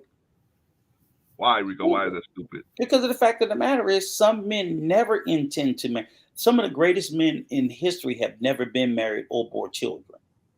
Every man is not. Do you think they are playing with the woman that they're dating then? He said, hold on. Men that date women with no intentions to marry are I need to know this. Are you talking about the women with no intentions or the men? Because if he's talking about the men, he openly admitted he's not trying to be married. Right. He said it. I just think everybody doesn't necessarily. I think truth. I think he was do as I say, not as I do. Mm-hmm. Right. So he was outside of his own dogma. He was able to be outside of his own dogma. I think his followers. What about the people who don't believe in the traditional concept of marriage? Still doesn't mean they're not people that don't marry still pair bond. Men that are average are only subjected to get average or below average women. Like you said, Rico, if you're willing to take it, what really matters is you're gonna take care of that woman and those children. I mean, I don't think any paper cool. That will protect them a little more. But if you don't have a piece of paper, whatever, but as long as you're gonna take care of them, you feed and clothe them and take care of the children and take care of your woman. Whole entire societies pair bond without the concept of marriage. Period. I just think it's silly. Men that are this is just dumb. Well, okay. Rico, let's go through them all because he got them all. We can pop them off real quick. Rilla said number 4, men that are average are only subjected to get average or below average women. Here's the whole point. I think it's most likely, but the whole point is, and what's wrong with that? Even if you are average, why would you necessarily think that you need to get above average? Well, the thing is, his point was, if you're average, build up your money, and then you will suddenly go up rungs, I guess. I'm assuming that I never spoke to him directly, but I'm assuming that was the This is just stupid. Some of this shit is just so stupid. It just defies even conversation. It just doesn't require a conversation. It's just some shit they put out their ass and just dumb. You know what, y'all out there, y'all want to hit the Cash App? Hit the Cash App so we can get Rico some Some of libation. them are just dumb. Go ahead. But what's the next one? All right, what's the next one? The next one is men that don't make enough money to even provide for themselves shouldn't date. I agree with that one. I agree with that as well. I agree. If you can't take care of yourself, what the fuck are you doing dating? Period? Yeah, that makes sense. But once again, Clarence, that's such common sense. What the fuck? That was my question, Rico. Did we need Kevin? Hey, but believe it or not, no, listen. Believe it or not, Rico. Yes. Believe it or not, it's a lot of dudes out here. Then they just stupid. If you I agree with you. You don't think it's a lot of dumbass people out here? Yeah, but I don't think you need. I don't think we need nobody on YouTube to tell a fool not to be a fool. If you can't feed yourself, no, you don't need a person off of YouTube to tell you that. But a lot of people don't. They don't even know that. Even if it wasn't a person on YouTube telling, they still doing it. Kevin Samuels to tell me I can only afford McNuggets for myself. I'm gonna tell you like I told Bro Clarence, right? If we got people that stupid in our community, just let them motherfuckers walk in the traffic. The sooner we get rid of them, the better. Rico, we're gonna find something you're gonna say good about it. If you are that stupid, I'm not trying to say Eddie. Okay, here's number 6, Rico. Men that have no leadership skills have no husband quality. No, that's stupid. I don't know, Rico. That sounds pretty good. But wait a minute. Say that no leadership skills. Right, you have no leadership skills. So we had the can't lead yourself, how can you lead a family? No, because here's the whole point is, remember we had the conversation earlier today, and I told you how in some instances, I would say no, maybe I would agree with, but men that have not strong or say weak or average leadership skills, I would disagree with, because I believe you can pair bond with someone and your wife may have better leadership skills than you do. And then if that's the case, remember I told you, like in my marriage, we lead on whatever our skill sets are. Like I said, right. I'm horrible financially. Me and my wife would be homeless if I ran the money. We would be. I mean, I never had any savings. I could earn money, but I could not. I had no financial literacy. And this is after the first. Every time I was married, I kind of agree with. You said you disagree with this? No, I said I kind of agree with it. No leadership skills. No. I agree with that. If there's no leadership skills, I agree with that. If they said men with average leadership, I wouldn't agree with it. But no, that's just too little. But maybe, okay. It's a lot. It's definitely a lot of dudes out here that's married and ain't leaders. So thank you, Drew. That's what I was saying. All right, y'all. Let's move on. It's a lot of people that got their wives running the hell out of them. Yeah. So. They're not bad husbands. But they don't have leadership skills. Even when you're like, damn, the dude didn't have none before he met her. Well, he married her, he ain't got none. And if she leave his ass, he ain't gonna become a better leader. Women aren't the enemy. Socially awkward beta men need to work on their approach on meeting. Hey, listen, I don't agree with the beta term, but I 100% agree with this. The socially awkward, yeah, that's what I was saying. This is something that he didn't teach me, Rilla. It's always been out there. This is something that's always been around. Right. It's always been around. But I said this to Brother Clarence earlier. I said I realized there's a lot of dudes out here that didn't have males in their life, though. I realized that, and that's why it was easy for them to gravitate. I don't agree with it, but I understand. Yeah. This one also I agree with, but it's been out there forever. Men are not in control of their emotions. Men that are not in control of their emotions have no ability to be in front of a family. This is old as time. Yeah, that's. I mean, it's. I mean, I see what you're saying, Rilla, but a lot of this is pretty much common sense. Yeah. But I mean, We got to find something. Rico is going to give up something. When I see something that's just not as old as time itself. Okay, so Rilla says, "Hey, gentlemen, I'm just repeating talking points. I don't subscribe to alpha or beta ideology. If you've seen me on platforms, you know I don't even play like that." Okay. I appreciate it, sir. We was a little bit concerned. I didn't think you did, but when I was reading, I was like, "What?" So I was a little confused because it's just well, like, because Rico, we're gonna find something where you're gonna say, "Okay, Kevin, I give you." I don't think so. I don't think so. I just don't. We're gonna find something. Sister Annie says, "Aren't we all guilty of teaching something that at times we are not displaying in our own lives?" Absolutely. Yeah. I think so, right? But you can't be. My thing is like this. Like, I know everybody's going back and forth about the picture of the young lady that they said he was with. Like, so you take something like that. To me, you know me, I'm a chubby lover. So I'm like, but the fact of someone who spoke so disparagingly. Yeah, he fucked up right there. He fucked up. That level of hypocrisy just defies logic.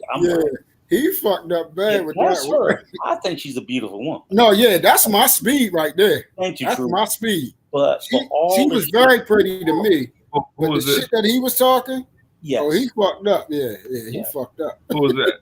Supposedly the woman that spent the night with him. Oh, wow. Okay. So if that's really her, I'm like, dude. Yeah, he fucked up. All the big, oh Lord, no. Was she a big Shirley? Yeah, she wasn't fit. She wasn't fit. She wasn't fit, feminine, and hell no. She was just like a light. Friendly. She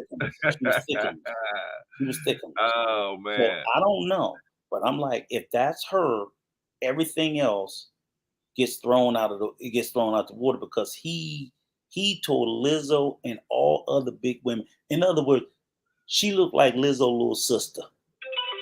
Okay, she wasn't big Lizzo, she was little Lizzo. And I'm like, the way that they sit there and talked about Lizzo, nah, he can't be. And like you said, like I'm with you, True. Shit, I ain't kicking her out of bed. Fuck that shit. She looked like my cup of tea. But I know what I like, everybody else don't like.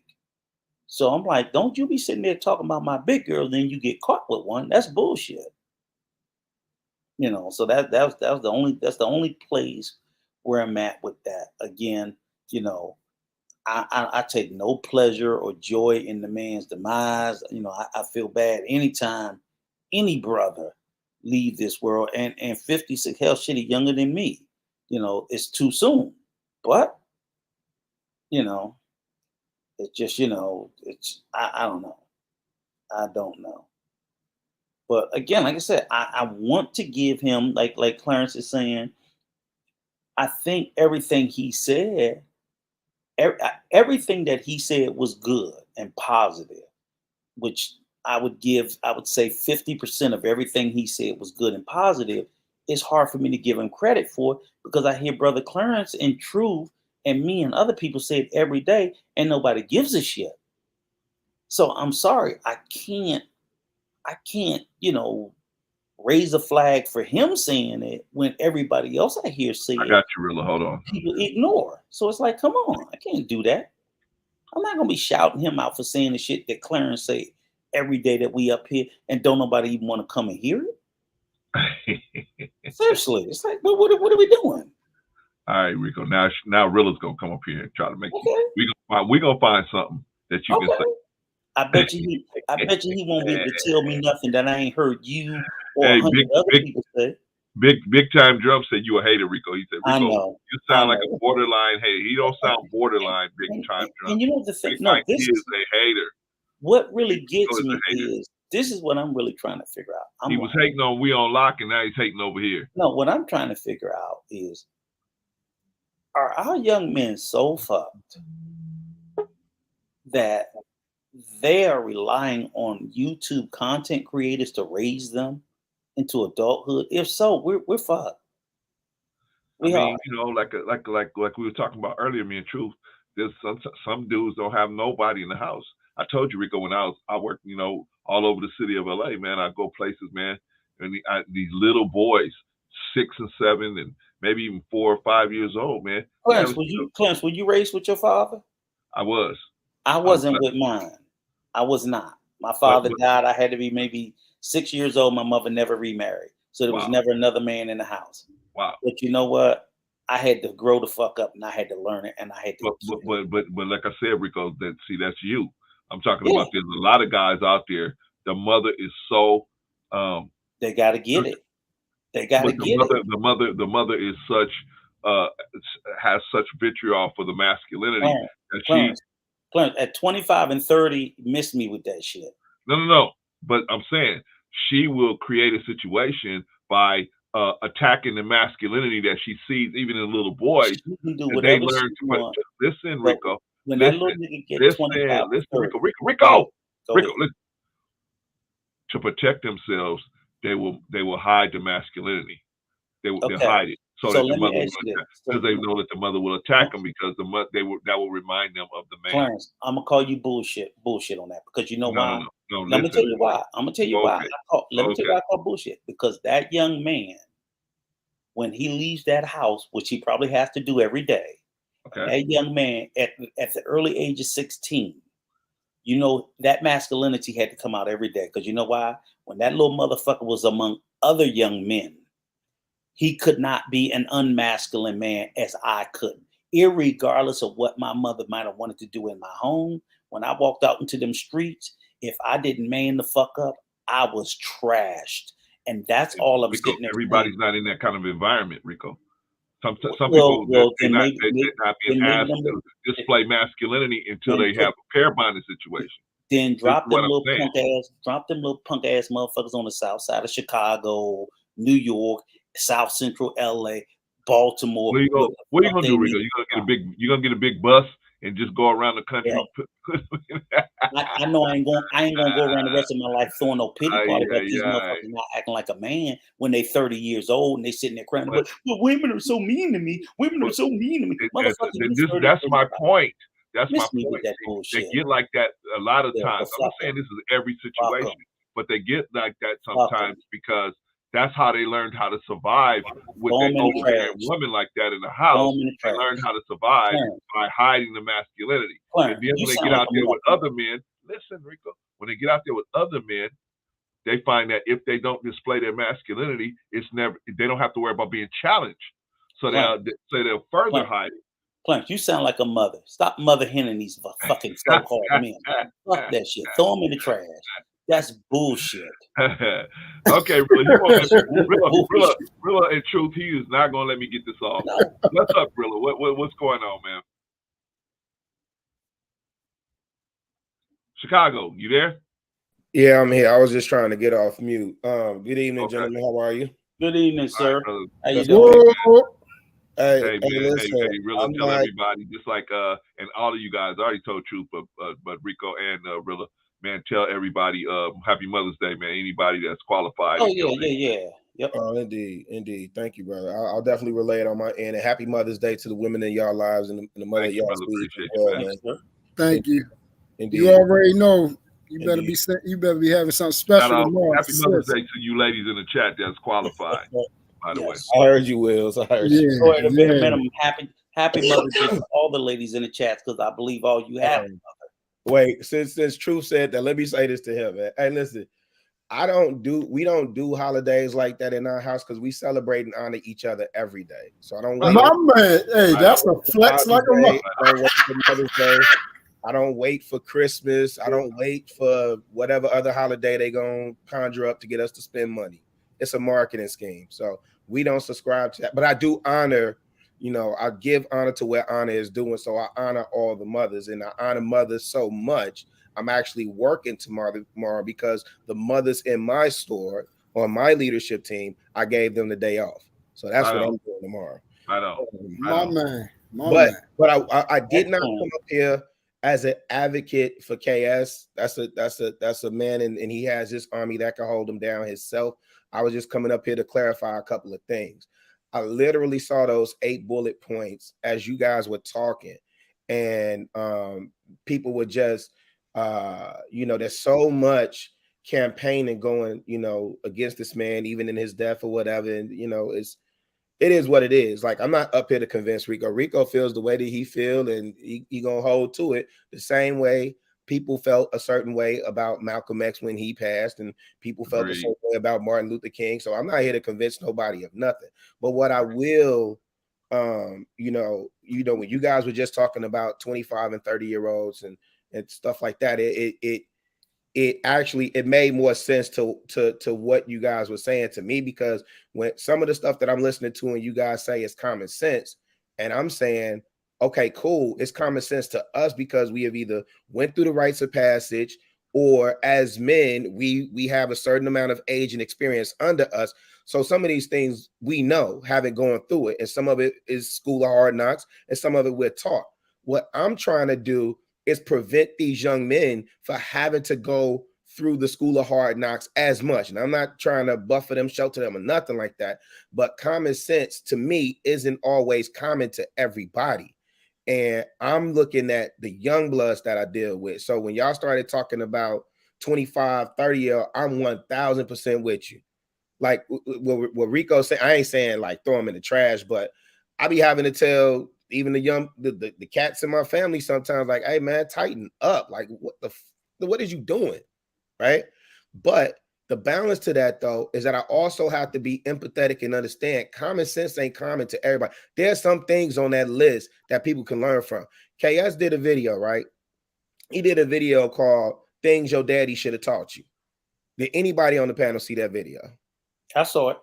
What did you think of that, Rico? Honestly, I thought it was a good video. I thought it was, but I'm not disagreeing. Even these points, all these points. So even like I was just looking at the one, like you said, the bullet point that men that don't make enough to provide for themselves shouldn't date. Right. You heard me in Truth said we agree. Oh yeah. No. So common. Rico, I ain't up here to convince you. Right. What I'm saying is, it's so common sense. And the thing is, while I don't take away from Kevin for saying it, but in my mind, just like you said, you're doing on the streets of Chicago. I'm like, there's got to be a million people that have these young men. I told Clarence, I said, some of these young men are hearing this information. Yeah, they hear it. They don't acknowledge hearing it until for the first time they're in a place to accept it. So, like, you're out there in the streets of Chicago, you telling these young guys this same thing about, dude, if you can't take care of yourself, you don't need to be dead. 1000%. But you know what? All of a sudden, 10 years from now, they'll hear from a YouTube content creator and act like he's saying something new. And you'll be looking at him like, nigga, you know how many times I done told you that shit? That's how I go. I mean, but think about it. Even when we was growing up, right? How many times my dukes or grandma or my granddad or my uncle was telling me the same thing. Right. And then there'd be somebody outside the house that it connects with. So no, I just was coming up here really to clarify the 8 bullet points. I want to Rico we're gonna do the Rico dance and have some libations. and here's the thing I'll say is this. I can tell you, ever since that brother passed, I have not said one negative. Now, I did sit there and say it's not gonna be a good look. There is some sort of irony, which we all have. But the one thing I say, and I've said 1,000 times, and I'll say even now, I take no joy in that man leaving this world, and I wish that brother was still here. I wish if there was anything I could do to bring that brother back, I would do it, because I think he was gone too early. I did not agree with half his message, but the message is still out there, whether he's out there or not. So I'm combating that. But no way in hell do I think he deserves to be gone, even though I did think that he had said and did some things that was harmful. I don't necessarily think it was intentional. I think it was just, like the Kardashians. I think a lot of fucked up shit, they need to be gone. I don't want them dead. But I would do anything in my power to get them to fuck off of TV with the toxicity of their message and all that reality TV shit. I want them all gone. I don't want none of them dead. I want them all gone. So that's not it. And if they all, and then unfortunately, if one of them did pass, it's like, you know, the same way I'm talking about the Kardashians now, I'm gonna talk about their ass when they're gone. Chris old ass gonna go at some point. If she go before me, I'm still gonna talk about how she pimped and exploited her fucking daughters through sex tapes and everything else. And I just find that to be highly distasteful. I don't want her physically gone. But that message that she's perpetuating and pushing in that narrative, I find to be highly distasteful. And I'm not going to alter it. Unfortunately, I'll take a breather and say, hey, sorry that they're gone. I'm sorry about this. But you can't be doing it because I'm thinking about the next child. Because some woman that's out there right now trying to pimp their daughter out, make a fucking sex tape, trying to replicate their bullshit. And then they're damaging their child. That's what I'm more concerned about. So we, unfortunately, if these are messages that we disagree with, we must continue to combat them because other people will still try to do it. And that's the same thing with some of the messages that we talked about that we didn't agree with what Kevin's saying, such as, you know, a 6-figure man should be able to cheat on his wife. Somebody else is going to pick that message up. Somebody else is going to pick that narrative. He won't do it anymore, but somebody else will. And I'm trying to destroy that message from telling these young men, I don't give a damn how much money you make. Don't let your old lady find out you out there in the streets and you think that you can just get away with that shit. That is just crazy. But Brother Rico, I just, if I may really quick, yes, sir. Again, I'm not coming up here as an advocate for no chaos, but I do think it's important. Brother Clarence, I did catch you the other day. I know you were highly upset with Sir, highly upset, but I did. Hey, Philip, forgive your brother. Oh no, man. Hey, you know what? I was like, okay, cool. Let me make sure I stay out of trouble. Let me stay out of trouble. I'm glad it wasn't me. It wasn't me. I'm glad. I said, let me stay out of trouble. He got crazy. Nah, man. He had a moment. We went back to the 90s on that one, brother. Yeah, he had a moment, but here's the thing, though, Brother Clarence. When you went up there, you wanted to correct the record with Malcolm X, correct? Correct. And so this is what I'm saying with KS. What I think what a lot of people don't understand is that people did gravitate. A lot of people gravitated to his message that he wasn't even speaking to. So a lot of and so when he talks about the concept of the high value man and he lays out the criteria and stuff like that, and he talks about high value men don't cheat, they exercise options. I mean, if we look at men in that top 1%, 5%, or 10%, you know, it's very rare that doesn't play out where these cats are not stepping out, right? And I'm agree they doing it. Huh? I agree. Shit, I know plenty of low value men that's doing it.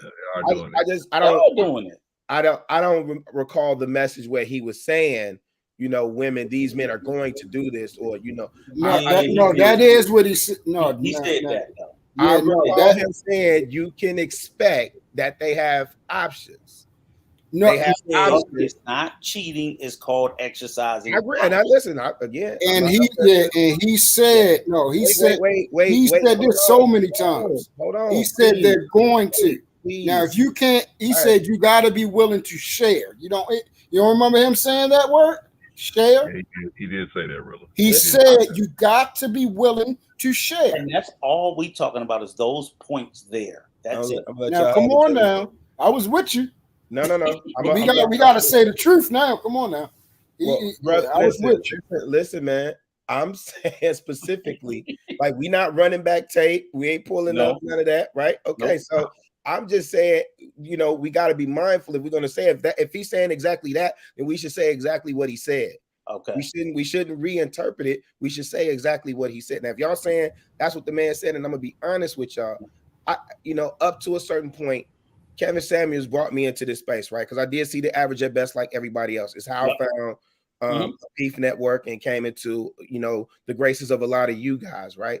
But I didn't consume his content. Me and my girl was just talking about that. Right. I didn't consume his content like that. Yeah.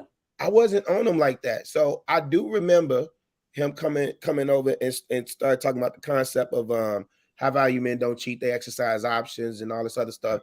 And that's kind of where I digress from the messaging, right? Because I was like, oh yeah, you definitely ain't. If that's what high value men doing, then I'm average at best. Yeah. So you ain't getting away with that shit. So and that's what I was trying to say. It's trying that shit. That was my issue with him as a person being into a long-term relationship, married 32 years. Yes, sir. I could tell that he was giving out bad information. He was promoting long-term relationships, but at the same time, he's poisoning the well from the beginning. So that to me didn't make no sense. And I will say this though, Chicago. Sir. I spoke out against this message. I mean, because he said that a while ago. So no one's piling on after his. No. What I'm saying is, I've been speaking out against those messages from the jump. So I'm just trying to be consistent. I'm telling people, look, man, I'm not happy about this shit, but I spoke out against that message. Every time I heard something problematic, I'm like, come on, man, this is crazy, guys.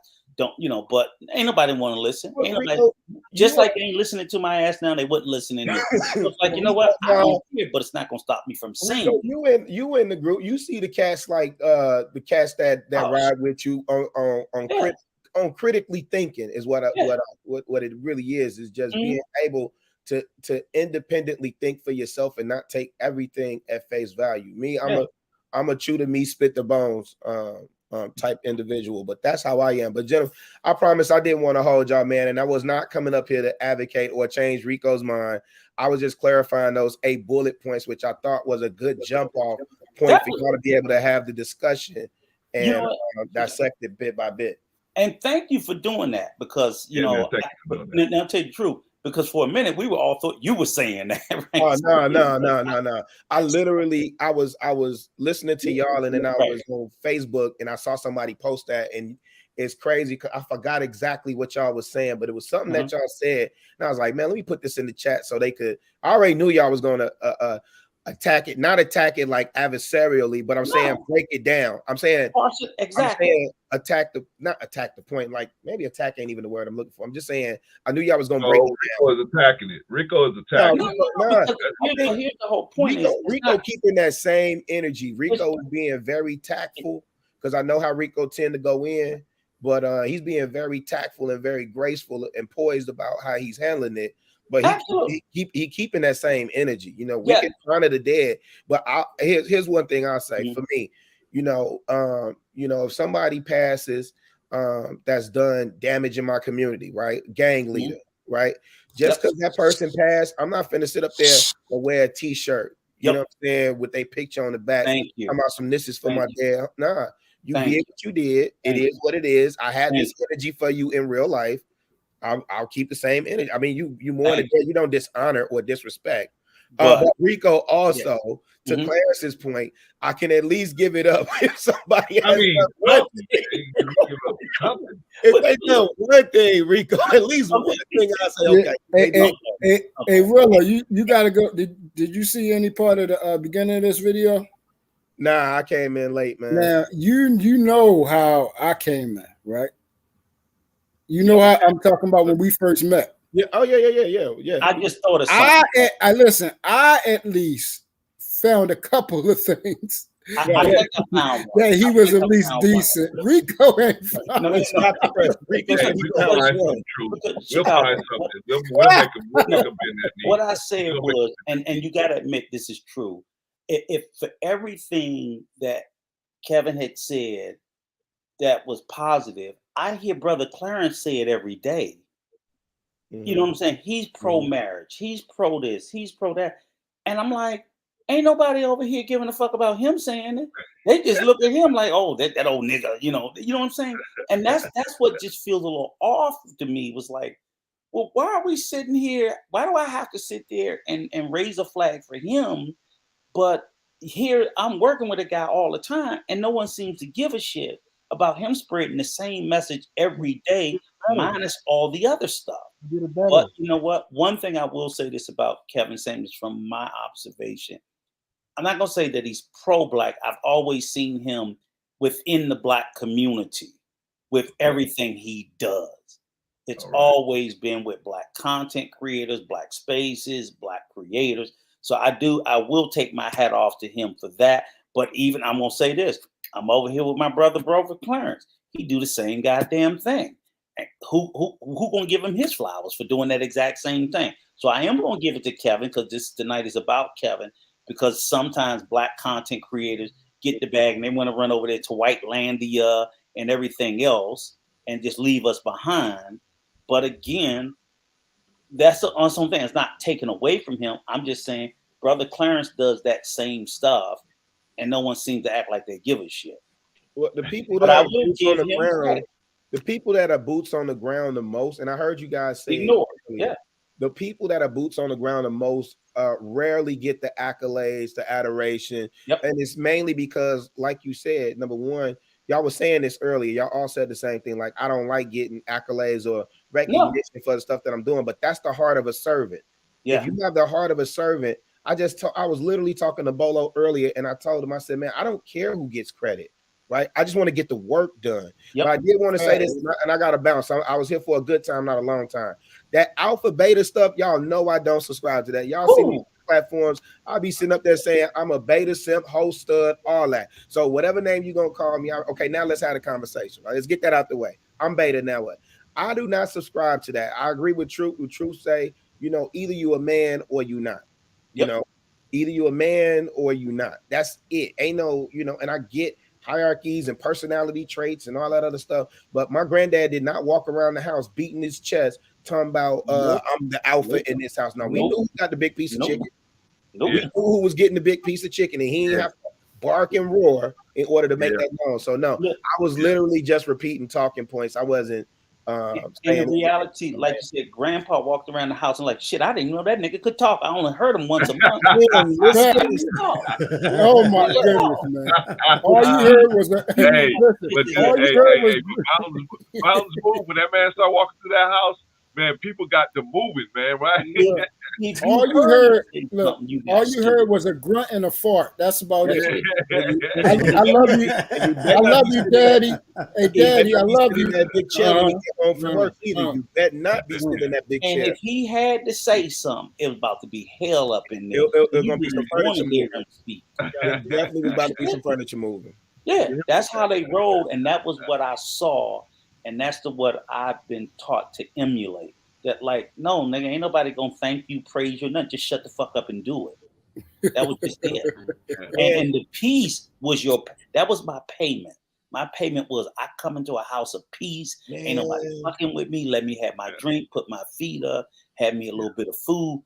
That's my payment. Wait, can you say that again? Louder in the people in the back, Rico. Please, can you say that again? What was your payment? My payment was peace. Jesus, I would come home. I could have peace and quiet. I left all my troubles at the door. When I came into my house, all my troubles was left at the door. That's how my father and my grandfather would leave my troubles at the door. I don't want to hear nothing. Have me a drink, put my feet up, and that's it. I got to deal with that shit when I go out the door the next day. That's it. Let me even make it more mathematical. The best feeling is, you did your job when your wife is in the bed, or your children that living with you are in the bed. Yep. Your house is locked up and it's quiet. You walk around and you make sure you secure everything, and you see all your people sleeping soundly. Man, that's happy. Your job. Yeah, that's God telling you thank you. That's God saying thank you. That's a beautiful everybody safe. Hey Rico, you got another chance to do it again the next day. Hey Rico, yes, I got a question for you, man. Yep. What's wrong with being warned about, like, stay away from the danger zone and single moms over 35? What's wrong with that? Nothing's wrong with being warned about it. I just think that it's just these are things. Well, put it like this: there's nothing wrong with being warned about it. However, now, like two of the things that you just mentioned, I'm like, what the hell is that? Okay, the whole you said stay away from the danger zone. What the hell is the danger zone? Women who are in the danger zone is 27 to 35. Danger zone.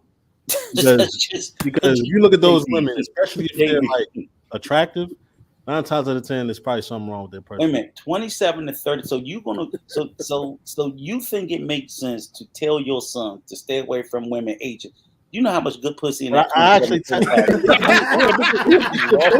about for a wife, though. I'm talking about for a wife. Dude. Yeah, there'll be some good pussy, don't get me wrong, but I'm talking about for a wife, though. What's the danger zone for you, Rico? A little higher? No, you know what the danger zone is? When your ass is dead. For real. You're not making sense, Rico. Come on, man.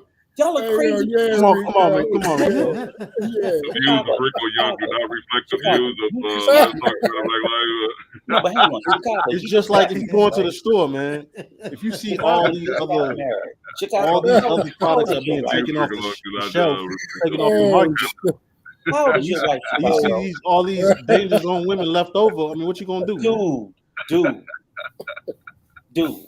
There are no more danger zone women than there are danger zone men. Leftover. Yeah, but we're talking about danger zone women, man. There are leftover men too. There are men. I've tested this in the market, man. Oh my God, you got to be kidding me, Jay. I've tested this. Like I would sit down, literally try to get to know 28, 33, 35. So you was punching above your weight. What you mean punching above my weight? No, I'm asking him a series of questions. What happened to your last relationship? Holy smoke. Why you not married?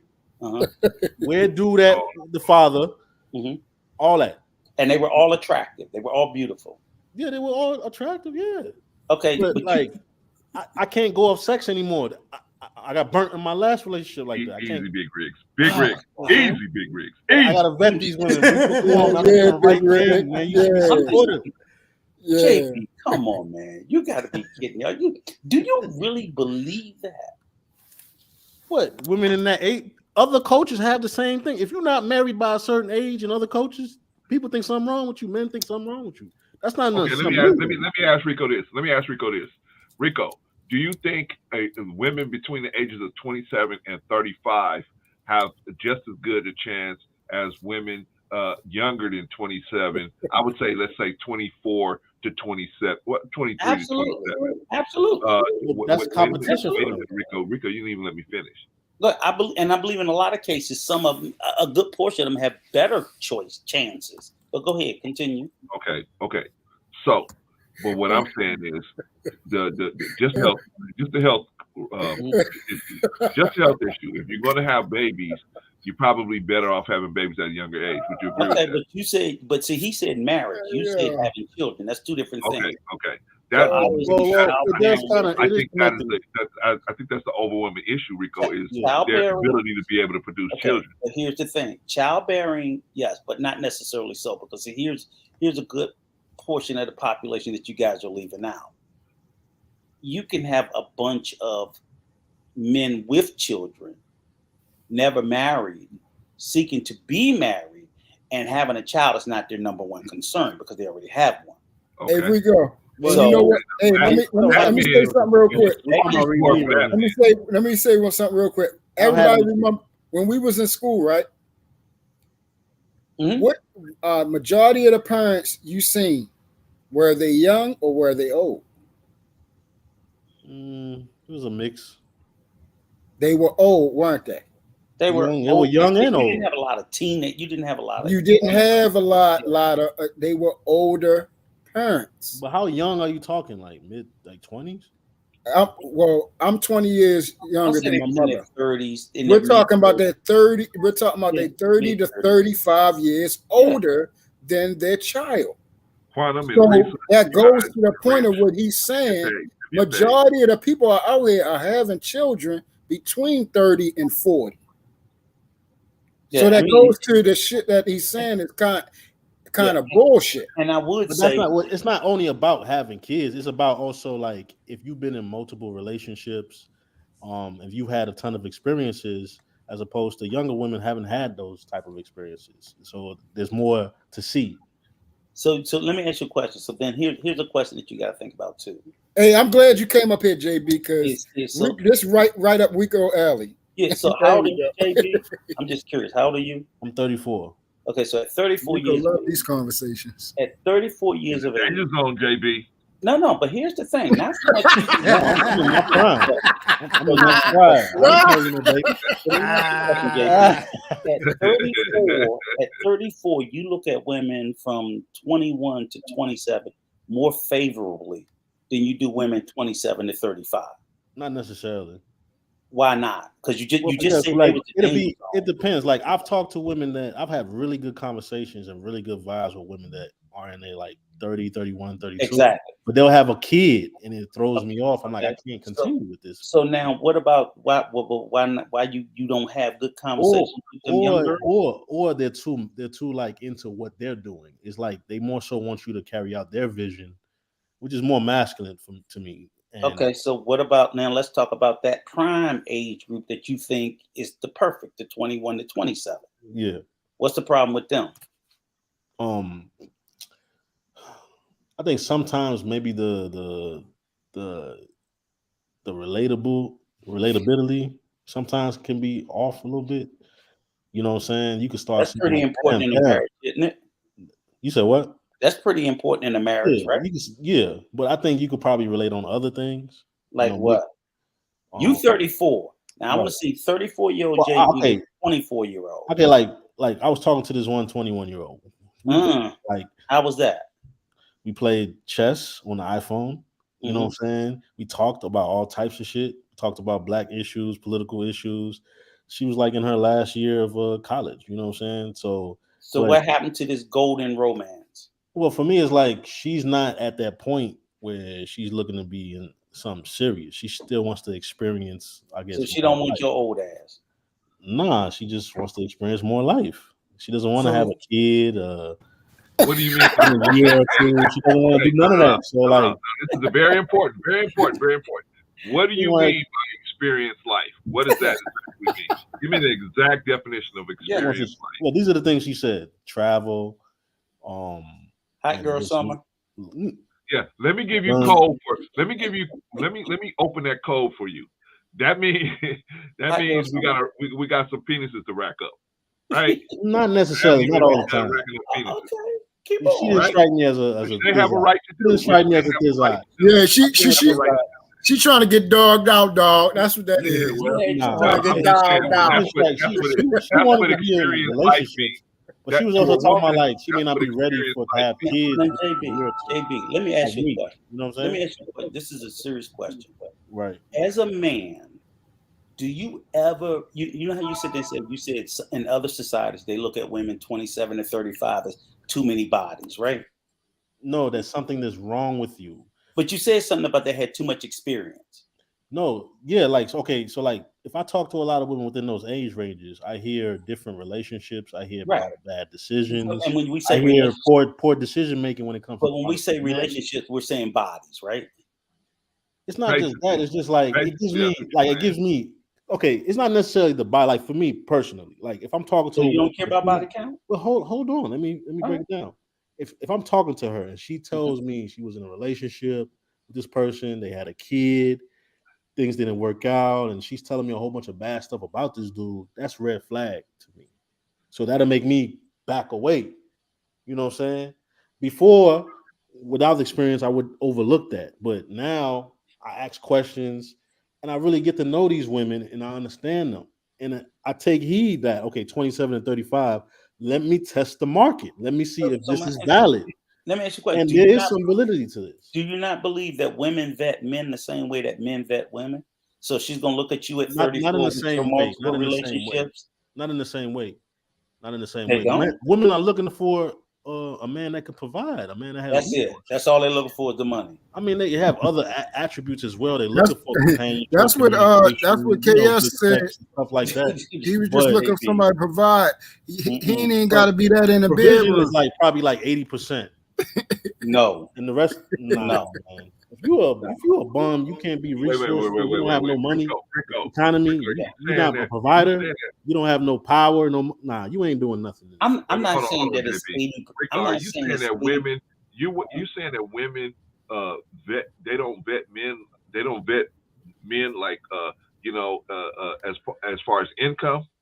Oh no, that's part of the equation. I'm just sitting there saying what I'm sitting there saying is this narrative that people are putting out that women can be bought. So as if everywhere else you can be shit in every other department. Nah, I never said that. I've never said that. And Candace Samuels has also spoken about like other attributes, though. Let me explain. There are a small subset of the female population that can be bought. We know that.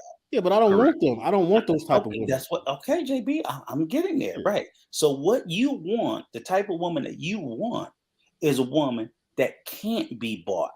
That money's not going to be. While money will matter, it's not going to be the end all to be all, because the type of woman you want probably come in with her. You're going to want a woman who actually has the capabilities or the ability, or currently is making her own fucking bread. And if she's making doesn't really matter to bread, your bread ain't that impressive. That doesn't really matter to me so much. What matters to me yes, more, it is, because here's the thing: that type of woman will be more intelligent. She will be more well-rounded. She's probably going to be more well-traveled. She's going to be more diverse. She's going to be more of all the things that you were talking about you want. Now, if she's broke, her ass is going to be more, she's just going to be more limited, more segregated. She'll end up having not been nowhere. So you're going to end up, see what I'm saying? So when you deal with things like, we said we don't want an independent woman or a woman that got her own money, but those type of women bring so many more attributes from having a more financially secure life of their own. They go out and they do things. While the sister who struggles, those type of women don't fit me. Been no fucking where. Those type of women don't fit me. I'm gonna tell you why they don't fit me. When I met my ex, she didn't really. I mean, I didn't have so much more than her, but I was in my career. I had started a new job and everything, and she didn't really have a whole lot. But But you said you didn't make much more than her, so you ain't have a whole lot either.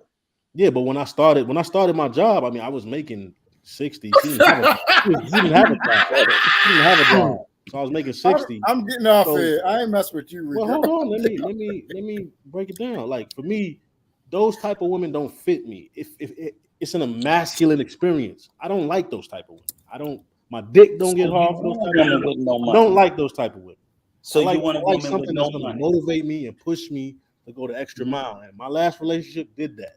And I analyzed, even though we didn't stay together, I rose to the occasion, and now I make close to $100,000 a year. So I'm about to crack that next year. You know, let me ask you a question, JP. I was paying all the bills, did not miss a beat. You know, I was paying for everything. She didn't work for a year and a half. She wanted to work. I supported that. She went to work. And I supported that. She wanted to quit her job. I'm like, you could quit if you want. I still got the bills. So for me, I think relationships like that fit me better. I just need somebody that has a few more other qualities to add on top of that, and then I'll be fine. All that independent stuff, I don't like that at all. Well, okay, I got a question for you, JB. I got a question for you. Now, Rico made it funny, but it's in reality, that age group is probably more mature and is more in alignment mentally with the fact that I made some mistakes along the way. I'm ready to now probably, act right or whatever, or follow a program that makes sense. Would you agree with that? No, because those type of women, they're coming with their own vision. I'm telling you, man, they coming with their own vision. I've dated these women. I've talked to these women. It's gonna be like a tug of war. Like, I have a vision for myself. I have goals of where I'm trying to go. Okay, the woman that I'm gonna be with either wants to roll with me, and she shares that vision, or she don't. I don't have time. Okay, but JB, check this out, right? Now, you talked about the 21-year-old, right? And you said that, the more independent types are not the ones that you're necessarily going to pick. Is that correct? Correct. Now, so with that said, and to Brother Clarence, and I believe what also Rico is saying, and I'm saying this, is that the type of women that you're saying that you don't like are obviously going to be the older women who've been there, done that kind of thing. Yes. Versus the 21-year-old who hasn't necessarily reached there. And I'm not saying that there aren't 21-year-olds that can't reach there, but if we're going to be realistic, that it goes back to even the point that Kevin Samuels was talking about, that when you look at the percentages of who's in a certain bracket, you know, the type of women that you're talking about would seem to me that you should go for is the younger women that are not going to necessarily challenge you in that regard, because they're looking at you as the leader. Exactly. You see what I'm saying? I lead from the front. All that shit don't work for me. That shit don't work. So that's why I'm curious about when you all. talked about the 21-year-old, and you I'll be said ready to it rumble in the didn't do jungle with them anything women, for you. man. I don't like those type of women. Yeah, but that's what I'm saying is that Okay, when you talked about the 21-year-old, that's why I was like, well, you know, okay, let's call that a one-off, but it would still seem to me Let's say that gotta be 21. She could be 23, 24. Right. You know what I'm saying? You know, and I'm 34. I have a lot of life experience. I've been through a lot of stuff, man. So it's not like I don't have nothing to bring. My ex, you actually, I basically helped change her life. Like I taught her so much shit. I helped her with so much stuff. Like, you know what I'm saying? It's crazy. You know what I'm saying? So it's like I have life experience. I have something to give. But JB, somebody that has little experience. JB, you know what you just described? But I don't need another. JB, I don't need a partner. I don't need JB. that. What you just described is called a child. So you want to be a father? No. That's what it is. I want somebody under my program. That's a child. That's not a child. That's not. Yes, a child. it is. I don't want no dummy. I don't want no dummy. That's a child. But I want somebody that sees where I'm trying to go. And you says, describe a dependent. But see, the thing you is, did not describe a partner. In a couple of years, I'll be at $250,000. You already what do said I need your money for? You coming with your money so you could challenge me. JB, I don't like that. I'm not into listen, that. JB, at all. JB, you said I don't want an independent woman. No, I don't need that. I don't want them to have their own program. I want them to follow me. You're describing a because child. I want family and kids. You over but here I'm saying like you're describing trying to make $250,000 just like me. It's not gonna work. We both gonna be working 80 hours a week. We both gonna be ambitious. We both gonna be competitive. Nah, that stuff don't work for me. Wait. Let me ask you a question, Rico. Okay, so he wants a woman that's gonna work with his program. Mm-hmm. Why is that a child? No, but even working within your program, she's independent. People who work for you typically work independently. Okay. Yeah, she's gonna be independent. I don't think he's saying that he's somebody that's not independent. But when I'm talking about independent, I'm talking about like I don't want to live. Can't be married and independent. That way. They don't work that way. No, well, excuse me. You can be married. Okay, here's the deal. You're married and you're independent because a marriage is a union of two fully functioning, separate, independent parts. Agreed. Okay. Agreed. So now, once they come together, they are what? They are what? You work as a team. You work as a unit, as a singular unit. No, you're supposed to be one. But each part is still independent of the other. Oh no! See, that's not a merge. That's not a merge. You work. That's something else. True. That's what hey Rico, I hate to say this. That's what these women out here. That's what they talk. That's how they talk. That's what they talk. They talk about that team. They talk about that teammate partner bullshit. Yeah, I'm not doing that. Okay. No, I'm not with that none of that shit. I ain't with none of that shit either. I was rolling with you till you talk about that partnership. Clarence, you got 30-something years of it, right? Hey! I don't know what I'm talking about. Obviously, Rico, I don't know what I'm talking about. I'm going back here. I'm gonna try to learn something from these guys that aren't married. I'm gonna try to learn something from them. But Mrs. Williams runs her program to support the family unit as a whole, as I do run my program to support the family unit as a whole. I have a job I have to do. My wife has a job that she has to do. She got to get her fucking job done. I don't do her job. She don't do mine. We both individually do what we must do to support the family as a whole. I don't cross over into her lane to do none of that shit. I don't want to. I'm not going to. It ain't my plate. She don't cross over into my lane. I might can constructively come together and say, this is what we're going to do. And then she follows my lead. Tell them what your wife did for you the other day. When she came down, put them slippers on your feet. Who, me? Yeah, you. Oh, Yeah. Oh, okay. Yeah, So that's how it's supposed to be right there. Okay. And so that is true. But what I'm You saying, didn't tell her. that You didn't tell her. that's what No, that's the point. That's the point. But that's how she feel about me. Thank That's you. how she feel about the situation. Thank you. It's still we move as a unit, but at the same time, there's some things she have to do. She have to have her independent thinking to be able to do that stuff. I can't have her calling me every time. Oh, Of course not. Papa Clarence, what do I do now? Of course She's got to have her own independent thinking to do Of something. course, you don't want I'm no not looking for a daggone dummy. dummy. Nobody Right. said they want a That's dummy. That's what we talked about. We talking about you even on a decision. team where you got a goal together. Your goal is together to raise these Exactly. children and And- try to make and everything even- a better even that part- situation. Now, see that's a difference, bro. Cons. What I'm saying is this, because at first I was agreeing with Rico, but again, we all have we all have our orders, man. Right. But here's I'm the a thing. man, she's a woman. You see what I'm But then saying? ain't talking The about that. household runs well when the man is leading. Yeah, First- it's like you got See what I'm saying? That's point. That's point. But and you said now, if you're leading, truth, if you're leading, one of the biggest things about leading that people don't understand is when you're leading, you got to know when to put your best person on the job.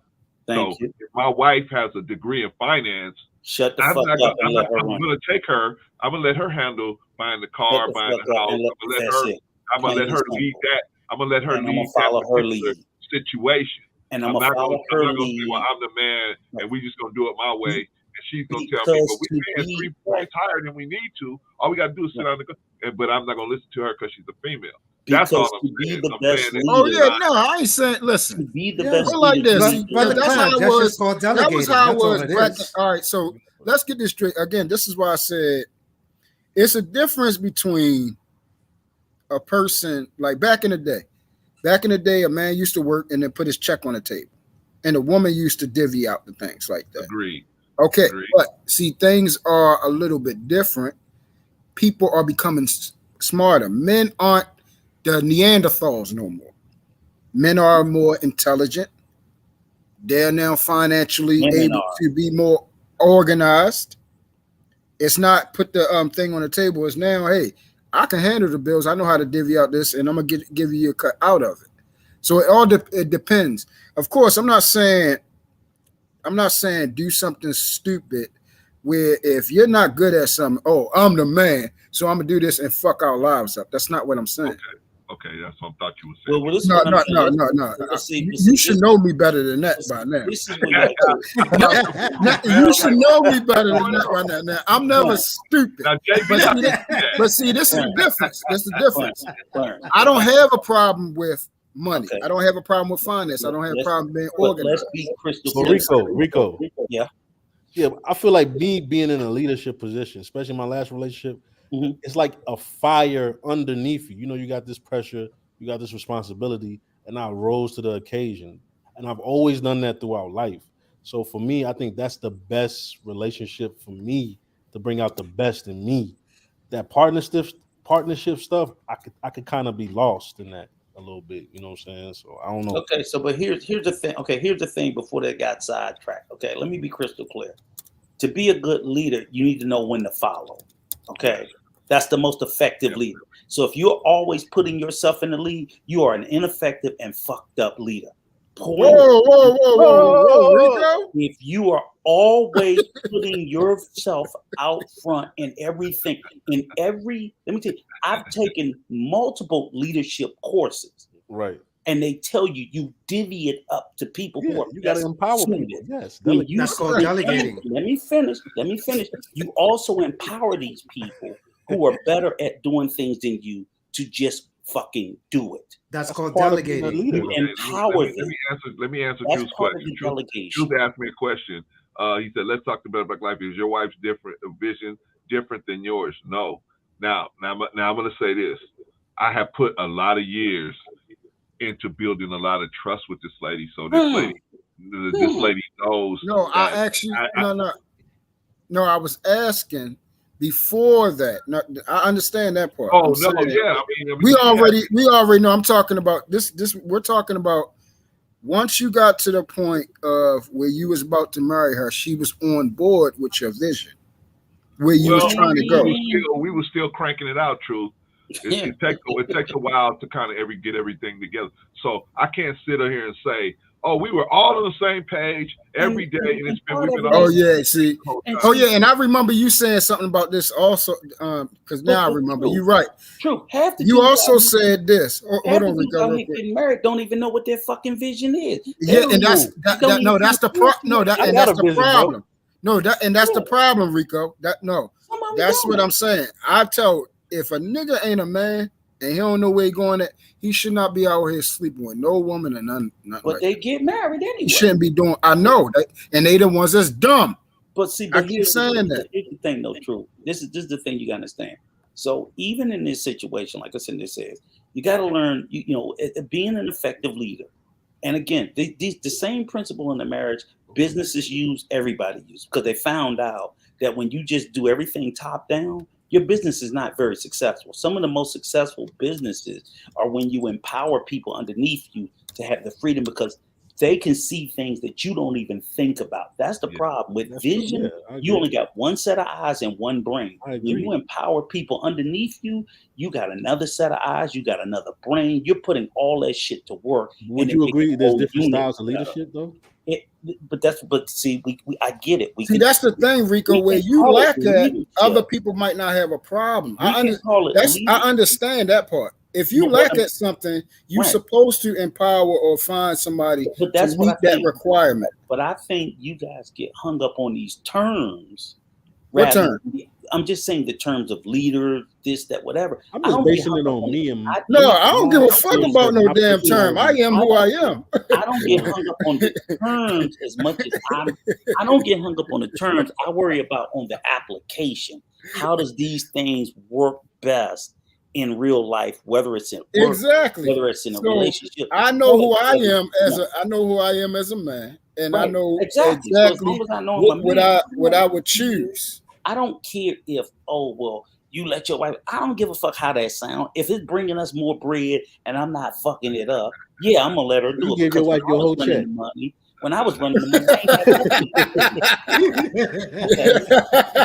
it just didn't make sense like that, and then that's the problem. Yeah, Rico probably still do the old thing. He laid a check on the table and everything. Shit, goddamn it! I got another house in another country behind it, as opposed to I was living in an apartment. Damn, they get my car repossessed because I was doing stupid shit. So I look at what it is now to what it was. So let me answer this question, Rico. Let me clear this up. Mm-hmm. So for my wife to follow me and see me as a leader, it took a long time, brother. It took a long time, a lot of years, a lot of building trust, a lot of mistakes, having to go back and correct mistakes and show her that I'm serious about my family and I'm serious about my children. I'm serious about. And it took a lot of years for her to see me taking as a man. And I had to build. How long was you been married, Brother Clarence? 32 years. Yeah, see, see that right there. See, y'all basically grew up with each other. You see what I'm saying? Y'all grew. Yes. You see what I'm saying? I would have, but I'm just trying to tell you the truth. If I was pushing the whole "I'm the man" thing, I probably wouldn't be here. Nobody said no. See, no. But listen. The thing is, y'all can't. Wait. Truth. Let me finish.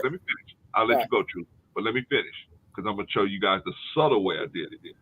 I did it with my actions. I never had to say, "Are you gonna submit to me? Are you gonna do this?"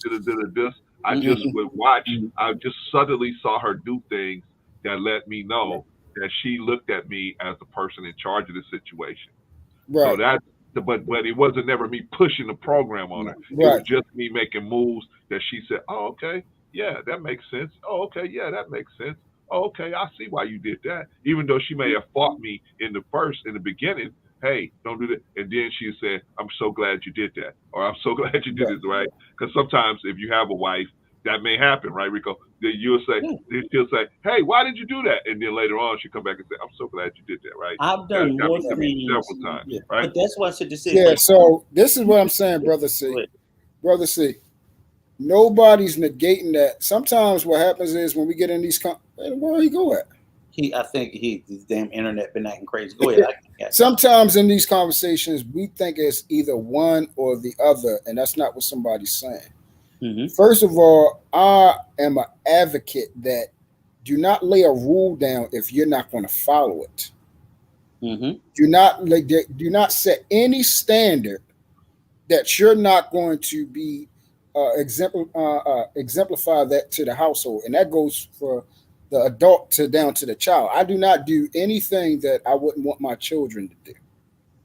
I don't go by, I do this because I'm an adult. That's the dumbest thing I ever heard, and that's the dumb shit that we used to have to grow up on.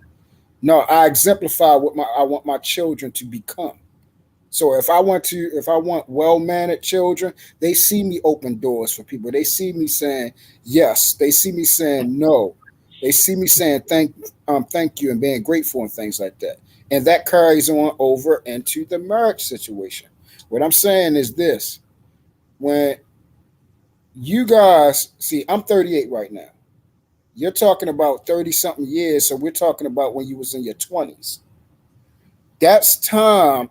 That'd have been the time if I was with my child's mother, we would have went through the growing pains, and by the time I got to where I'm at now, I would have been like what you're talking about. But see, I'm already there. You see what I'm saying? I know where I need to go to.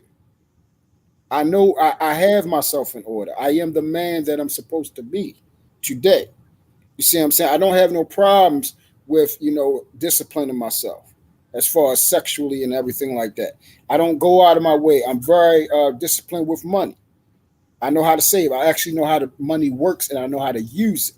So all the things that y'all grew where she would have to trust you and see you make mistakes, mess up money, fumble this, mess up that, probably, I don't know. I'm not saying that you have cheated, but just in case if you have stepped out the way, y'all got mad, cussed at each other, all those things, whoever I marry, they won't have to endure those things because I'm already there. You see what I'm saying? So all I need is somebody that is intellectual enough to say, hey, show me, and then I will follow. But you got to have a plan. And that's what a lot of dudes don't. They don't have a plan. But that's what I'm saying. That's something that I don't have. I have a plan. I know where I'm going at. I have the vision. And I'm looking for a person that basically they understand where I'm trying to get to. They understand what I want with the family. And they understand I'm not accepting anything less than the best person you can be every day. Well, the best person you can be. I'll say you this. See what I'm saying? That's it. That's simple. But I will say this. I hear you young men talk. I hear you guys talk about the woman that y'all want and what y'all expect. This and that. And that's fine. I'm not on paper and saying it and saying it orally. It sounds wonderful, but we do know in our community we have very low marriage rates, very low, men and women. So while it's 25, I think it's something like 25% of women, of black women. So 75% of black women will never marry. I think it's like 65% of black men. 69%. 69? Yes. Will never. Yeah. Who said I gotta marry a black woman? Why is that though? Who said I gotta marry a black woman? Stop. But let me finish. Guess what though, JB? When you ask the question, why is that? The men is right behind their ass. So it's not like black men are getting married in droves either. Why are black men looking at black women and say, you know what? I don't want to marry you? Because see, the argument you guys will say is, don't nobody want to marry a black woman. But ain't nobody knocking themselves really out to marry black men either. They really I'm don't. saying both sides of the equation, we're suffering from the same thing. Okay, let me tell you something. Like in my last relationship, you know what my ex told me? I'm not going to be cooking for you like your mama. Okay. You want me to stop paying the rent? JB, I'm like not. No, what I'm sitting there All saying right, is, then, like I don't understand this. What's going on here? Why can I eat a nice cooked meal with my wife and it not be considered slavery, drudgery, old school? What's up with stop crying about trying to make a woman do something that she won't do and find one that'll do it. Exactly. That's Jesus what I'm Christ, talking y'all about. act like it's Exactly. gonna be And that's the thing. find a woman that'll cook. I'm Come betting. on. Exactly. But rather than you go out and find a woman that cook, and I'm using you as an example, y'all will sit here and cry about the last one that didn't cook. Fuck it, she ain't the one. Go find one that will. Come on. Oh shit, you got the wrong person. I ain't crying about shit. I'm good. Basically, focus on No, what but you you should want. tell me. Don't I'm focus good. on what you don't You should want. tell me stop going over there to your mama house. If I need to get some When pussy, you I start can go. cooking. I can show you my phone. If I need to get some pussy or get somebody to cook me Complaining food, about that I'm good. ain't gonna get to the next one. And Boy, you snitching, huh? It's wrong. It's wrong to sit there and say, what's Rico wrong? don't know who he talked to. He forgot who he talked to over here. What's wrong is you'll sit there, you'll have that one that didn't cook, and then you'll come out and you'll say black women don't cook. No, it's not I that didn't say black that, women bro. don't I cook. didn't say that. I know. Listen what I'm saying. The guy will say, "Oh, the last woman I had, she didn't want to cook for me." See, black women don't cook. Her mama No, cooked good. that black woman didn't My want to ex-mama, cook. she cooked really good. Exactly. She know how to. didn't She want like. to I could have taught her to cook. She ain't want to. But then you know what? Then if I've you been on this thing for almost 2 years. Move Y'all ain't on to the never heard next me say woman. no bullshit you like have that. to do that, and if that's a problem for you, find one that is not a I problem. can cook, man. I got somebody that can cook for me. They the embarrassing fucking me. chef. Stop going to pick up food from your mom. You're embarrassing me. That's what I used to hear. I'm not hearing that no more. Okay, then, but that's the whole point. Shit. Why do you guys act like the little shit y'all nitpick about? You can't find 1,000 other women that's willing to do it without complaint. Y'all, Chicago, I don't know, man. I don't know. Then you know what? Then you need to Shit, expand. I ain't complaining. I ain't complaining. I'm sorry, Chicago. Now for what I want, Chicago's a big it's hard to find that. Okay, it's hard to find a woman of God. So I'm trying not to date out too. Well, damn, you're making it hard. It's hard to find a woman that loves God. I will say this. I'm trying to tell you that right now. It's not really hard to find women of God. It's really shit. They just might not be packaged the way you want them to be packaged. And what they ain't gonna do, they ain't gonna come looking for your ass. You gotta go find them. Shit. It's hard to find that. I ain't talking about the ones that go to church. I ain't talking about the ones that pay tithes and all that shit. Well, no, I ain't talking about. I ain't talking about none of. And they damn sure all these Christians, so-called Christian women on this dag on YouTube. I ain't talking about them either. I'm talking about one that reverence God. They know him as Father. They fear him. The church? There's women out there that the church is all fucked up. They just ain't in the package you guys are looking for. Exactly. That's called Christian feminism. That's what the church is for. Feministic Christian women. But can I be crystal clear? Okay, let me be crystal clear, because one thing I hear you guys saying, and this is troubling me, because so far I've heard everything y'all looking for and everything y'all want and everything that would be perfect for you. Let's be crystal clear. I understand that we all come flawed, to include the motherfuckers on this panel that's talking. So when we go out and we seek for what we're looking for, understand this: we are flawed to the people that we're presenting ourselves to. So JB, for all the accolades that you give yourself, that woman that didn't cook for you, I bet you if I asked her, she probably has some shit to say about you. Of course, I don't know what it is. I made some mistakes, yes. So that's all I'm sitting there saying is, so that has to be part of it too. So when I met my wife, I knew, look, if this woman is, oh God, please let her put up with me, because I know I come with flaws. So we can say, oh, I want to. So you don't look at yourself as a top dog? I want a woman that can do this. But oftentimes when we meet people, we are still very much imperfect ourselves. So either we need to learn to say, hey, maybe this person isn't exactly 100% where I'm at, and some things that my wife put up with me, she's still putting up with me. I still haven't changed. That's why, even though she's not as perfect as I wanted her and she didn't change those things, I'm like, I ain't going no fucking where, because I know I still have those flaws. So she loved me enough to be patient with me, to deal with me about that, and vice versa. So again, each and every person, we know what's most. I would say if you're good enough to find the majority of things in a person that you want, that's how God brings imperfect people together. He don't bring perfect people together. That's the whole point. The whole point is we got to come together and we spend the rest of our lives working on ourselves, not on each other, working on ourselves. The fact that I'm with my wife, it gives me the faith and the energy and the strength to work on places, because when I leave this world, she's not going with me. We all go alone. They made the shit about Kevin Samuel died alone. We all die alone. We were all born alone. We all gonna leave this. But it's how he died, though. He just fell over. I know, but what I'm saying is that doesn't matter. When you're with a wife, she's just with you, or she's with you for your journey through life. And when it ends, you're gonna leave this place alone. You're not. I'm not making my wife better. She's not making me better. We're making each other better. We're making ourselves better while we're together. But he went out on top of a Thizot.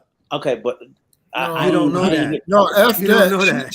She better come know that. Yeah, that's speculation. That's why we got a lot of divorce now. Listen, she better get her shit straight before she get. I ain't taking no trauma, motherfucker. Even when you get a wife, JB, when you I ain't get a taking wife, no crazy billups. You'll sit there and think, I got a wife, everything's perfect, everything's good. No, JB, you still gonna be fucked up. You still ain't gonna be 100%.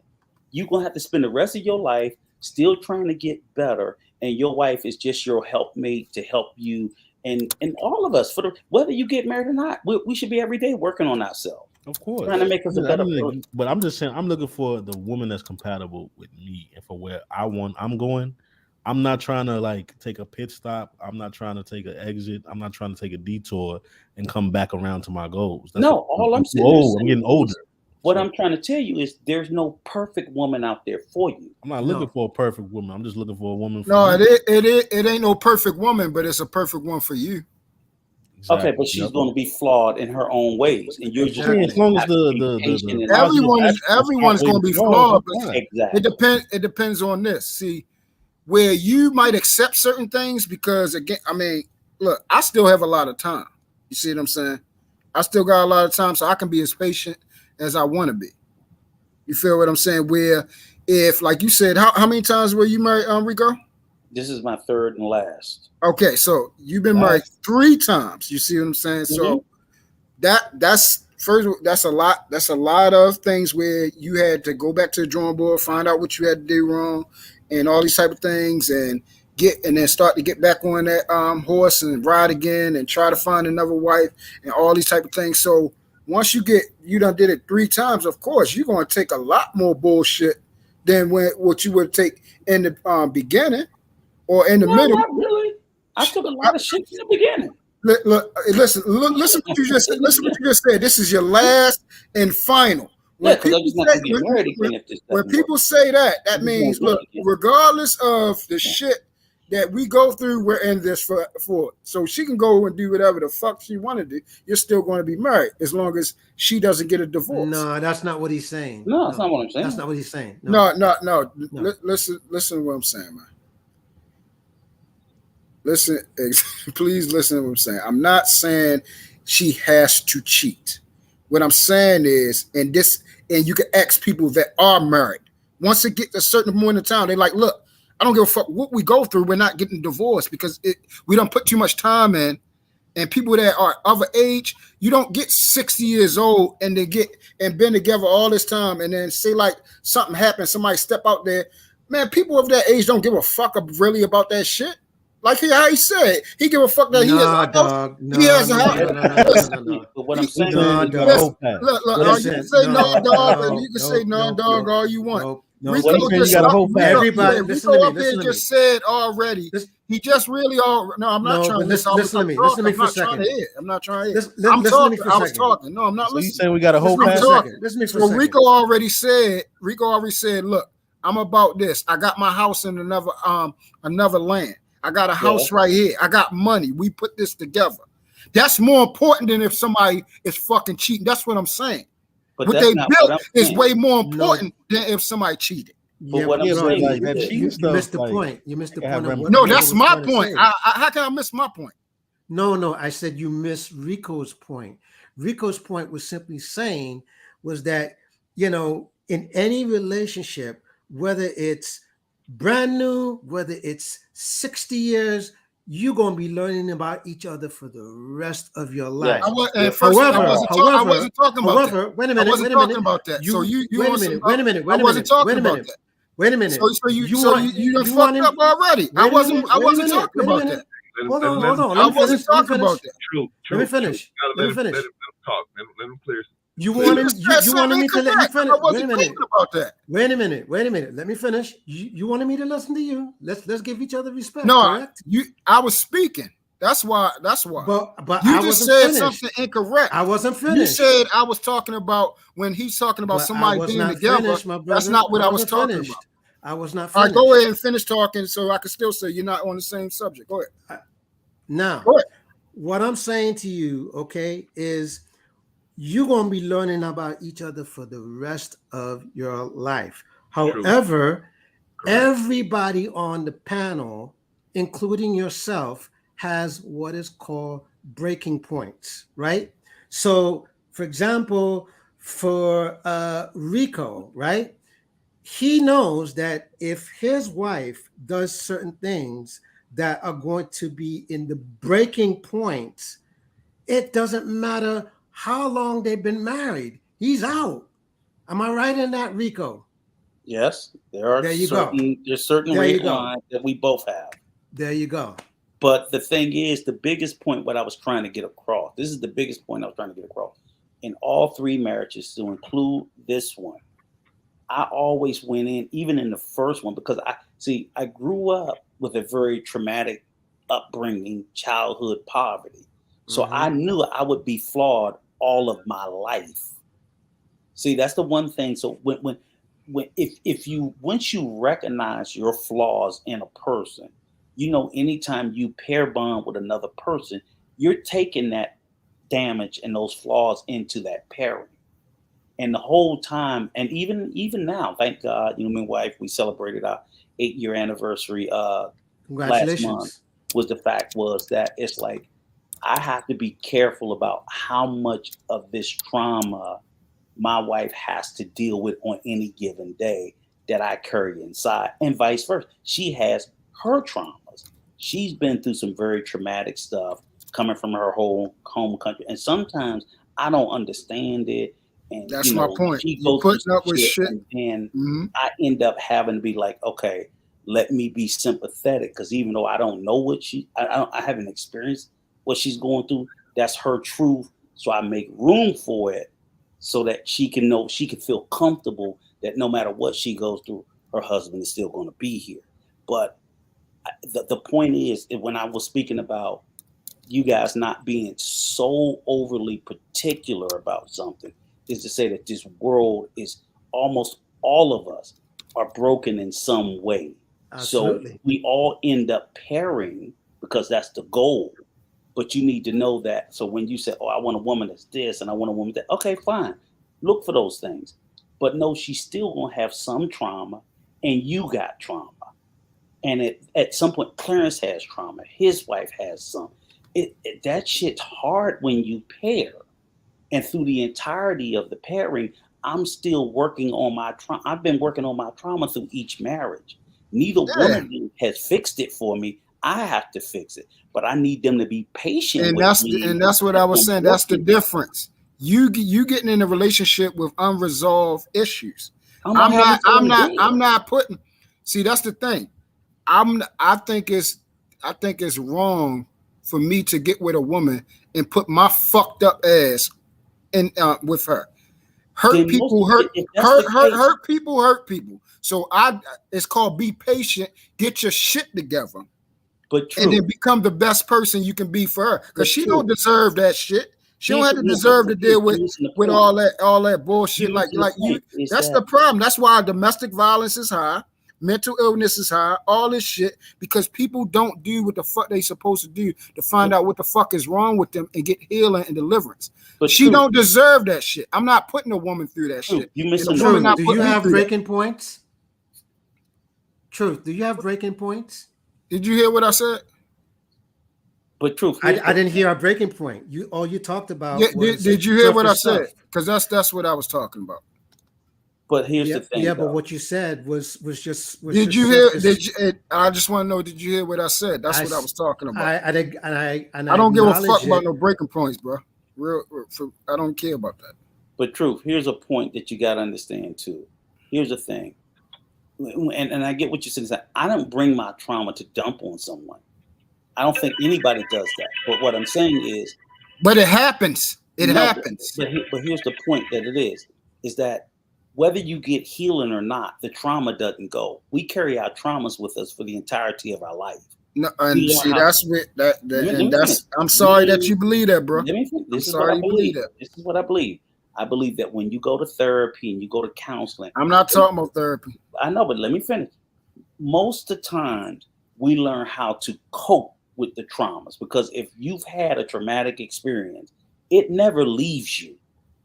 It never leaves you. You can't get rid of it. You can't undo it. It will be a part of you for the rest of your life. I would have to agree with Rico on this, true. And how to move forward. And most of us do that. And if you sit there and you say, okay, I'm not going to be with somebody until I said healing and deliverance. You can have a scar. Yes. You can have a scar, but the scar don't have to be fucking open and bleeding. Let me say this. Okay. So that's what I'm saying. Don't have to be bleeding or infected. So like me, I have traumatic experiences. Right? But here's the thing. You always know you got that scar. A scar, but it's not hurting. It's not infected. It don't stink. It's not bleeding. But what I'm sitting there saying, you know what a scar is? A scar is a reminder. I got scars on me, but I don't think about them. No, but I'm saying it's a reminder. Sometimes that scar is a reminder of what you went through to protect you from going through it again. That means that's something that, and if you still think, if I'm thinking about the times I got stabbed, when I got shot, anything like that, that means that is still bothering me. Like, okay, let me give you that's bothering. Let me give you an example. I'm not worried about none of the scars on my body, bro. Hey, true. Like, I'm not thinking about that. Go ahead. Go ahead. So, like, for me, like, I've witnessed, I've almost been shot 3 times. I've been jumped on quite a few times. I've seen people shot. Shout out to Bob. People pull guns on me. So it's like all those things. Like when I'm around in the city in Chicago, I play defense. So when I see certain cars that look a certain way, I know, this car looks sketchy. Like I start getting triggered. You know what I'm saying? So it's like my shit is overreactive. You know what I'm saying? So it's like it's gonna stick with me for the rest of my life. For you. That's what I'm saying. Yeah. A lot of I agree with that. For you, that's all I'm saying. Rico, some things like that. But the shit that I went through, it doesn't plague me. It used to when I ain't deal with it. That's why I did a lot of bad shit because I had a lot of shit. I don't live in a peaceful place. Super peaceful place. Nigga, I live in Baghdad. I live in Baltimore. I live in the hood. Iraq. Shit. I live in the hood, shorty. Listen, but I've been shot. I've been stabbed. I mean, you're not saying nothing. I'm still connected to the streets. My man's out there. You're not saying nothing, bro. It's about the mentality, though. It's about what matters. Okay, Truth and JB. Let me ask you guys, young guys, a question. If you live in these pretty much dangerous zones, how do you propose to find a woman of God or a woman that's going to jump on your program? I don't know. That's why I travel, brother. I travel. I don't travel that much. See, that's the thing. I'm not one of these people. First of all, you never heard me run around here complaining about a woman because I can get a woman to do basically anything if I want. I already it's not hard. It's not hard to find a woman that cook. It's not hard to find a woman to give you some pussy, suck your dick. None anything that the guys on the manosphere was complaining about. I never had those problems. What about for 30 years? Trying to For 30 years. For 30 years, what? What is that? Can you get her to cook for 30 years? like some of our grandparents? There's a trick to that, JP. There's a trick to that. Can I get I can call the same girl I've been knowing since I was 14 years old can cook for me. She does. That's not nothing. For me, I need intellect and I need a woman that's spiritually grounded. Right. And in order to do that, you have to travel. You have to get outside of your norm. I travel frequently. Can I ask JB a question, right? JB, You feel what I'm saying? I know I'm not going to find. Hey, brother Clarence, I know I'm not going to find that in here. It's too much. It's too much fucked up shit out here. JB, I know that. I know it ain't nothing of that. Caribbean, man. JB, it seems like that's what you guys really want. No, say it again, Rico. I didn't hear you. You said your parents was from the Caribbean. Yeah. So, I mean, have you ever because you said you I was talking about that with my sister the other day. Because I don't know why it's so hard. I'm like, Chicago is a huge fucking international city. So I don't know why you struggling, but God knows. And at 34 years of age, single, no kids. I mean, is your 400? I don't want your to go standards might be different than his. Again. I don't want to do that JB. rodeo again. You know, Rico, that's what I keep trying to tell you. Your standards are probably different than his. I'm just trying to figure out. What you into a relationship and get sidetracked again. You feel me? So, but I'm like, JB, you're a 34-year-old black man, single with no kids, never been married, and almost making six figures. I'm like, if you can't get, what the fuck? He got to he said he don't travel. Once he start traveling, he'll find a woman. He'll find a woman. He'll find a woman in Chicago. And I'm like, wait a minute.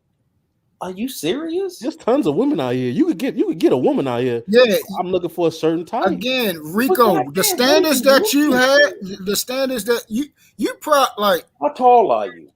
I'm 5'9". Oh, okay. You almost in the short zone. So I'm just I never had a little nigga. I never had nobody tell me that. He got little nigga syndrome. He average. He average. Listen to him, JB. He average. He's shorter than you, JB. I'm 5'7", so you know y'all niggas mad because y'all ain't 6 feet tall. Y'all better get over that shit. Oh my god! But the reason why I'm asking, I used to be mad I wasn't 6 feet. I used to be mad. Hold on. Now I'm asking you and JB. Okay, so you guys say you're gonna travel. Where are you gonna travel? Where are you gonna meet this magical woman at? I don't know. I need some insight. It's not one specific place. It's women. It's females everywhere. It's hard to find, and because of the way the world is set up and how much exposure and the television and everything like that, they're getting worse. The mindset and everything is screwed up. For what I want and what I'm raising my daughter to be, because I'm not bringing a woman in my household and she's not what I'm raising my daughter to be. You see what I'm saying? You're not going to fucking fuck up my shit. Like, that's not going to happen. Like, I need a woman, and she needs to be grounded. She needs to know what her purpose is. Not these so-called, I got a career woman. Okay, let me that. You feel what I'm saying? Hold on, Rico. So it has to be, like I said, a woman. She has to be intellectual, and she has to be a woman of God.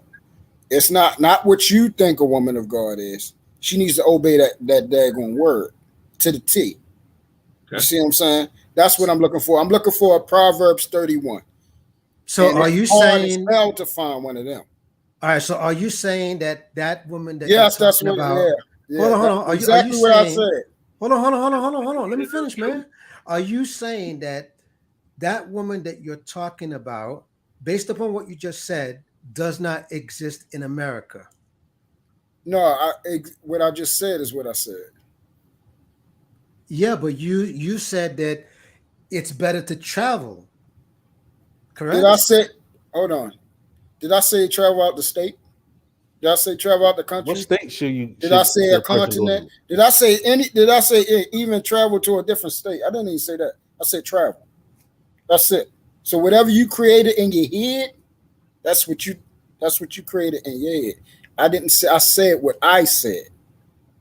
But I was just asking a simple question. No, you didn't ask. No, you didn't ask. You could have said. Hey, yeah, other variables in it. I asked you a simple question. Does she exist in America? You added other stuff in it. So and no, you couldn't. All right, the answer to your question, no, I didn't say that. There you go. Okay, so can I ask you guys one question? Okay, you're 38, you're 34. At what age when do you guys plan on doing this? That's what I'm trying to figure out. I mean, y'all gonna wait 60? I'm trying to do it within At what age? What? But before neither one of you are married, right? Mm-hmm. So, I mean, how much time are you giving? Because remember, y'all, JB started this danger zone shit. So, do y'all believe the philosophy? I can find. Well, first and foremost, the stuff that JB believe, I don't believe. But I'm saying, okay, you but feel what I'm saying? So that's number one. But I'm asking, you want to get married? So, is it a 10-year plan? No, it's not. It's for me. I want to be married for what I need to do. Okay. But if I don't get married, it's not such a big thing. You feel what I'm saying? Okay. For me, I want to be married. It's important. In other words, I'm not for what I want.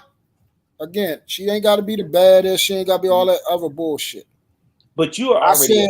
I said a woman. Truth. So that's a difference. Yeah, and that's different. I said a woman. Have no kids. I said three things. She has to be a woman. She has to be intellectual. And she has to be a woman of God. Those three things. Can she be plus size? Huh? Can she be plus size? Plus, yeah. Why not? Okay. All right. So what about you, JB? Can she be plus size? I tried that, man. She got to be in the gym. Okay. Now let me ask you a question. No, man, I don't want nobody that's not. I mean, I don't want nobody that's crazy. Like, I gotta be realistic. I'm not going. How much time I want to still be attracted to her. Now, come on now. Okay. JB, how much time you giving yourself? I'm not gonna. Okay. How much time? I want to get this age down. I want JB to nail down. You giving yourself to. I want to find that one within the next year, bro. Okay. What is the plan, JB? What are you doing? I don't know. I don't have a plan. Okay, well then how's that gonna work? I got a few events I'm about to go to. You've already. I don't know if I'm gonna meet somebody there. You cut out 27. So bro, see, while I'm traveling, if I meet her, I meet her. If I don't, I don't. Yeah, I got a few events. Like, I got so much other stuff on my plate. But JB, what if your wife could be out there right now today, fine, fit, everything you want, but she's 30. And you say that's the danger zone. I'm not saying I wouldn't consider it, but certain things have to be there. Like, see, well, goddamn, JB, what do you want? She's 30 years old. See, that's what I'm saying. That was my. What do you want? See that right there, Rico? That was my whole point. You see how it really don't matter to you. I'm trying to figure out what you guys are looking for. She's 30. This is what I'm finding. I just told you what I'm looking for. Age range. I know yours is the Christian thing. What is Rico? I just told you that. Women in that age range. How they gonna get there? Because if they don't have a definite plan, they're probably not gonna get there. Why hasn't a 30-year-old woman been taken off the market yet? Because she didn't want to get fucking married, JB. Why does it have to be? That's bullshit. It's a conspiracy. Why? Look, somebody asked her. She found out he was an asshole. She didn't want to marry, so she should have married him. So let me ask you this: if that's the case, what if she's a 30-year-old divorcee? So she's been married before. That's a little different. They can't win. It depends. But the point is, why did she get a divorce? Like what happened? Rico's trying to tell all you those guys, details. There's going to be something you have to deal with. There's not going to be the perfect woman because the reason why, just like real estate, a house, a good buy is not going to stay on the market long. No, there's not going to be a good buy. True. It's not going to be a good woman. With these women around. You they may have stay on the market long. See, hey, bro, see, listen what you just said.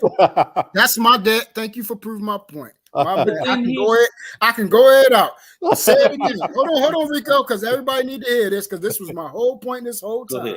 Say it again, bro. See, I said a good woman's not going to stay on the market a long time. Fact. So what that mean? That means that you're not going to find a perfect person out there. You're going to No. Nobody said perfect.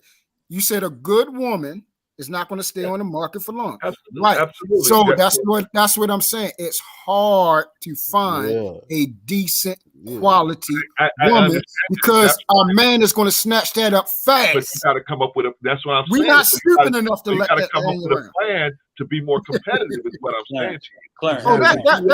That's not it. Nobody. That's not even a competitive. problem. That's not a problem. Listen to what I'm saying. Listen to what I'm saying, guys. I know I'm old, and I don't probably make no sense. But just give me a few minutes. Yeah. Okay. The white women, when they go to college, what they do is they say, I want to marry a doctor. This is an example. I want to marry a doctor. So what they do, they go and volunteer in the Hall of Medicine. They volunteer and be cadavers. They volunteer and be patients. Why? Because they trying to create the proximity to the type of men that they're looking for. Basically, they put themselves in position. Huh? Basically, they put themselves in position. But that's what I'm saying. But you cannot do anything without proximity. Okay, right. Proximity you're gonna have to have just to scout out what's going on. So I'm saying, what's the plan to? And now it's not just you. So you have to compete with other people. So how are you? What is the plan for the competitive proximity that you guys need to obtain so that you can at least be around the type of woman that you guys are talking about, right? Truth, you say you want a woman that's Proverbs. I'm looking at Proverbs 31. A lot of nice stuff in there. Okay. Yeah. So like and that's hard. And that right there is hard to find. Exactly. A woman like this is not going to be walking around the street. That right there is, not going to be walking around. That one is hard to find. So that's why I'm being patient. I got a question for Brother Clarence and Rico. I'm not tripping. I'm patient right now. I'm not. Listen, you have never heard me say anything like I'm searching. I can't find where they at and all this stuff. I know. Listen, I know I have to be patient for a woman like that. So when I find her, I will find her. I'm not tripping. Rico, I think I'm not desperate for no ass. Like, no, it's not. I think you underestimate the present day times. So that's the only thing that that's the only thing that men go crazy over when they got to have a woman, right? Absolutely, it's because they want some box. I'm not tripping off of that. I can be patient for as long as possible until I find a woman to go. I don't understand the modern women that y'all dealing with. You know how, Brother Clarence, I done been with so many women, it's not even funny. So when I say it's hard, it's the type of woman I'm looking for. When I say it's hard to find, that's why I said I'm no longer looking. When I see her, I will know it's her. That's what I'm saying. But JP, thing I'm saying, I'm saying is, cook, clean, even if you find this woman with all of this stuff in here, like the Proverbs are saying, she's still gonna have to have. There's probably going to be at least one or two issues that you don't see. And yeah, so, she ain't got to be perfect weight and all that. Where she dig her nose? This is my point. So my next point is I just said that.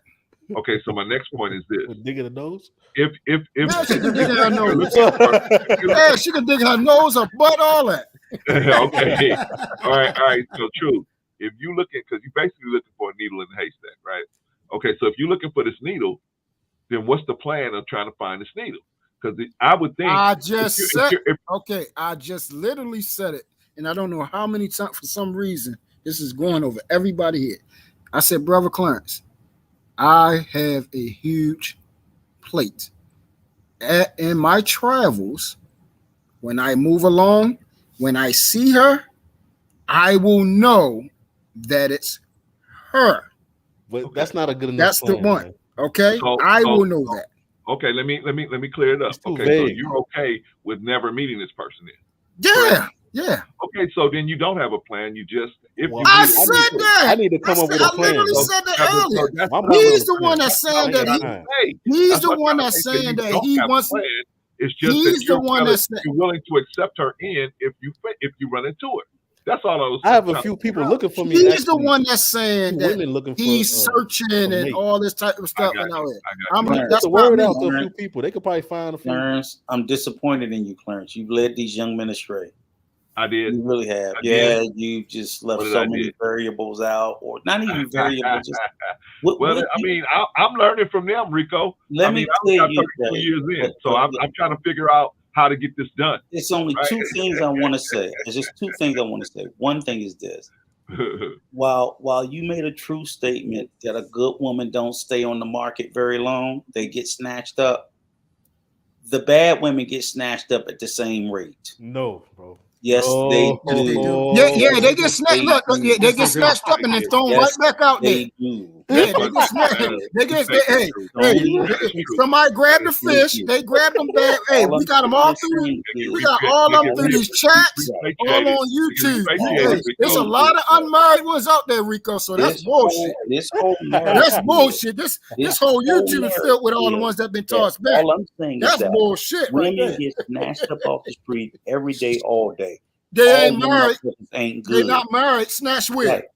No. Even the ones who they getting fucked. Yes, I told you I'll fuck them. True. All the women that I'll get fuck married. them. True. If there's 50,000 black women that get married, snatched with. True. All these unmarried motherfuckers out here, man. You must be crazy. There's 50,000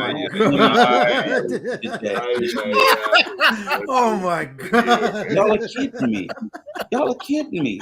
You know what, Clarence? We go tripping. Clarence, this is why neither one of them been married. Huh? That's why neither one of them been married. What this is what tells you. You see, Rico. You see how Rico talking so much that he don't listen? Who ain't been married? I'm listening. Who ain't been married? Who ain't been married? Okay, well maybe you have. Yeah, because I just got finished saying it earlier, and I said it 1,000 times. But what exactly. So we don't know what we're talking about. If you've been married, no, I just listen. I just ain't going to go out here and just marry anything. I still got time. See, I learned. Listen, so Rico, so I'm gonna have to put it like this now. Since you went there, I'm not going into three and four marriages, bro. That's fair. You know what I'm saying? I'm not. In other words, see, I'm glad I have your example. You're still alive after those. No, you don't have to learn from my example. You can no. You're a great example of not to keep going in these marriages and screwing it up and then going back out. You feel what I'm saying? So that's what I'm not doing. I learned from my mistake. I learned from what I did the first time, and see, it's called being patient. But not going in and getting married again and going in and getting married again just for the sake of marriage. True. You didn't learn from me. You learned from your mistake. You learned from. I agree with the patient. No. I said you're a great example of what not to do. Not marry 3 or 4. I'm an example to myself. You learn from your mistake, not from none of mine. My mistakes taught me. They didn't teach you nothing. A smart man, Christian, a smart man learns from his own mistakes. A wise man learns from others' mistakes. That's a bullshit proverb. No, that ain't no bullshit. That's true. You got a lot to teach, Rico. So. No, maybe what you don't have to offer, you might be right. Maybe what you're saying, if you're saying this, I'm only going by what you're saying. Yeah. So if somebody can't learn from anything that you have to offer or your mistakes, if I ain't what are we talking about? I didn't teach you nothing, then you ain't learned nothing from me. If you if I didn't teach you, in other words, let me get this straight, Rico. Let me get this straight. So you're not teaching nobody nothing, right? I'm not teaching nobody about marriage. I tell people they need to learn that shit on their own. I know how tough marriage is. I'm not out here trying to profess to be a marriage expert because I know that that's not my lane. Then what the hell are we having this conversation for then? Let that man go and do what he gotta do. This conversation. What the hell are we talking about now? Not to teach you guys. I was asking some questions. So the question is hold on. So if you ask somebody a question, then he gave you the answers. Why you not accepting him the answers? You came in to make a point to say that that all these women were getting fucked, that bad women were not getting married. So I'm telling you, you don't know what you're talking about because a whole lot of fucked up women get married every year. That's true. Yep. I would say that. You tried to make it a point that they did. Just because, okay, so I'm gonna say it again. For the millionth time. Just because it's a whole lot, that doesn't mean it's a majority. Again, I didn't say anything about the majority. You said that's all I'm worried about. You worried about the minority. I'm worried about the shit that matters. I'm worried about the one that matters. Good women. If 50%, JB is not looking for JB. You looking for a fucked up woman? Nope. All right, then. So why are we talking about what's fucked up? Because half of them end up in divorce. So how the fuck are they? How the fuck is that a minority? And that's the point. That's why it's called be patient. But that's so what about the other half that are successful? You know how they come up fucked up? They come up fucked up because they've been what about the other half that are successful? And being in so many different marriages. That's how they come up. What about the other half that are successful, Rico? They're successful. That's fucked up too. Okay, You gotta stop running around here. Just the keyword is successful. What is successful, JB? Exactly. What does that mean? To me personally, married 5 years, 10 years. What is successful? Success is being in a healthy, happy relationship that you actually like. You really These motherfuckers married. Let me wait. We talking about some fucked up girls. Who the fuck want a fucked up bitch? Like who the fuck is taking that? Nobody's taking that dumb shit. Let me explain something to you. Like I ain't that desperate to get married to take somebody that's fucked up. I'm sorry. Wait. I ain't desperate. Marriages go through periods, and what you want is most of the time. I ain't that desperate, shorty. Yeah. Wait. What you want is most of the time to be happy. All of the time it's not gonna be happy. I'm gonna just tell you that. I don't care. But for me personally, me as a man, my focus is elevating myself financially. So I'm gonna have the money to where I could create an environment to where we can be happy. If we're not being happy, then it's because of us. Who the fuck is going to get in a relationship and y'all ain't happy? Rico's trying to tell you. Money doesn't equate happiness. I'm not saying it creates. I'm not saying money creates. I'm saying it creates the opportunity to be happy. Because you can't be happy. Hey, JB, don't listen to that bullshit either, because that's the trauma shit that we grew up on. All right, my brothers are married successfully, and they don't argue at all. I seen it. I used to believe that bullshit too. That you can't be in a marriage without arguing, fussing, and names calling, getting mad at each other. That's a fucking lie. Arguing. I never said that. That's a lie. I've seen it. Listen to me, Jay. If you that type of man, she's going to respect you and know her place. I'm trying to tell you. My brothers run that shit. I never said anything about arguing. I never said. Now I just said that you're going to have some times that are tough. That's all I said. Yeah. So basically, that's going to be. Hey, I'd rather have their tough times then. Okay. As long as the tough times don't include financial tough times. Okay, that's the worst. So it doesn't matter who you marry. I don't care how good of a woman you marry. There's going to be tough times in a marriage, especially a marriage that lasts over 10 years. You're going to bury some people. You're going to have some heartache. Somebody's going to make a mistake here or there.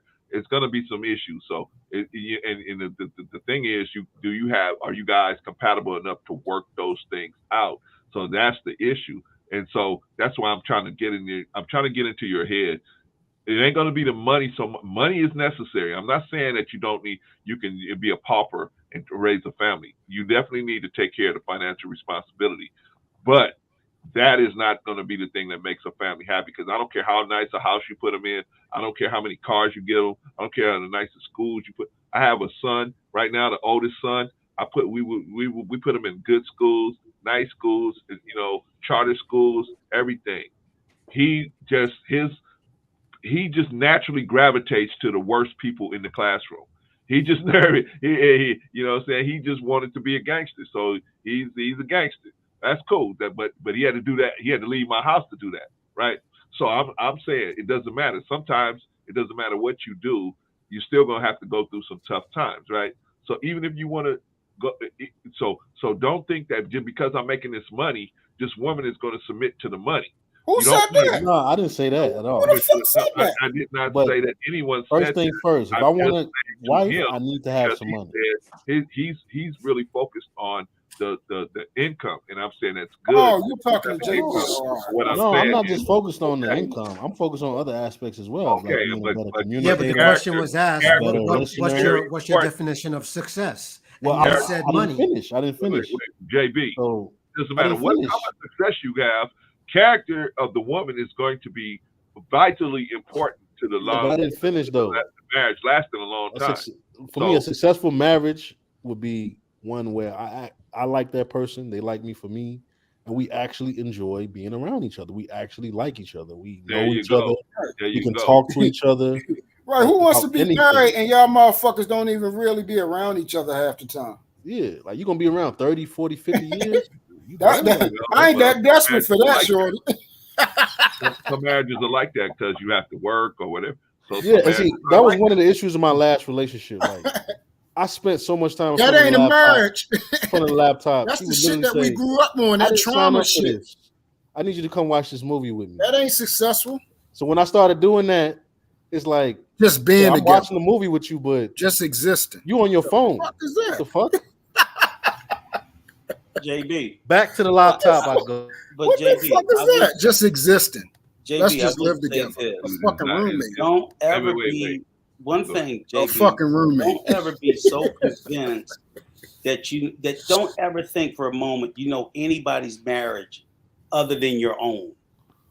Okay? Because oftentimes people look at other people's marriages from the outside and they really don't know the only people who know what's going on in it is the two people that's in it. A lot of times you think people are happy and they're miserable, and you don't know unless. But why do we always go to that? Why can't we just find the people that are happy? Basically, you know why people? Because that's what they're portraying what's going on inside of their shit on other people. I never said that. What's going on in mine? That's what people say. That's because that's the way they grew up, JB. People grew up in trauma, so that's all they know. Did too, but I don't want. And that's all. That. But that's what he said it. Some people don't never get through that shit. Some people don't never get through that shit. So all they know is this shit can't never be good. It can't never be without chaos. It can't be quiet. It can't be no arguments. We not loving each other. Who wants to be in a relationship? And I'm sleeping. Y'all feel like back in the day. You sleep in different beds, don't you? Y'all sleep in different beds. That's just crazy to say. I know what do you sleep in different beds? Y'all sleep in different beds, don't you? Wow. Okay, listen. I know some couples who do that. I'm just trying to give you some advice from a guy that made it this far. I think Rico's trying to do the same thing. I know, but we're dealing with a different animal, the modern woman. The modern woman is a different animal. Y'all sleeping in different beds and talking about successful marriage. I hear you, brother, but let's see. It doesn't. Women are women. I mean, there's a different social construct in the past, but women are women. They have certain needs. They have certain desires. They just naturally have just because of the hypergamy, right? I ain't that fucking desperate. So now you got to make it work. You got to make it work. Look what you just said. Hypergamy. It's gonna take some sacrifice. And you said money don't matter. You just said hypergamy. Huh? You just said hypergamy. I ain't that desperate. I done had enough pussy last me 10 lifetimes. I'm good. Money's important. Hypergamy. Money is important, but that's not. I'm telling you, if you have the right type, if you have the right type of relationship, she has the right type of character. I'm hurting. You can lose every dollar you got, and she ain't going nowhere. But if you why have would you lose all your money? Things happen, brother. You know, you can have a very, like to say, you got the job you got now, right? Where you making 100 racks. You got the job making 100 racks right now. They could go out of business, right? One executive can make the wrong decision, hire the wrong person that's not getting the right all job. Over the globe that I work you can go out of business, right? Oh shit! Companies all over the globe that I work for. Happens every day. It does, so, but like I don't know, man. I'm just talking from a person that's been married 30-something years. Oh, I got tears. What do I know? I did Rico. I think you guys have value to bring in terms of your experiences, but I think you're not factoring in the modern woman. What is the modern woman? You keep saying the modern woman. What the fuck? What's the difference with the modern woman? That's what I'm saying. It's what's the difference? Independent. We're talking about a female, right? You're talking about a female. I'm talking about a mindset. I'm not that desperate to be with somebody I don't even like. I am woman. Give me raw. Give me raw. I am woman. For my career. And I have $100,000 in student loans, but I'm making $50,000. I'm not dealing with. I've never been that desperate. Let me tell you something.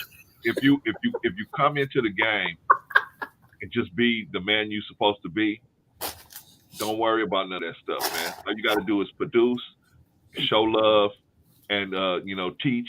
And you ain't a woman will fall right in line. Cook me some spaghetti tomorrow. Yeah, I'm not all hear me wrong.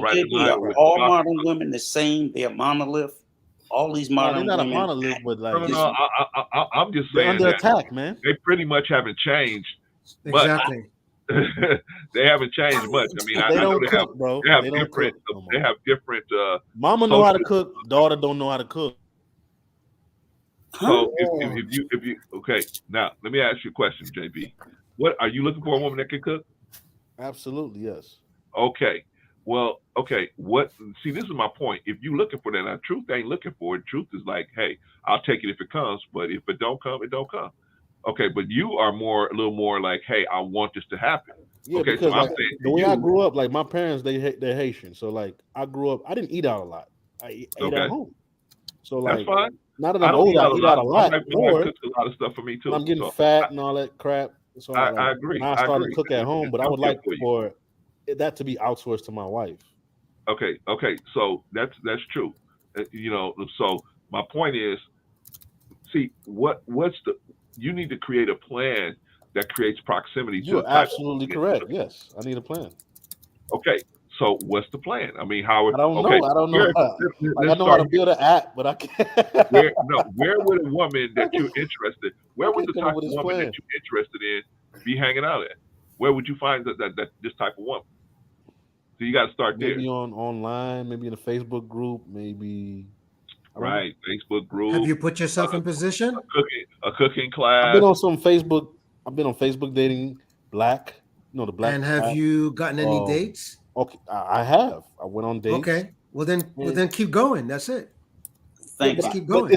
I don't want to keep doing that though, bro. That's annoying. But that's part of the process, bro. Nah, bro. We gonna do. That's part of the process. I mean, if you want to do something like I had you waiting on the perfect woman to find you. If you're not planning to win, I go on a hunt. I ain't got no problem. So you know what I mean. If that's what you really want, then you got to get active, man. You got to get into it. Because it's not gonna come looking for you, JB. That was my whole That's point. all I'm trying to tell you. Not gonna come knocking on the door. Nope. Yeah. Is JB in? Yeah, this is JB. Nope. I'm a beautiful, sexy woman. I'm under the age of 30, and I want to get married and have babies. And by the way, I could cook. Probably not gonna happen like that. Probably not gonna happen like that. You have to get out there because, like I said, really good women are not staying on the market a long time. The bad ones ain't either. I don't give a fuck what Rico, I don't agree with that. You don't agree with that? You think there's a lot of good women staying on the market? There's a lot of good women out there in the marketplace, JB? You don't have no, to no. The one what Rico numbers. said, he said the bad ones ain't staying on the market. Yeah, they get wiped up too. That's stay what on I'm the saying. shelf, But man. the really good ones are really gone. No. Yeah, the really good ones. Yeah, I agree with that one. But they get wiped up until you bring them home and you see that's a rotten fish and then you take that shit back. Them Tatianas you throw that shit back. With their high body count. Yeah, but you throwing it back in the ocean. You throw that shit right back in there. Niggas is out here wiping. You be married for about two Tatianas years. Yeah. You be married for 2 years because she screw good, but after a while you be like, man, this ain't worth But they getting wiped up. Let me toss this back. They getting wiped up. And they getting divorced too and getting cheated on too. Fine, I get they that. getting cheated on. Yeah. That's fine. Listen, JB. They're getting JB. Because they ain't worth a damn. They get passed around by celebrities, entertainers, everybody. Because they're not worth a damn. Get wiped up. Yeah, and they're not worth a damn. Repeatedly. Yeah, they're not worth a damn. Just Holly Berry, all like of them ones. They get wiped up and then they throw them back. What I said was everybody that gets snapped off the market ain't good. That's what the premise of the conversation was. The good ones get snatched up, and I said, and so do the bad ones. Yep. Y'all acted like they don't get the bad ones get, and the ones, and once somebody get their brain, they get snatched up because niggas is dumb as hell. They get snatched up and thrown back too. It doesn't matter because guess what? Even if they get thrown back, somebody else is going to snatch them up, the same way. Gentlemen. Unless, my fault. Unless the guy's stupid as shit, and the woman is running the household like Will Smith. If he's a Will Smith type nigga, then he'll keep her. I'll be goddamn if I keep a whore like that. Shit. Gentlemen. We're at 6 hours and 12 minutes. The old fellas like me and Rico. Goddamn. Yeah. Yvonne is still in here. We gotta go get to bed. Okay, so we gotta wrap this up. Let's get some closing remarks so we can wrap this up. So we can argue with each other tomorrow. I'll go. So okay, let me have it. I'm putting the ABP out. I'm looking for a wife. Okay. I'm 34. Did you say ADP? what is called an AB? I just It's said that's A- a fucking it's- paycheck. It's APB. You know what that is? APB. APB. Loretta, I know it's something to that Loretta, effect. you know what an APB is? Like ADP, that's a pay stub. I'm looking for a wife. You ain't gonna find them that way, JB. 23 and 28. I'll do 29 and Thank 30, you, Big Riggs. Appreciate but you, brother. 28. Preferably black, but she don't have to be. But preferably, I would like them to be black. Curvy shaped. Gotta cook. Gotta clean. Low body count. Know how to communicate. You gotta understand my dark humor. And Gotta like a little nigga. I'm only 5'9". I'm 5'9".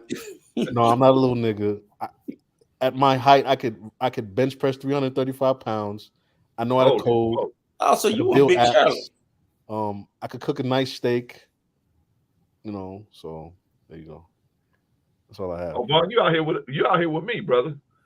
But still, Vaughn, we gotta get in the bed, man. 3 guys gotta get in bed, brother. If I let Rico keep going, we'll be out here all night. Oh hell no, I'm going to bed. I gotta go to bed too. I'm getting off this couch. We gotta put this thing to bed. Truth look like he's all pumped up, so I gotta shut him Truth down. about to go hit the club. Get out here. Oh hell no, I don't do none of that. That shit Okay, got so old. JB.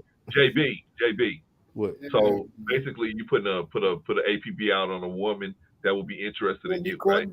Exactly. Dirty people at Okay. my club. My email is jerrybony5@gmail.com. Send me an email. Do you think that is an effective strategy, JB? Really, to find that the type of cast a wide net. I'm not saying you won't get women. I'm not saying you won't get women, but I'm saying look at the fishermen in the sea.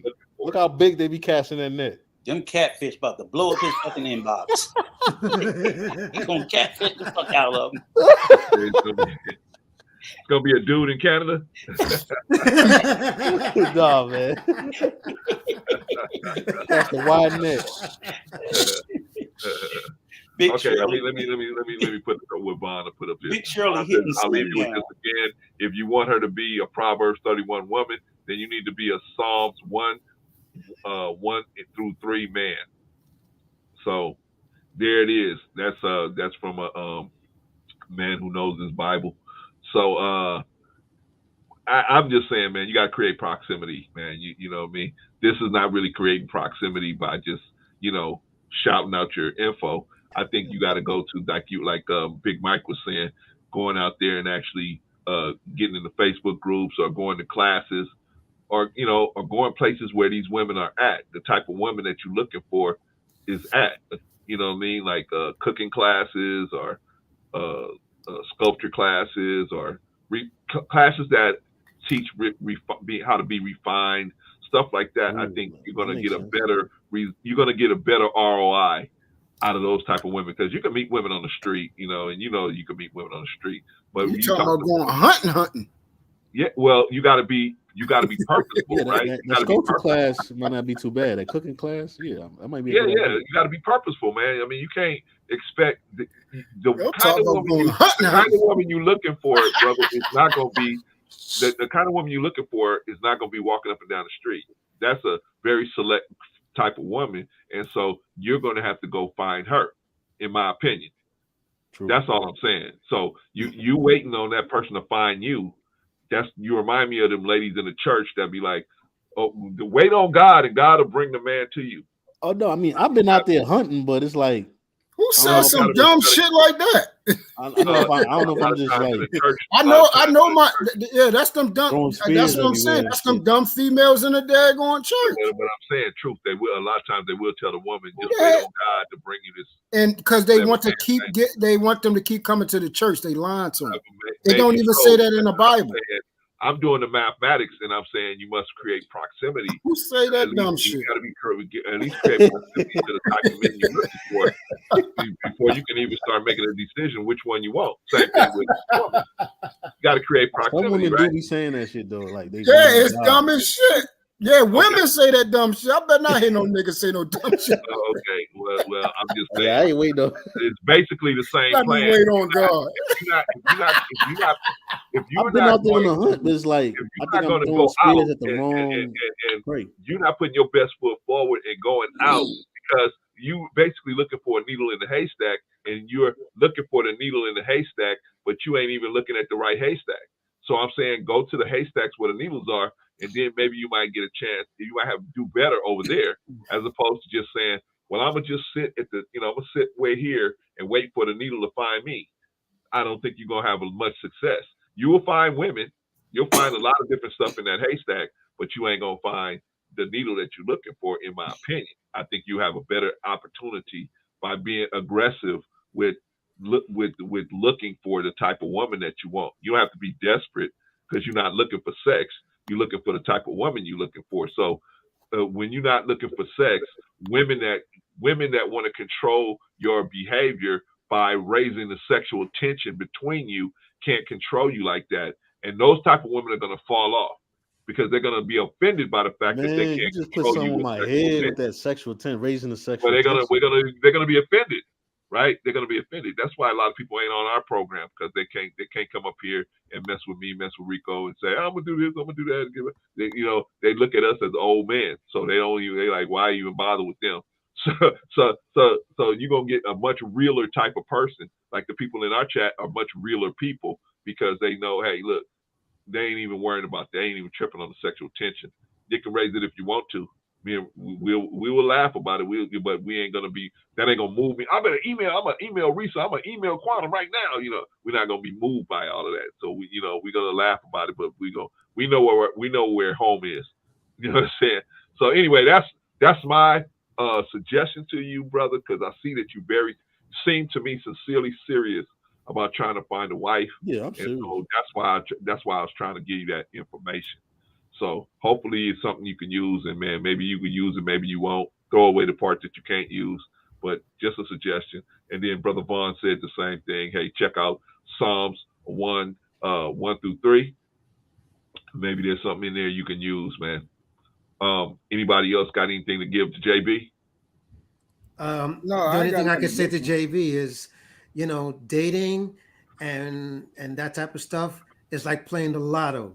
You can't say you're in it if you ain't playing it. You know what I mean? Right. And another thing to consider is that try to think of it this way. For every time you failed with one, it may take you going through the next 20, the next 50.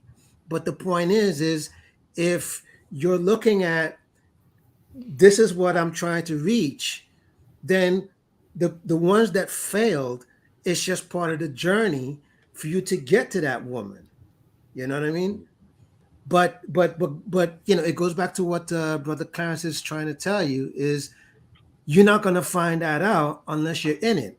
So if it means going to the Facebook groups, if you've already figured out, okay, well, the majority of the women that you've described is in this area, then you have to put yourself in position of that area to go through the 20, to go through the 50 before you get to that one.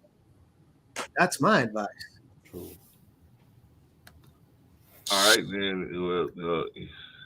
That's it, JB. I'm gonna bring you down, brother, because we're gonna try to cut this thing down so the old fellas like me and Rico can Vaughn and sound like Mike is around. All right. Yes, I am.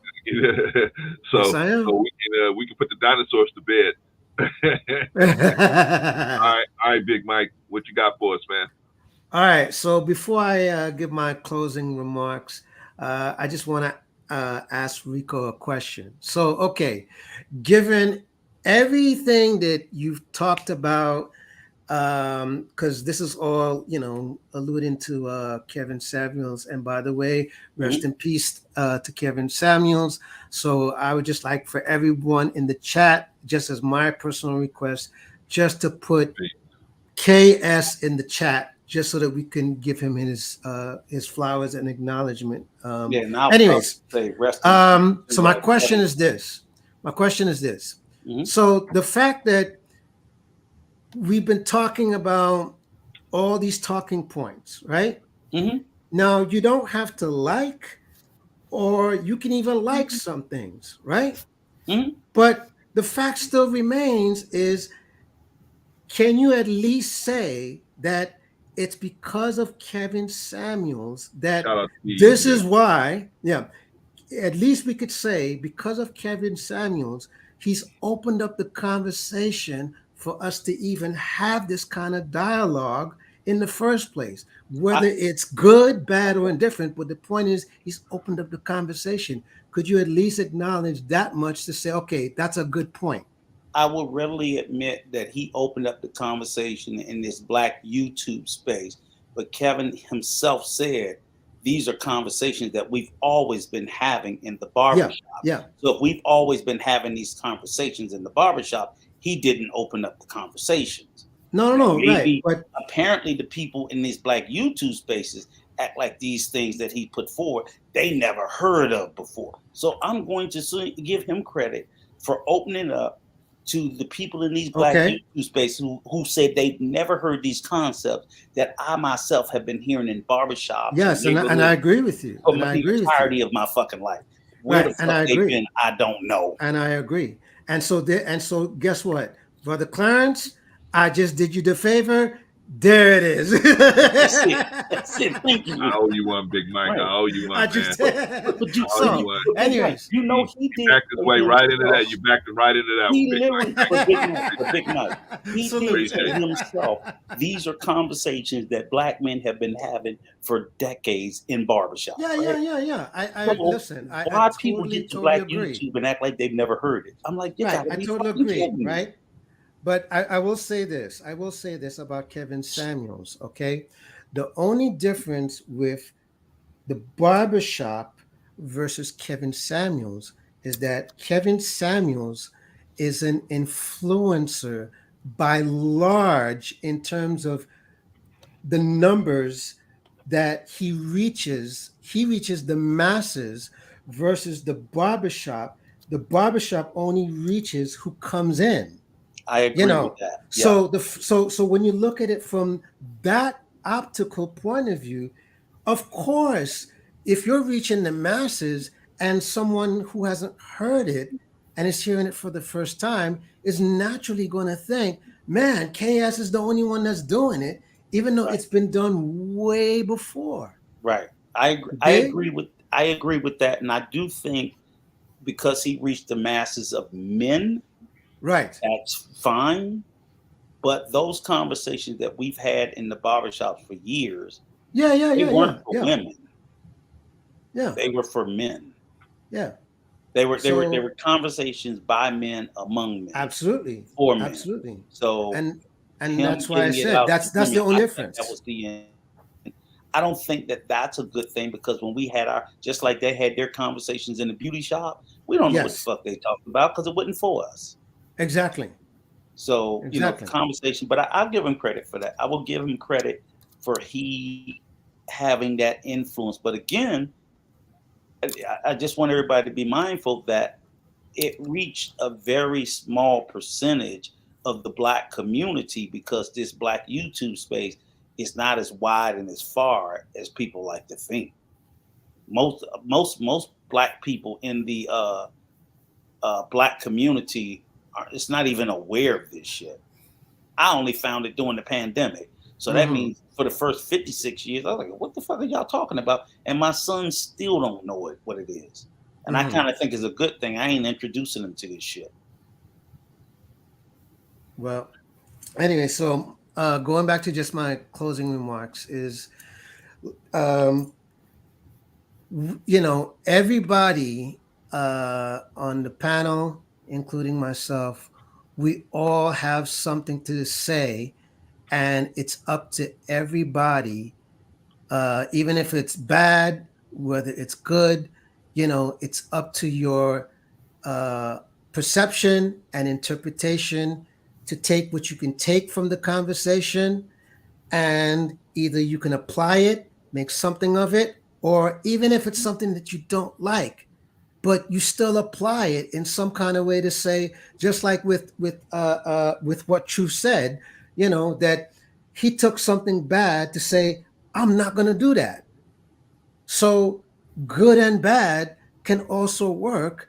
It's just what you take from it and how you perceive it will determine where you go from there, moving forward. But I will say this, does this mean that now black men in the black YouTube space are off into the wilderness now?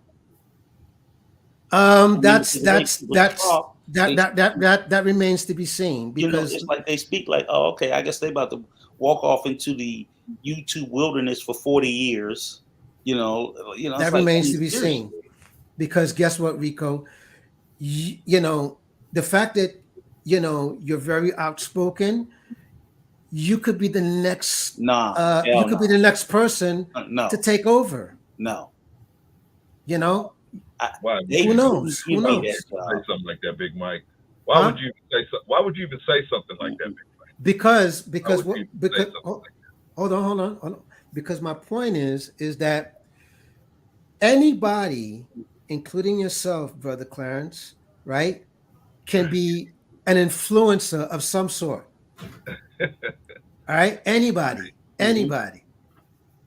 Okay, so it's up to the person who's listening to take what's being said and use it in some sort of way to say, yeah, well, it was because of your words. That's what made me think this way. Yes. That's where I'm coming from Mhm. with that one. I Yeah. get you, Big Mike. I'm just playing. I I'm just just All right, all my biggest thing is, right. like, to be honest with you, I had more hope in the men in this space Uh-huh. that they were already intelligent enough to know the right thing. That was my I believe, okay, these are men of age of 25 to 35 to 40 years old. Right. They're they're well-rounded enough. They've lived a life experience enough to know right from wrong and to Mm-hmm. be decent. And they're not really listening to anybody because these are grown men that they have a good solid. They may not be perfect, but Yeah. god damn, if you guys literally have to tune in to him for guidance 5 nights a week to live a fruitful life for the week, you're beyond broken. I just believe that we were better, and now people seem to act as if, you know, and then, like I said, first of all, there's too many people on YouTube that act like they knew him personally in a real world level, and I know Right. they didn't. It's just way too many of them, and people. Right. It's unfortunately it shows the integrity or lack thereof of these content creators, because other than a handful of them, even the ones that the for like the MTR, I think they just briefly met him and just had a new relationship with him, even though they got together. I think this Right. was something new that he was pulling together. And they're all falling out like it's their damn blood relative sibling. And I'm like, how much of that is real and how much of that is also them still being in their content creator frame? And I wouldn't want anybody to do that due to my unfortunate demise. If you ain't real, Yeah, I but you don't know want to what, see no fake Rico? crocodile tears. That's bullshit. Rico, That's a Rico, disrespect to that man, hold and on, that's hold what on. I don't like to see. But Rico, Mhm, in fairness to anybody, right? mhm. We cannot control how someone is going to feel about someone, even if it's a short window of time that they've Yeah, spent with them. I agree with that. You see, I you, agree. you see what I mean? So Mhm. you got to give a little bit leeway to that I, last statement about, well, the fact that they only met for a short time and yeah, it might not I'm just seem saying I real. don't. You got to give a Right. little leeway for that one. I'm just saying that. I mean, it could be genuine, but it's so many of them doing it. I Right, just don't believe it's genuine. But I could okay, be wrong. I right. could be wrong. gentlemen, we got to wrap this up. Big Okay. Mike, if you got anything else to say, drop it No, down. that's just Because the crux of my it. Yeah, that's the my crux of wife it. is trying to feed me something now, man. Yeah. I gotta go get it. God Okay. bless your wife, man. Huh? I said, God bless your wife. Hey, thank you, brother. Appreciate that, man. Same to you. Absolutely, absolutely. All right, I'm gonna pull you down, Big Mike. Thank you All for right, all right. always One love to everybody. dropping All right. knowledge on us. All right, brother Truth. Yes, sir.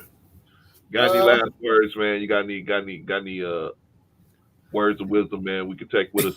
Take these two old well, dinosaurs out with something that bro, they can learn. I don't know. I mean, look, man. For anybody out there do the best you can to be the best person you can be. You know what I'm saying? Take your time, be patient. Do not rush into no daggone marriages. Do not rush and get with these dirty girls that stink. Do not do none of that. Be the best man you can be. I'm telling you. Take your time, be patient, be disciplined, be vigilant. You know what I'm saying? Please do not be desperate. I'm trying to tell you. Do not get in no marriage where y'all sleeping in different damn beds, man. I'm telling you. Nobody want to be with no miserable shit like that waiting to die. I'm not doing that. What are you talking about, man? I heard you doing okay, look, I didn't hear you. Look, I'm gonna do what you said. I said what I said. Whoever I said what I said.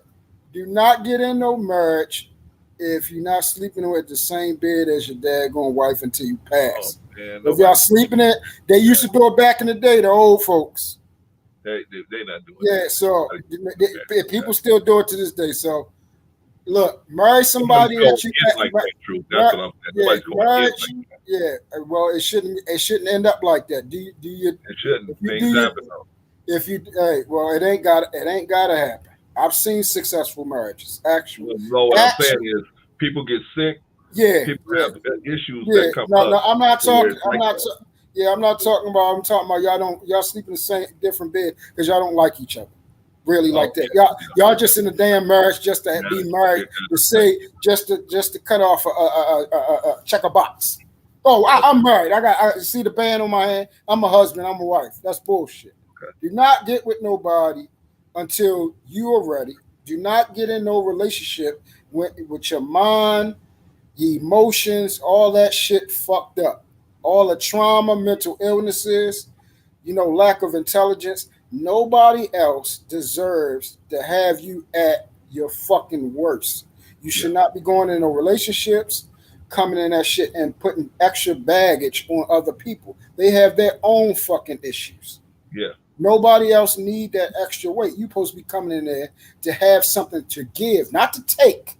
You're supposed to be coming in there to offer somebody something, to give them something, to give them a better part, to help them find out what love is. You can't love nobody the right way and you all fucked up. How you gonna love somebody like that?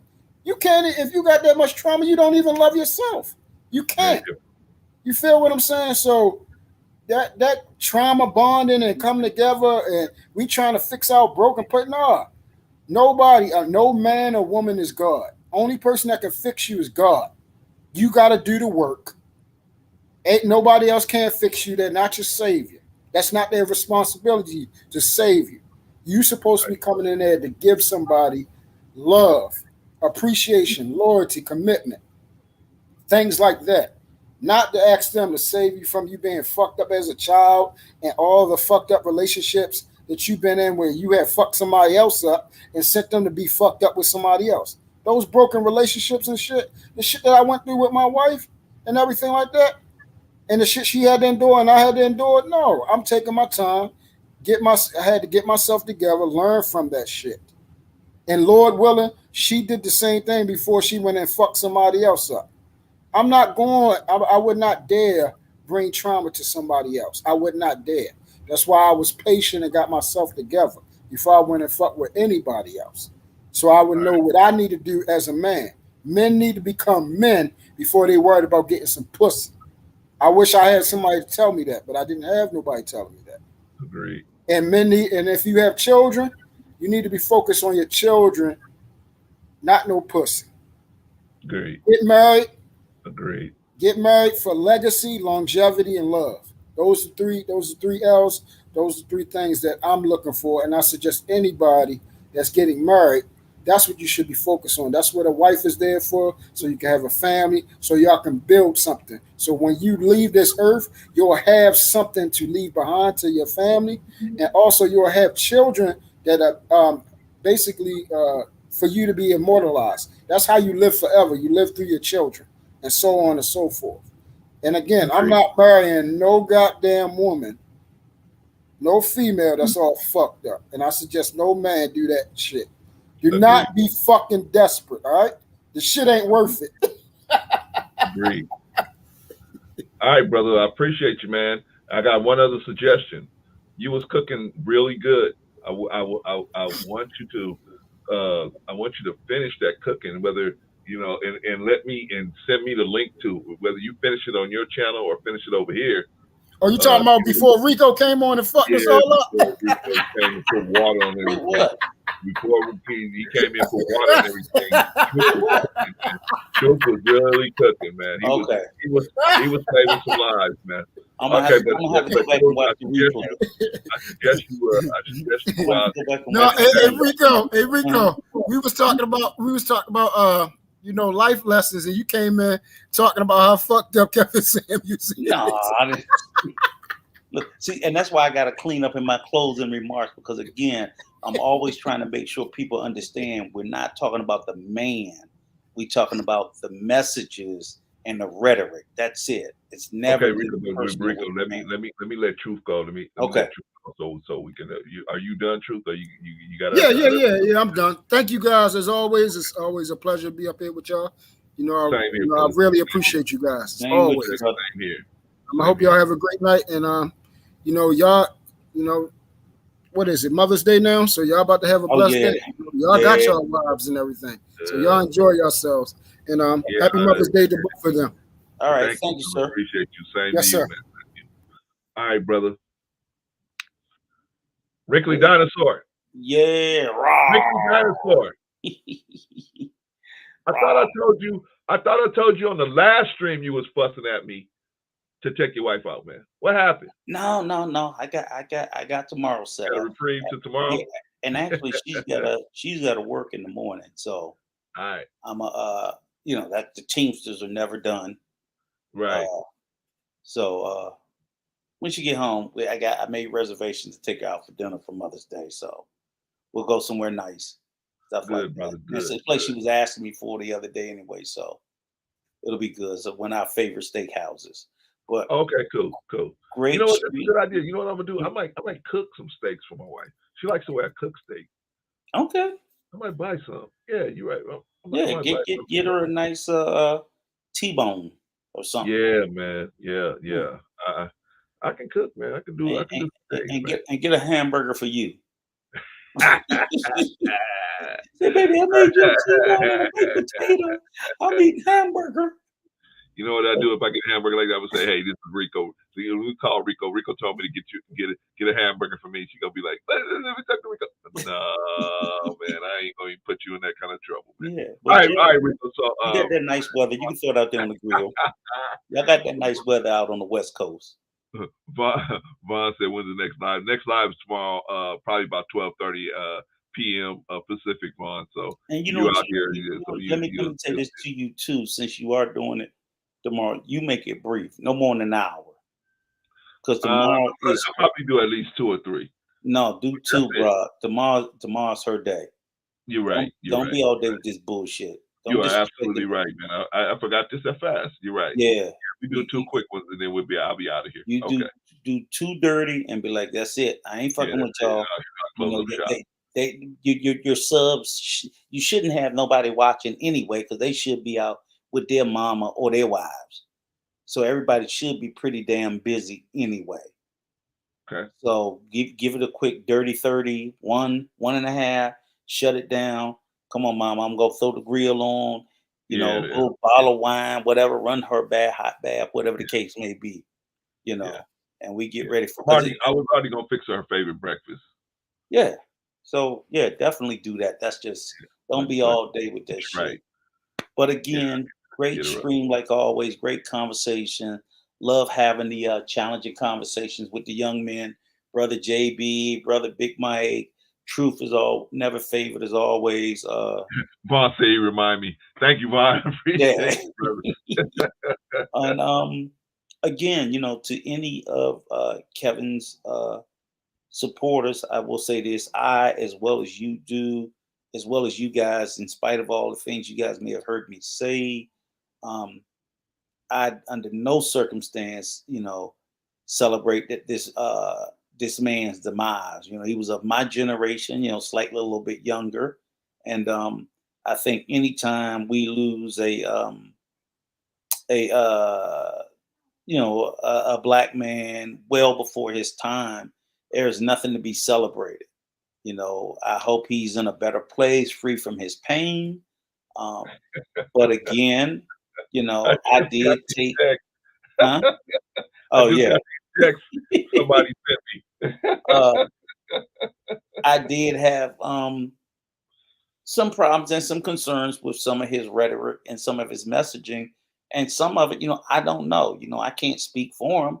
I'm not even sure if he really believed. I don't know if it was part of the performance, but I found some of the messaging to be troubling, and possibly, damaging to the sisters in our community. So yeah, I pushed back and I spoke out against it, and I'll continue to speak out against the message, not the man. Okay, because now we can't talk about Kevin the man no more because he's gone. But we can still speak about that red pill manosphere messaging, which was pretty divisive within our community. Yeah. I think if he had a known, that his hour was near, he probably would have cleaned up most, if not all of it.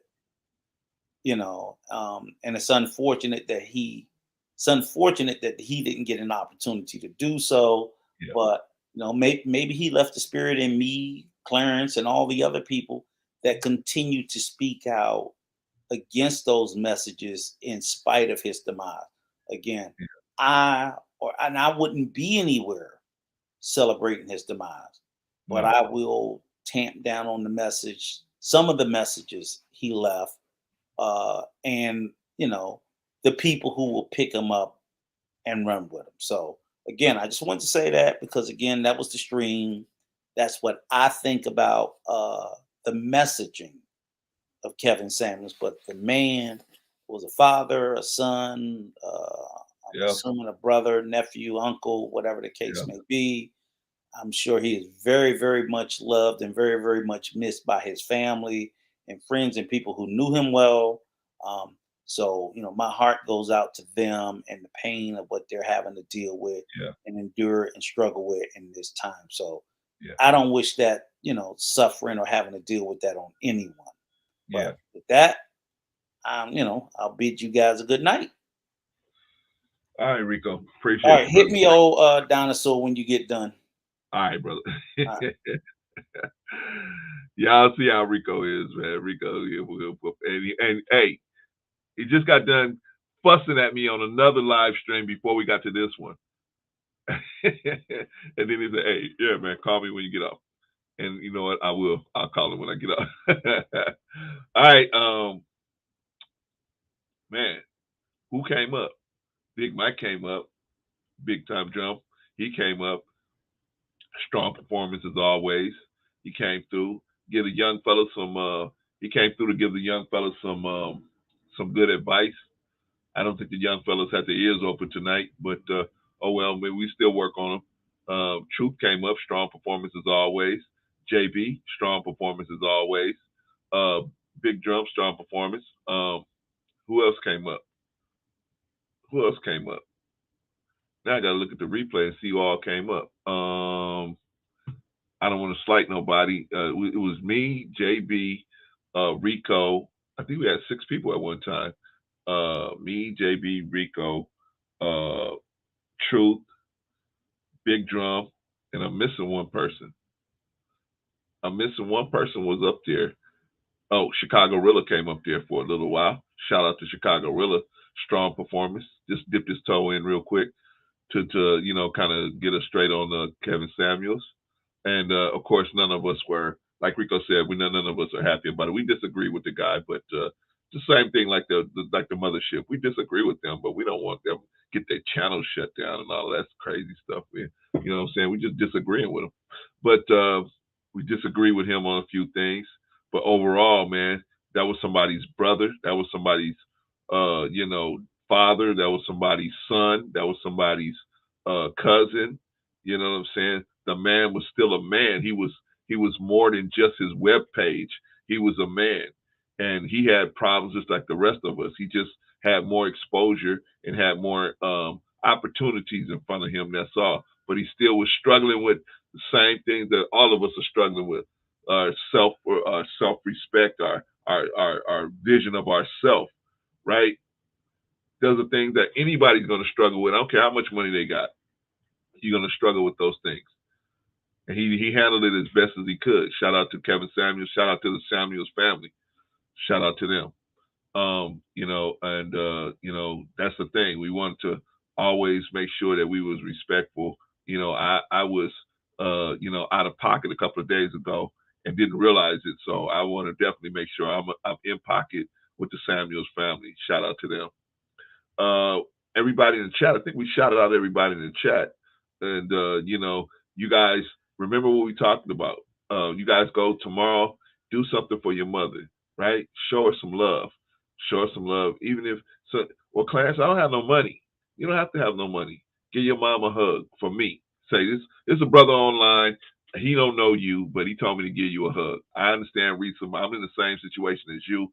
Unfortunately, my mother has passed on, but I still remember her. I take a few minutes to remember her, remember the good she did, and the time she chased me down the hallway with them keys because she got mad because she thought I was sassing her.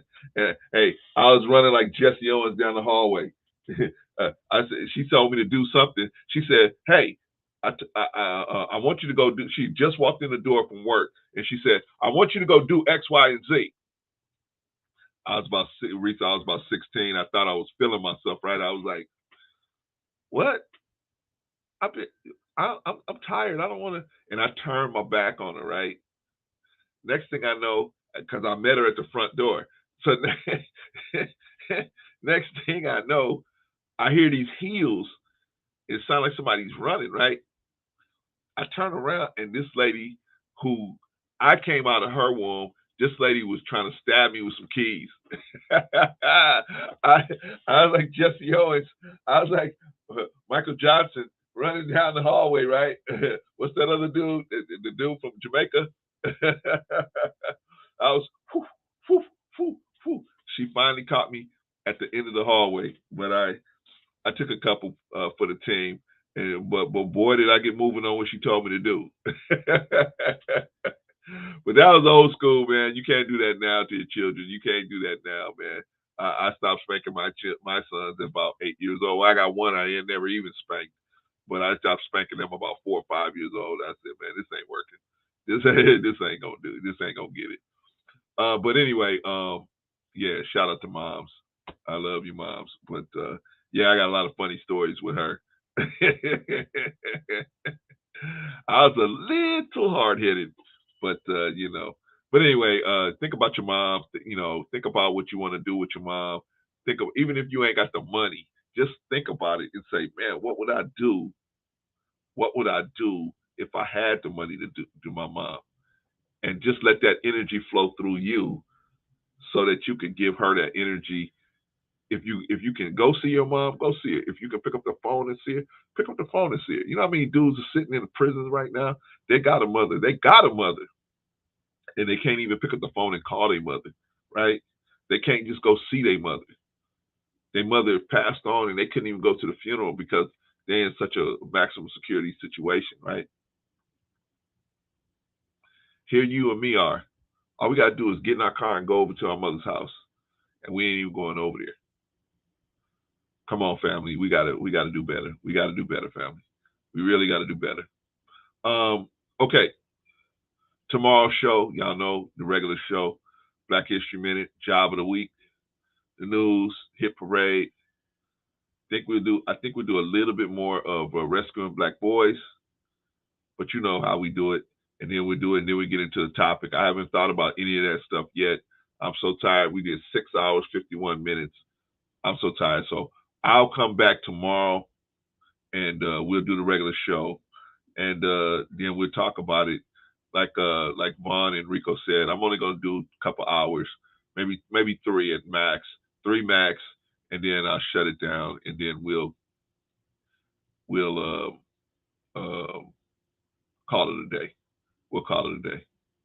All right, y'all. Appreciate y'all. Thank you, everybody, for coming in. And if you, like I said, if you guys ever have any ideas for a show topic you want us to cover, let me know. I got to go call the old Wrinkly dinosaur. I don't know if Vaughn is wrinkly, but I definitely know that Rico is wrinkly. So one of the dinosaurs, I got to call him up right now and get fussed at or whatever for whatever we got to do tomorrow. I'll see y'all on the next live stream, probably 12 hours from now. All right.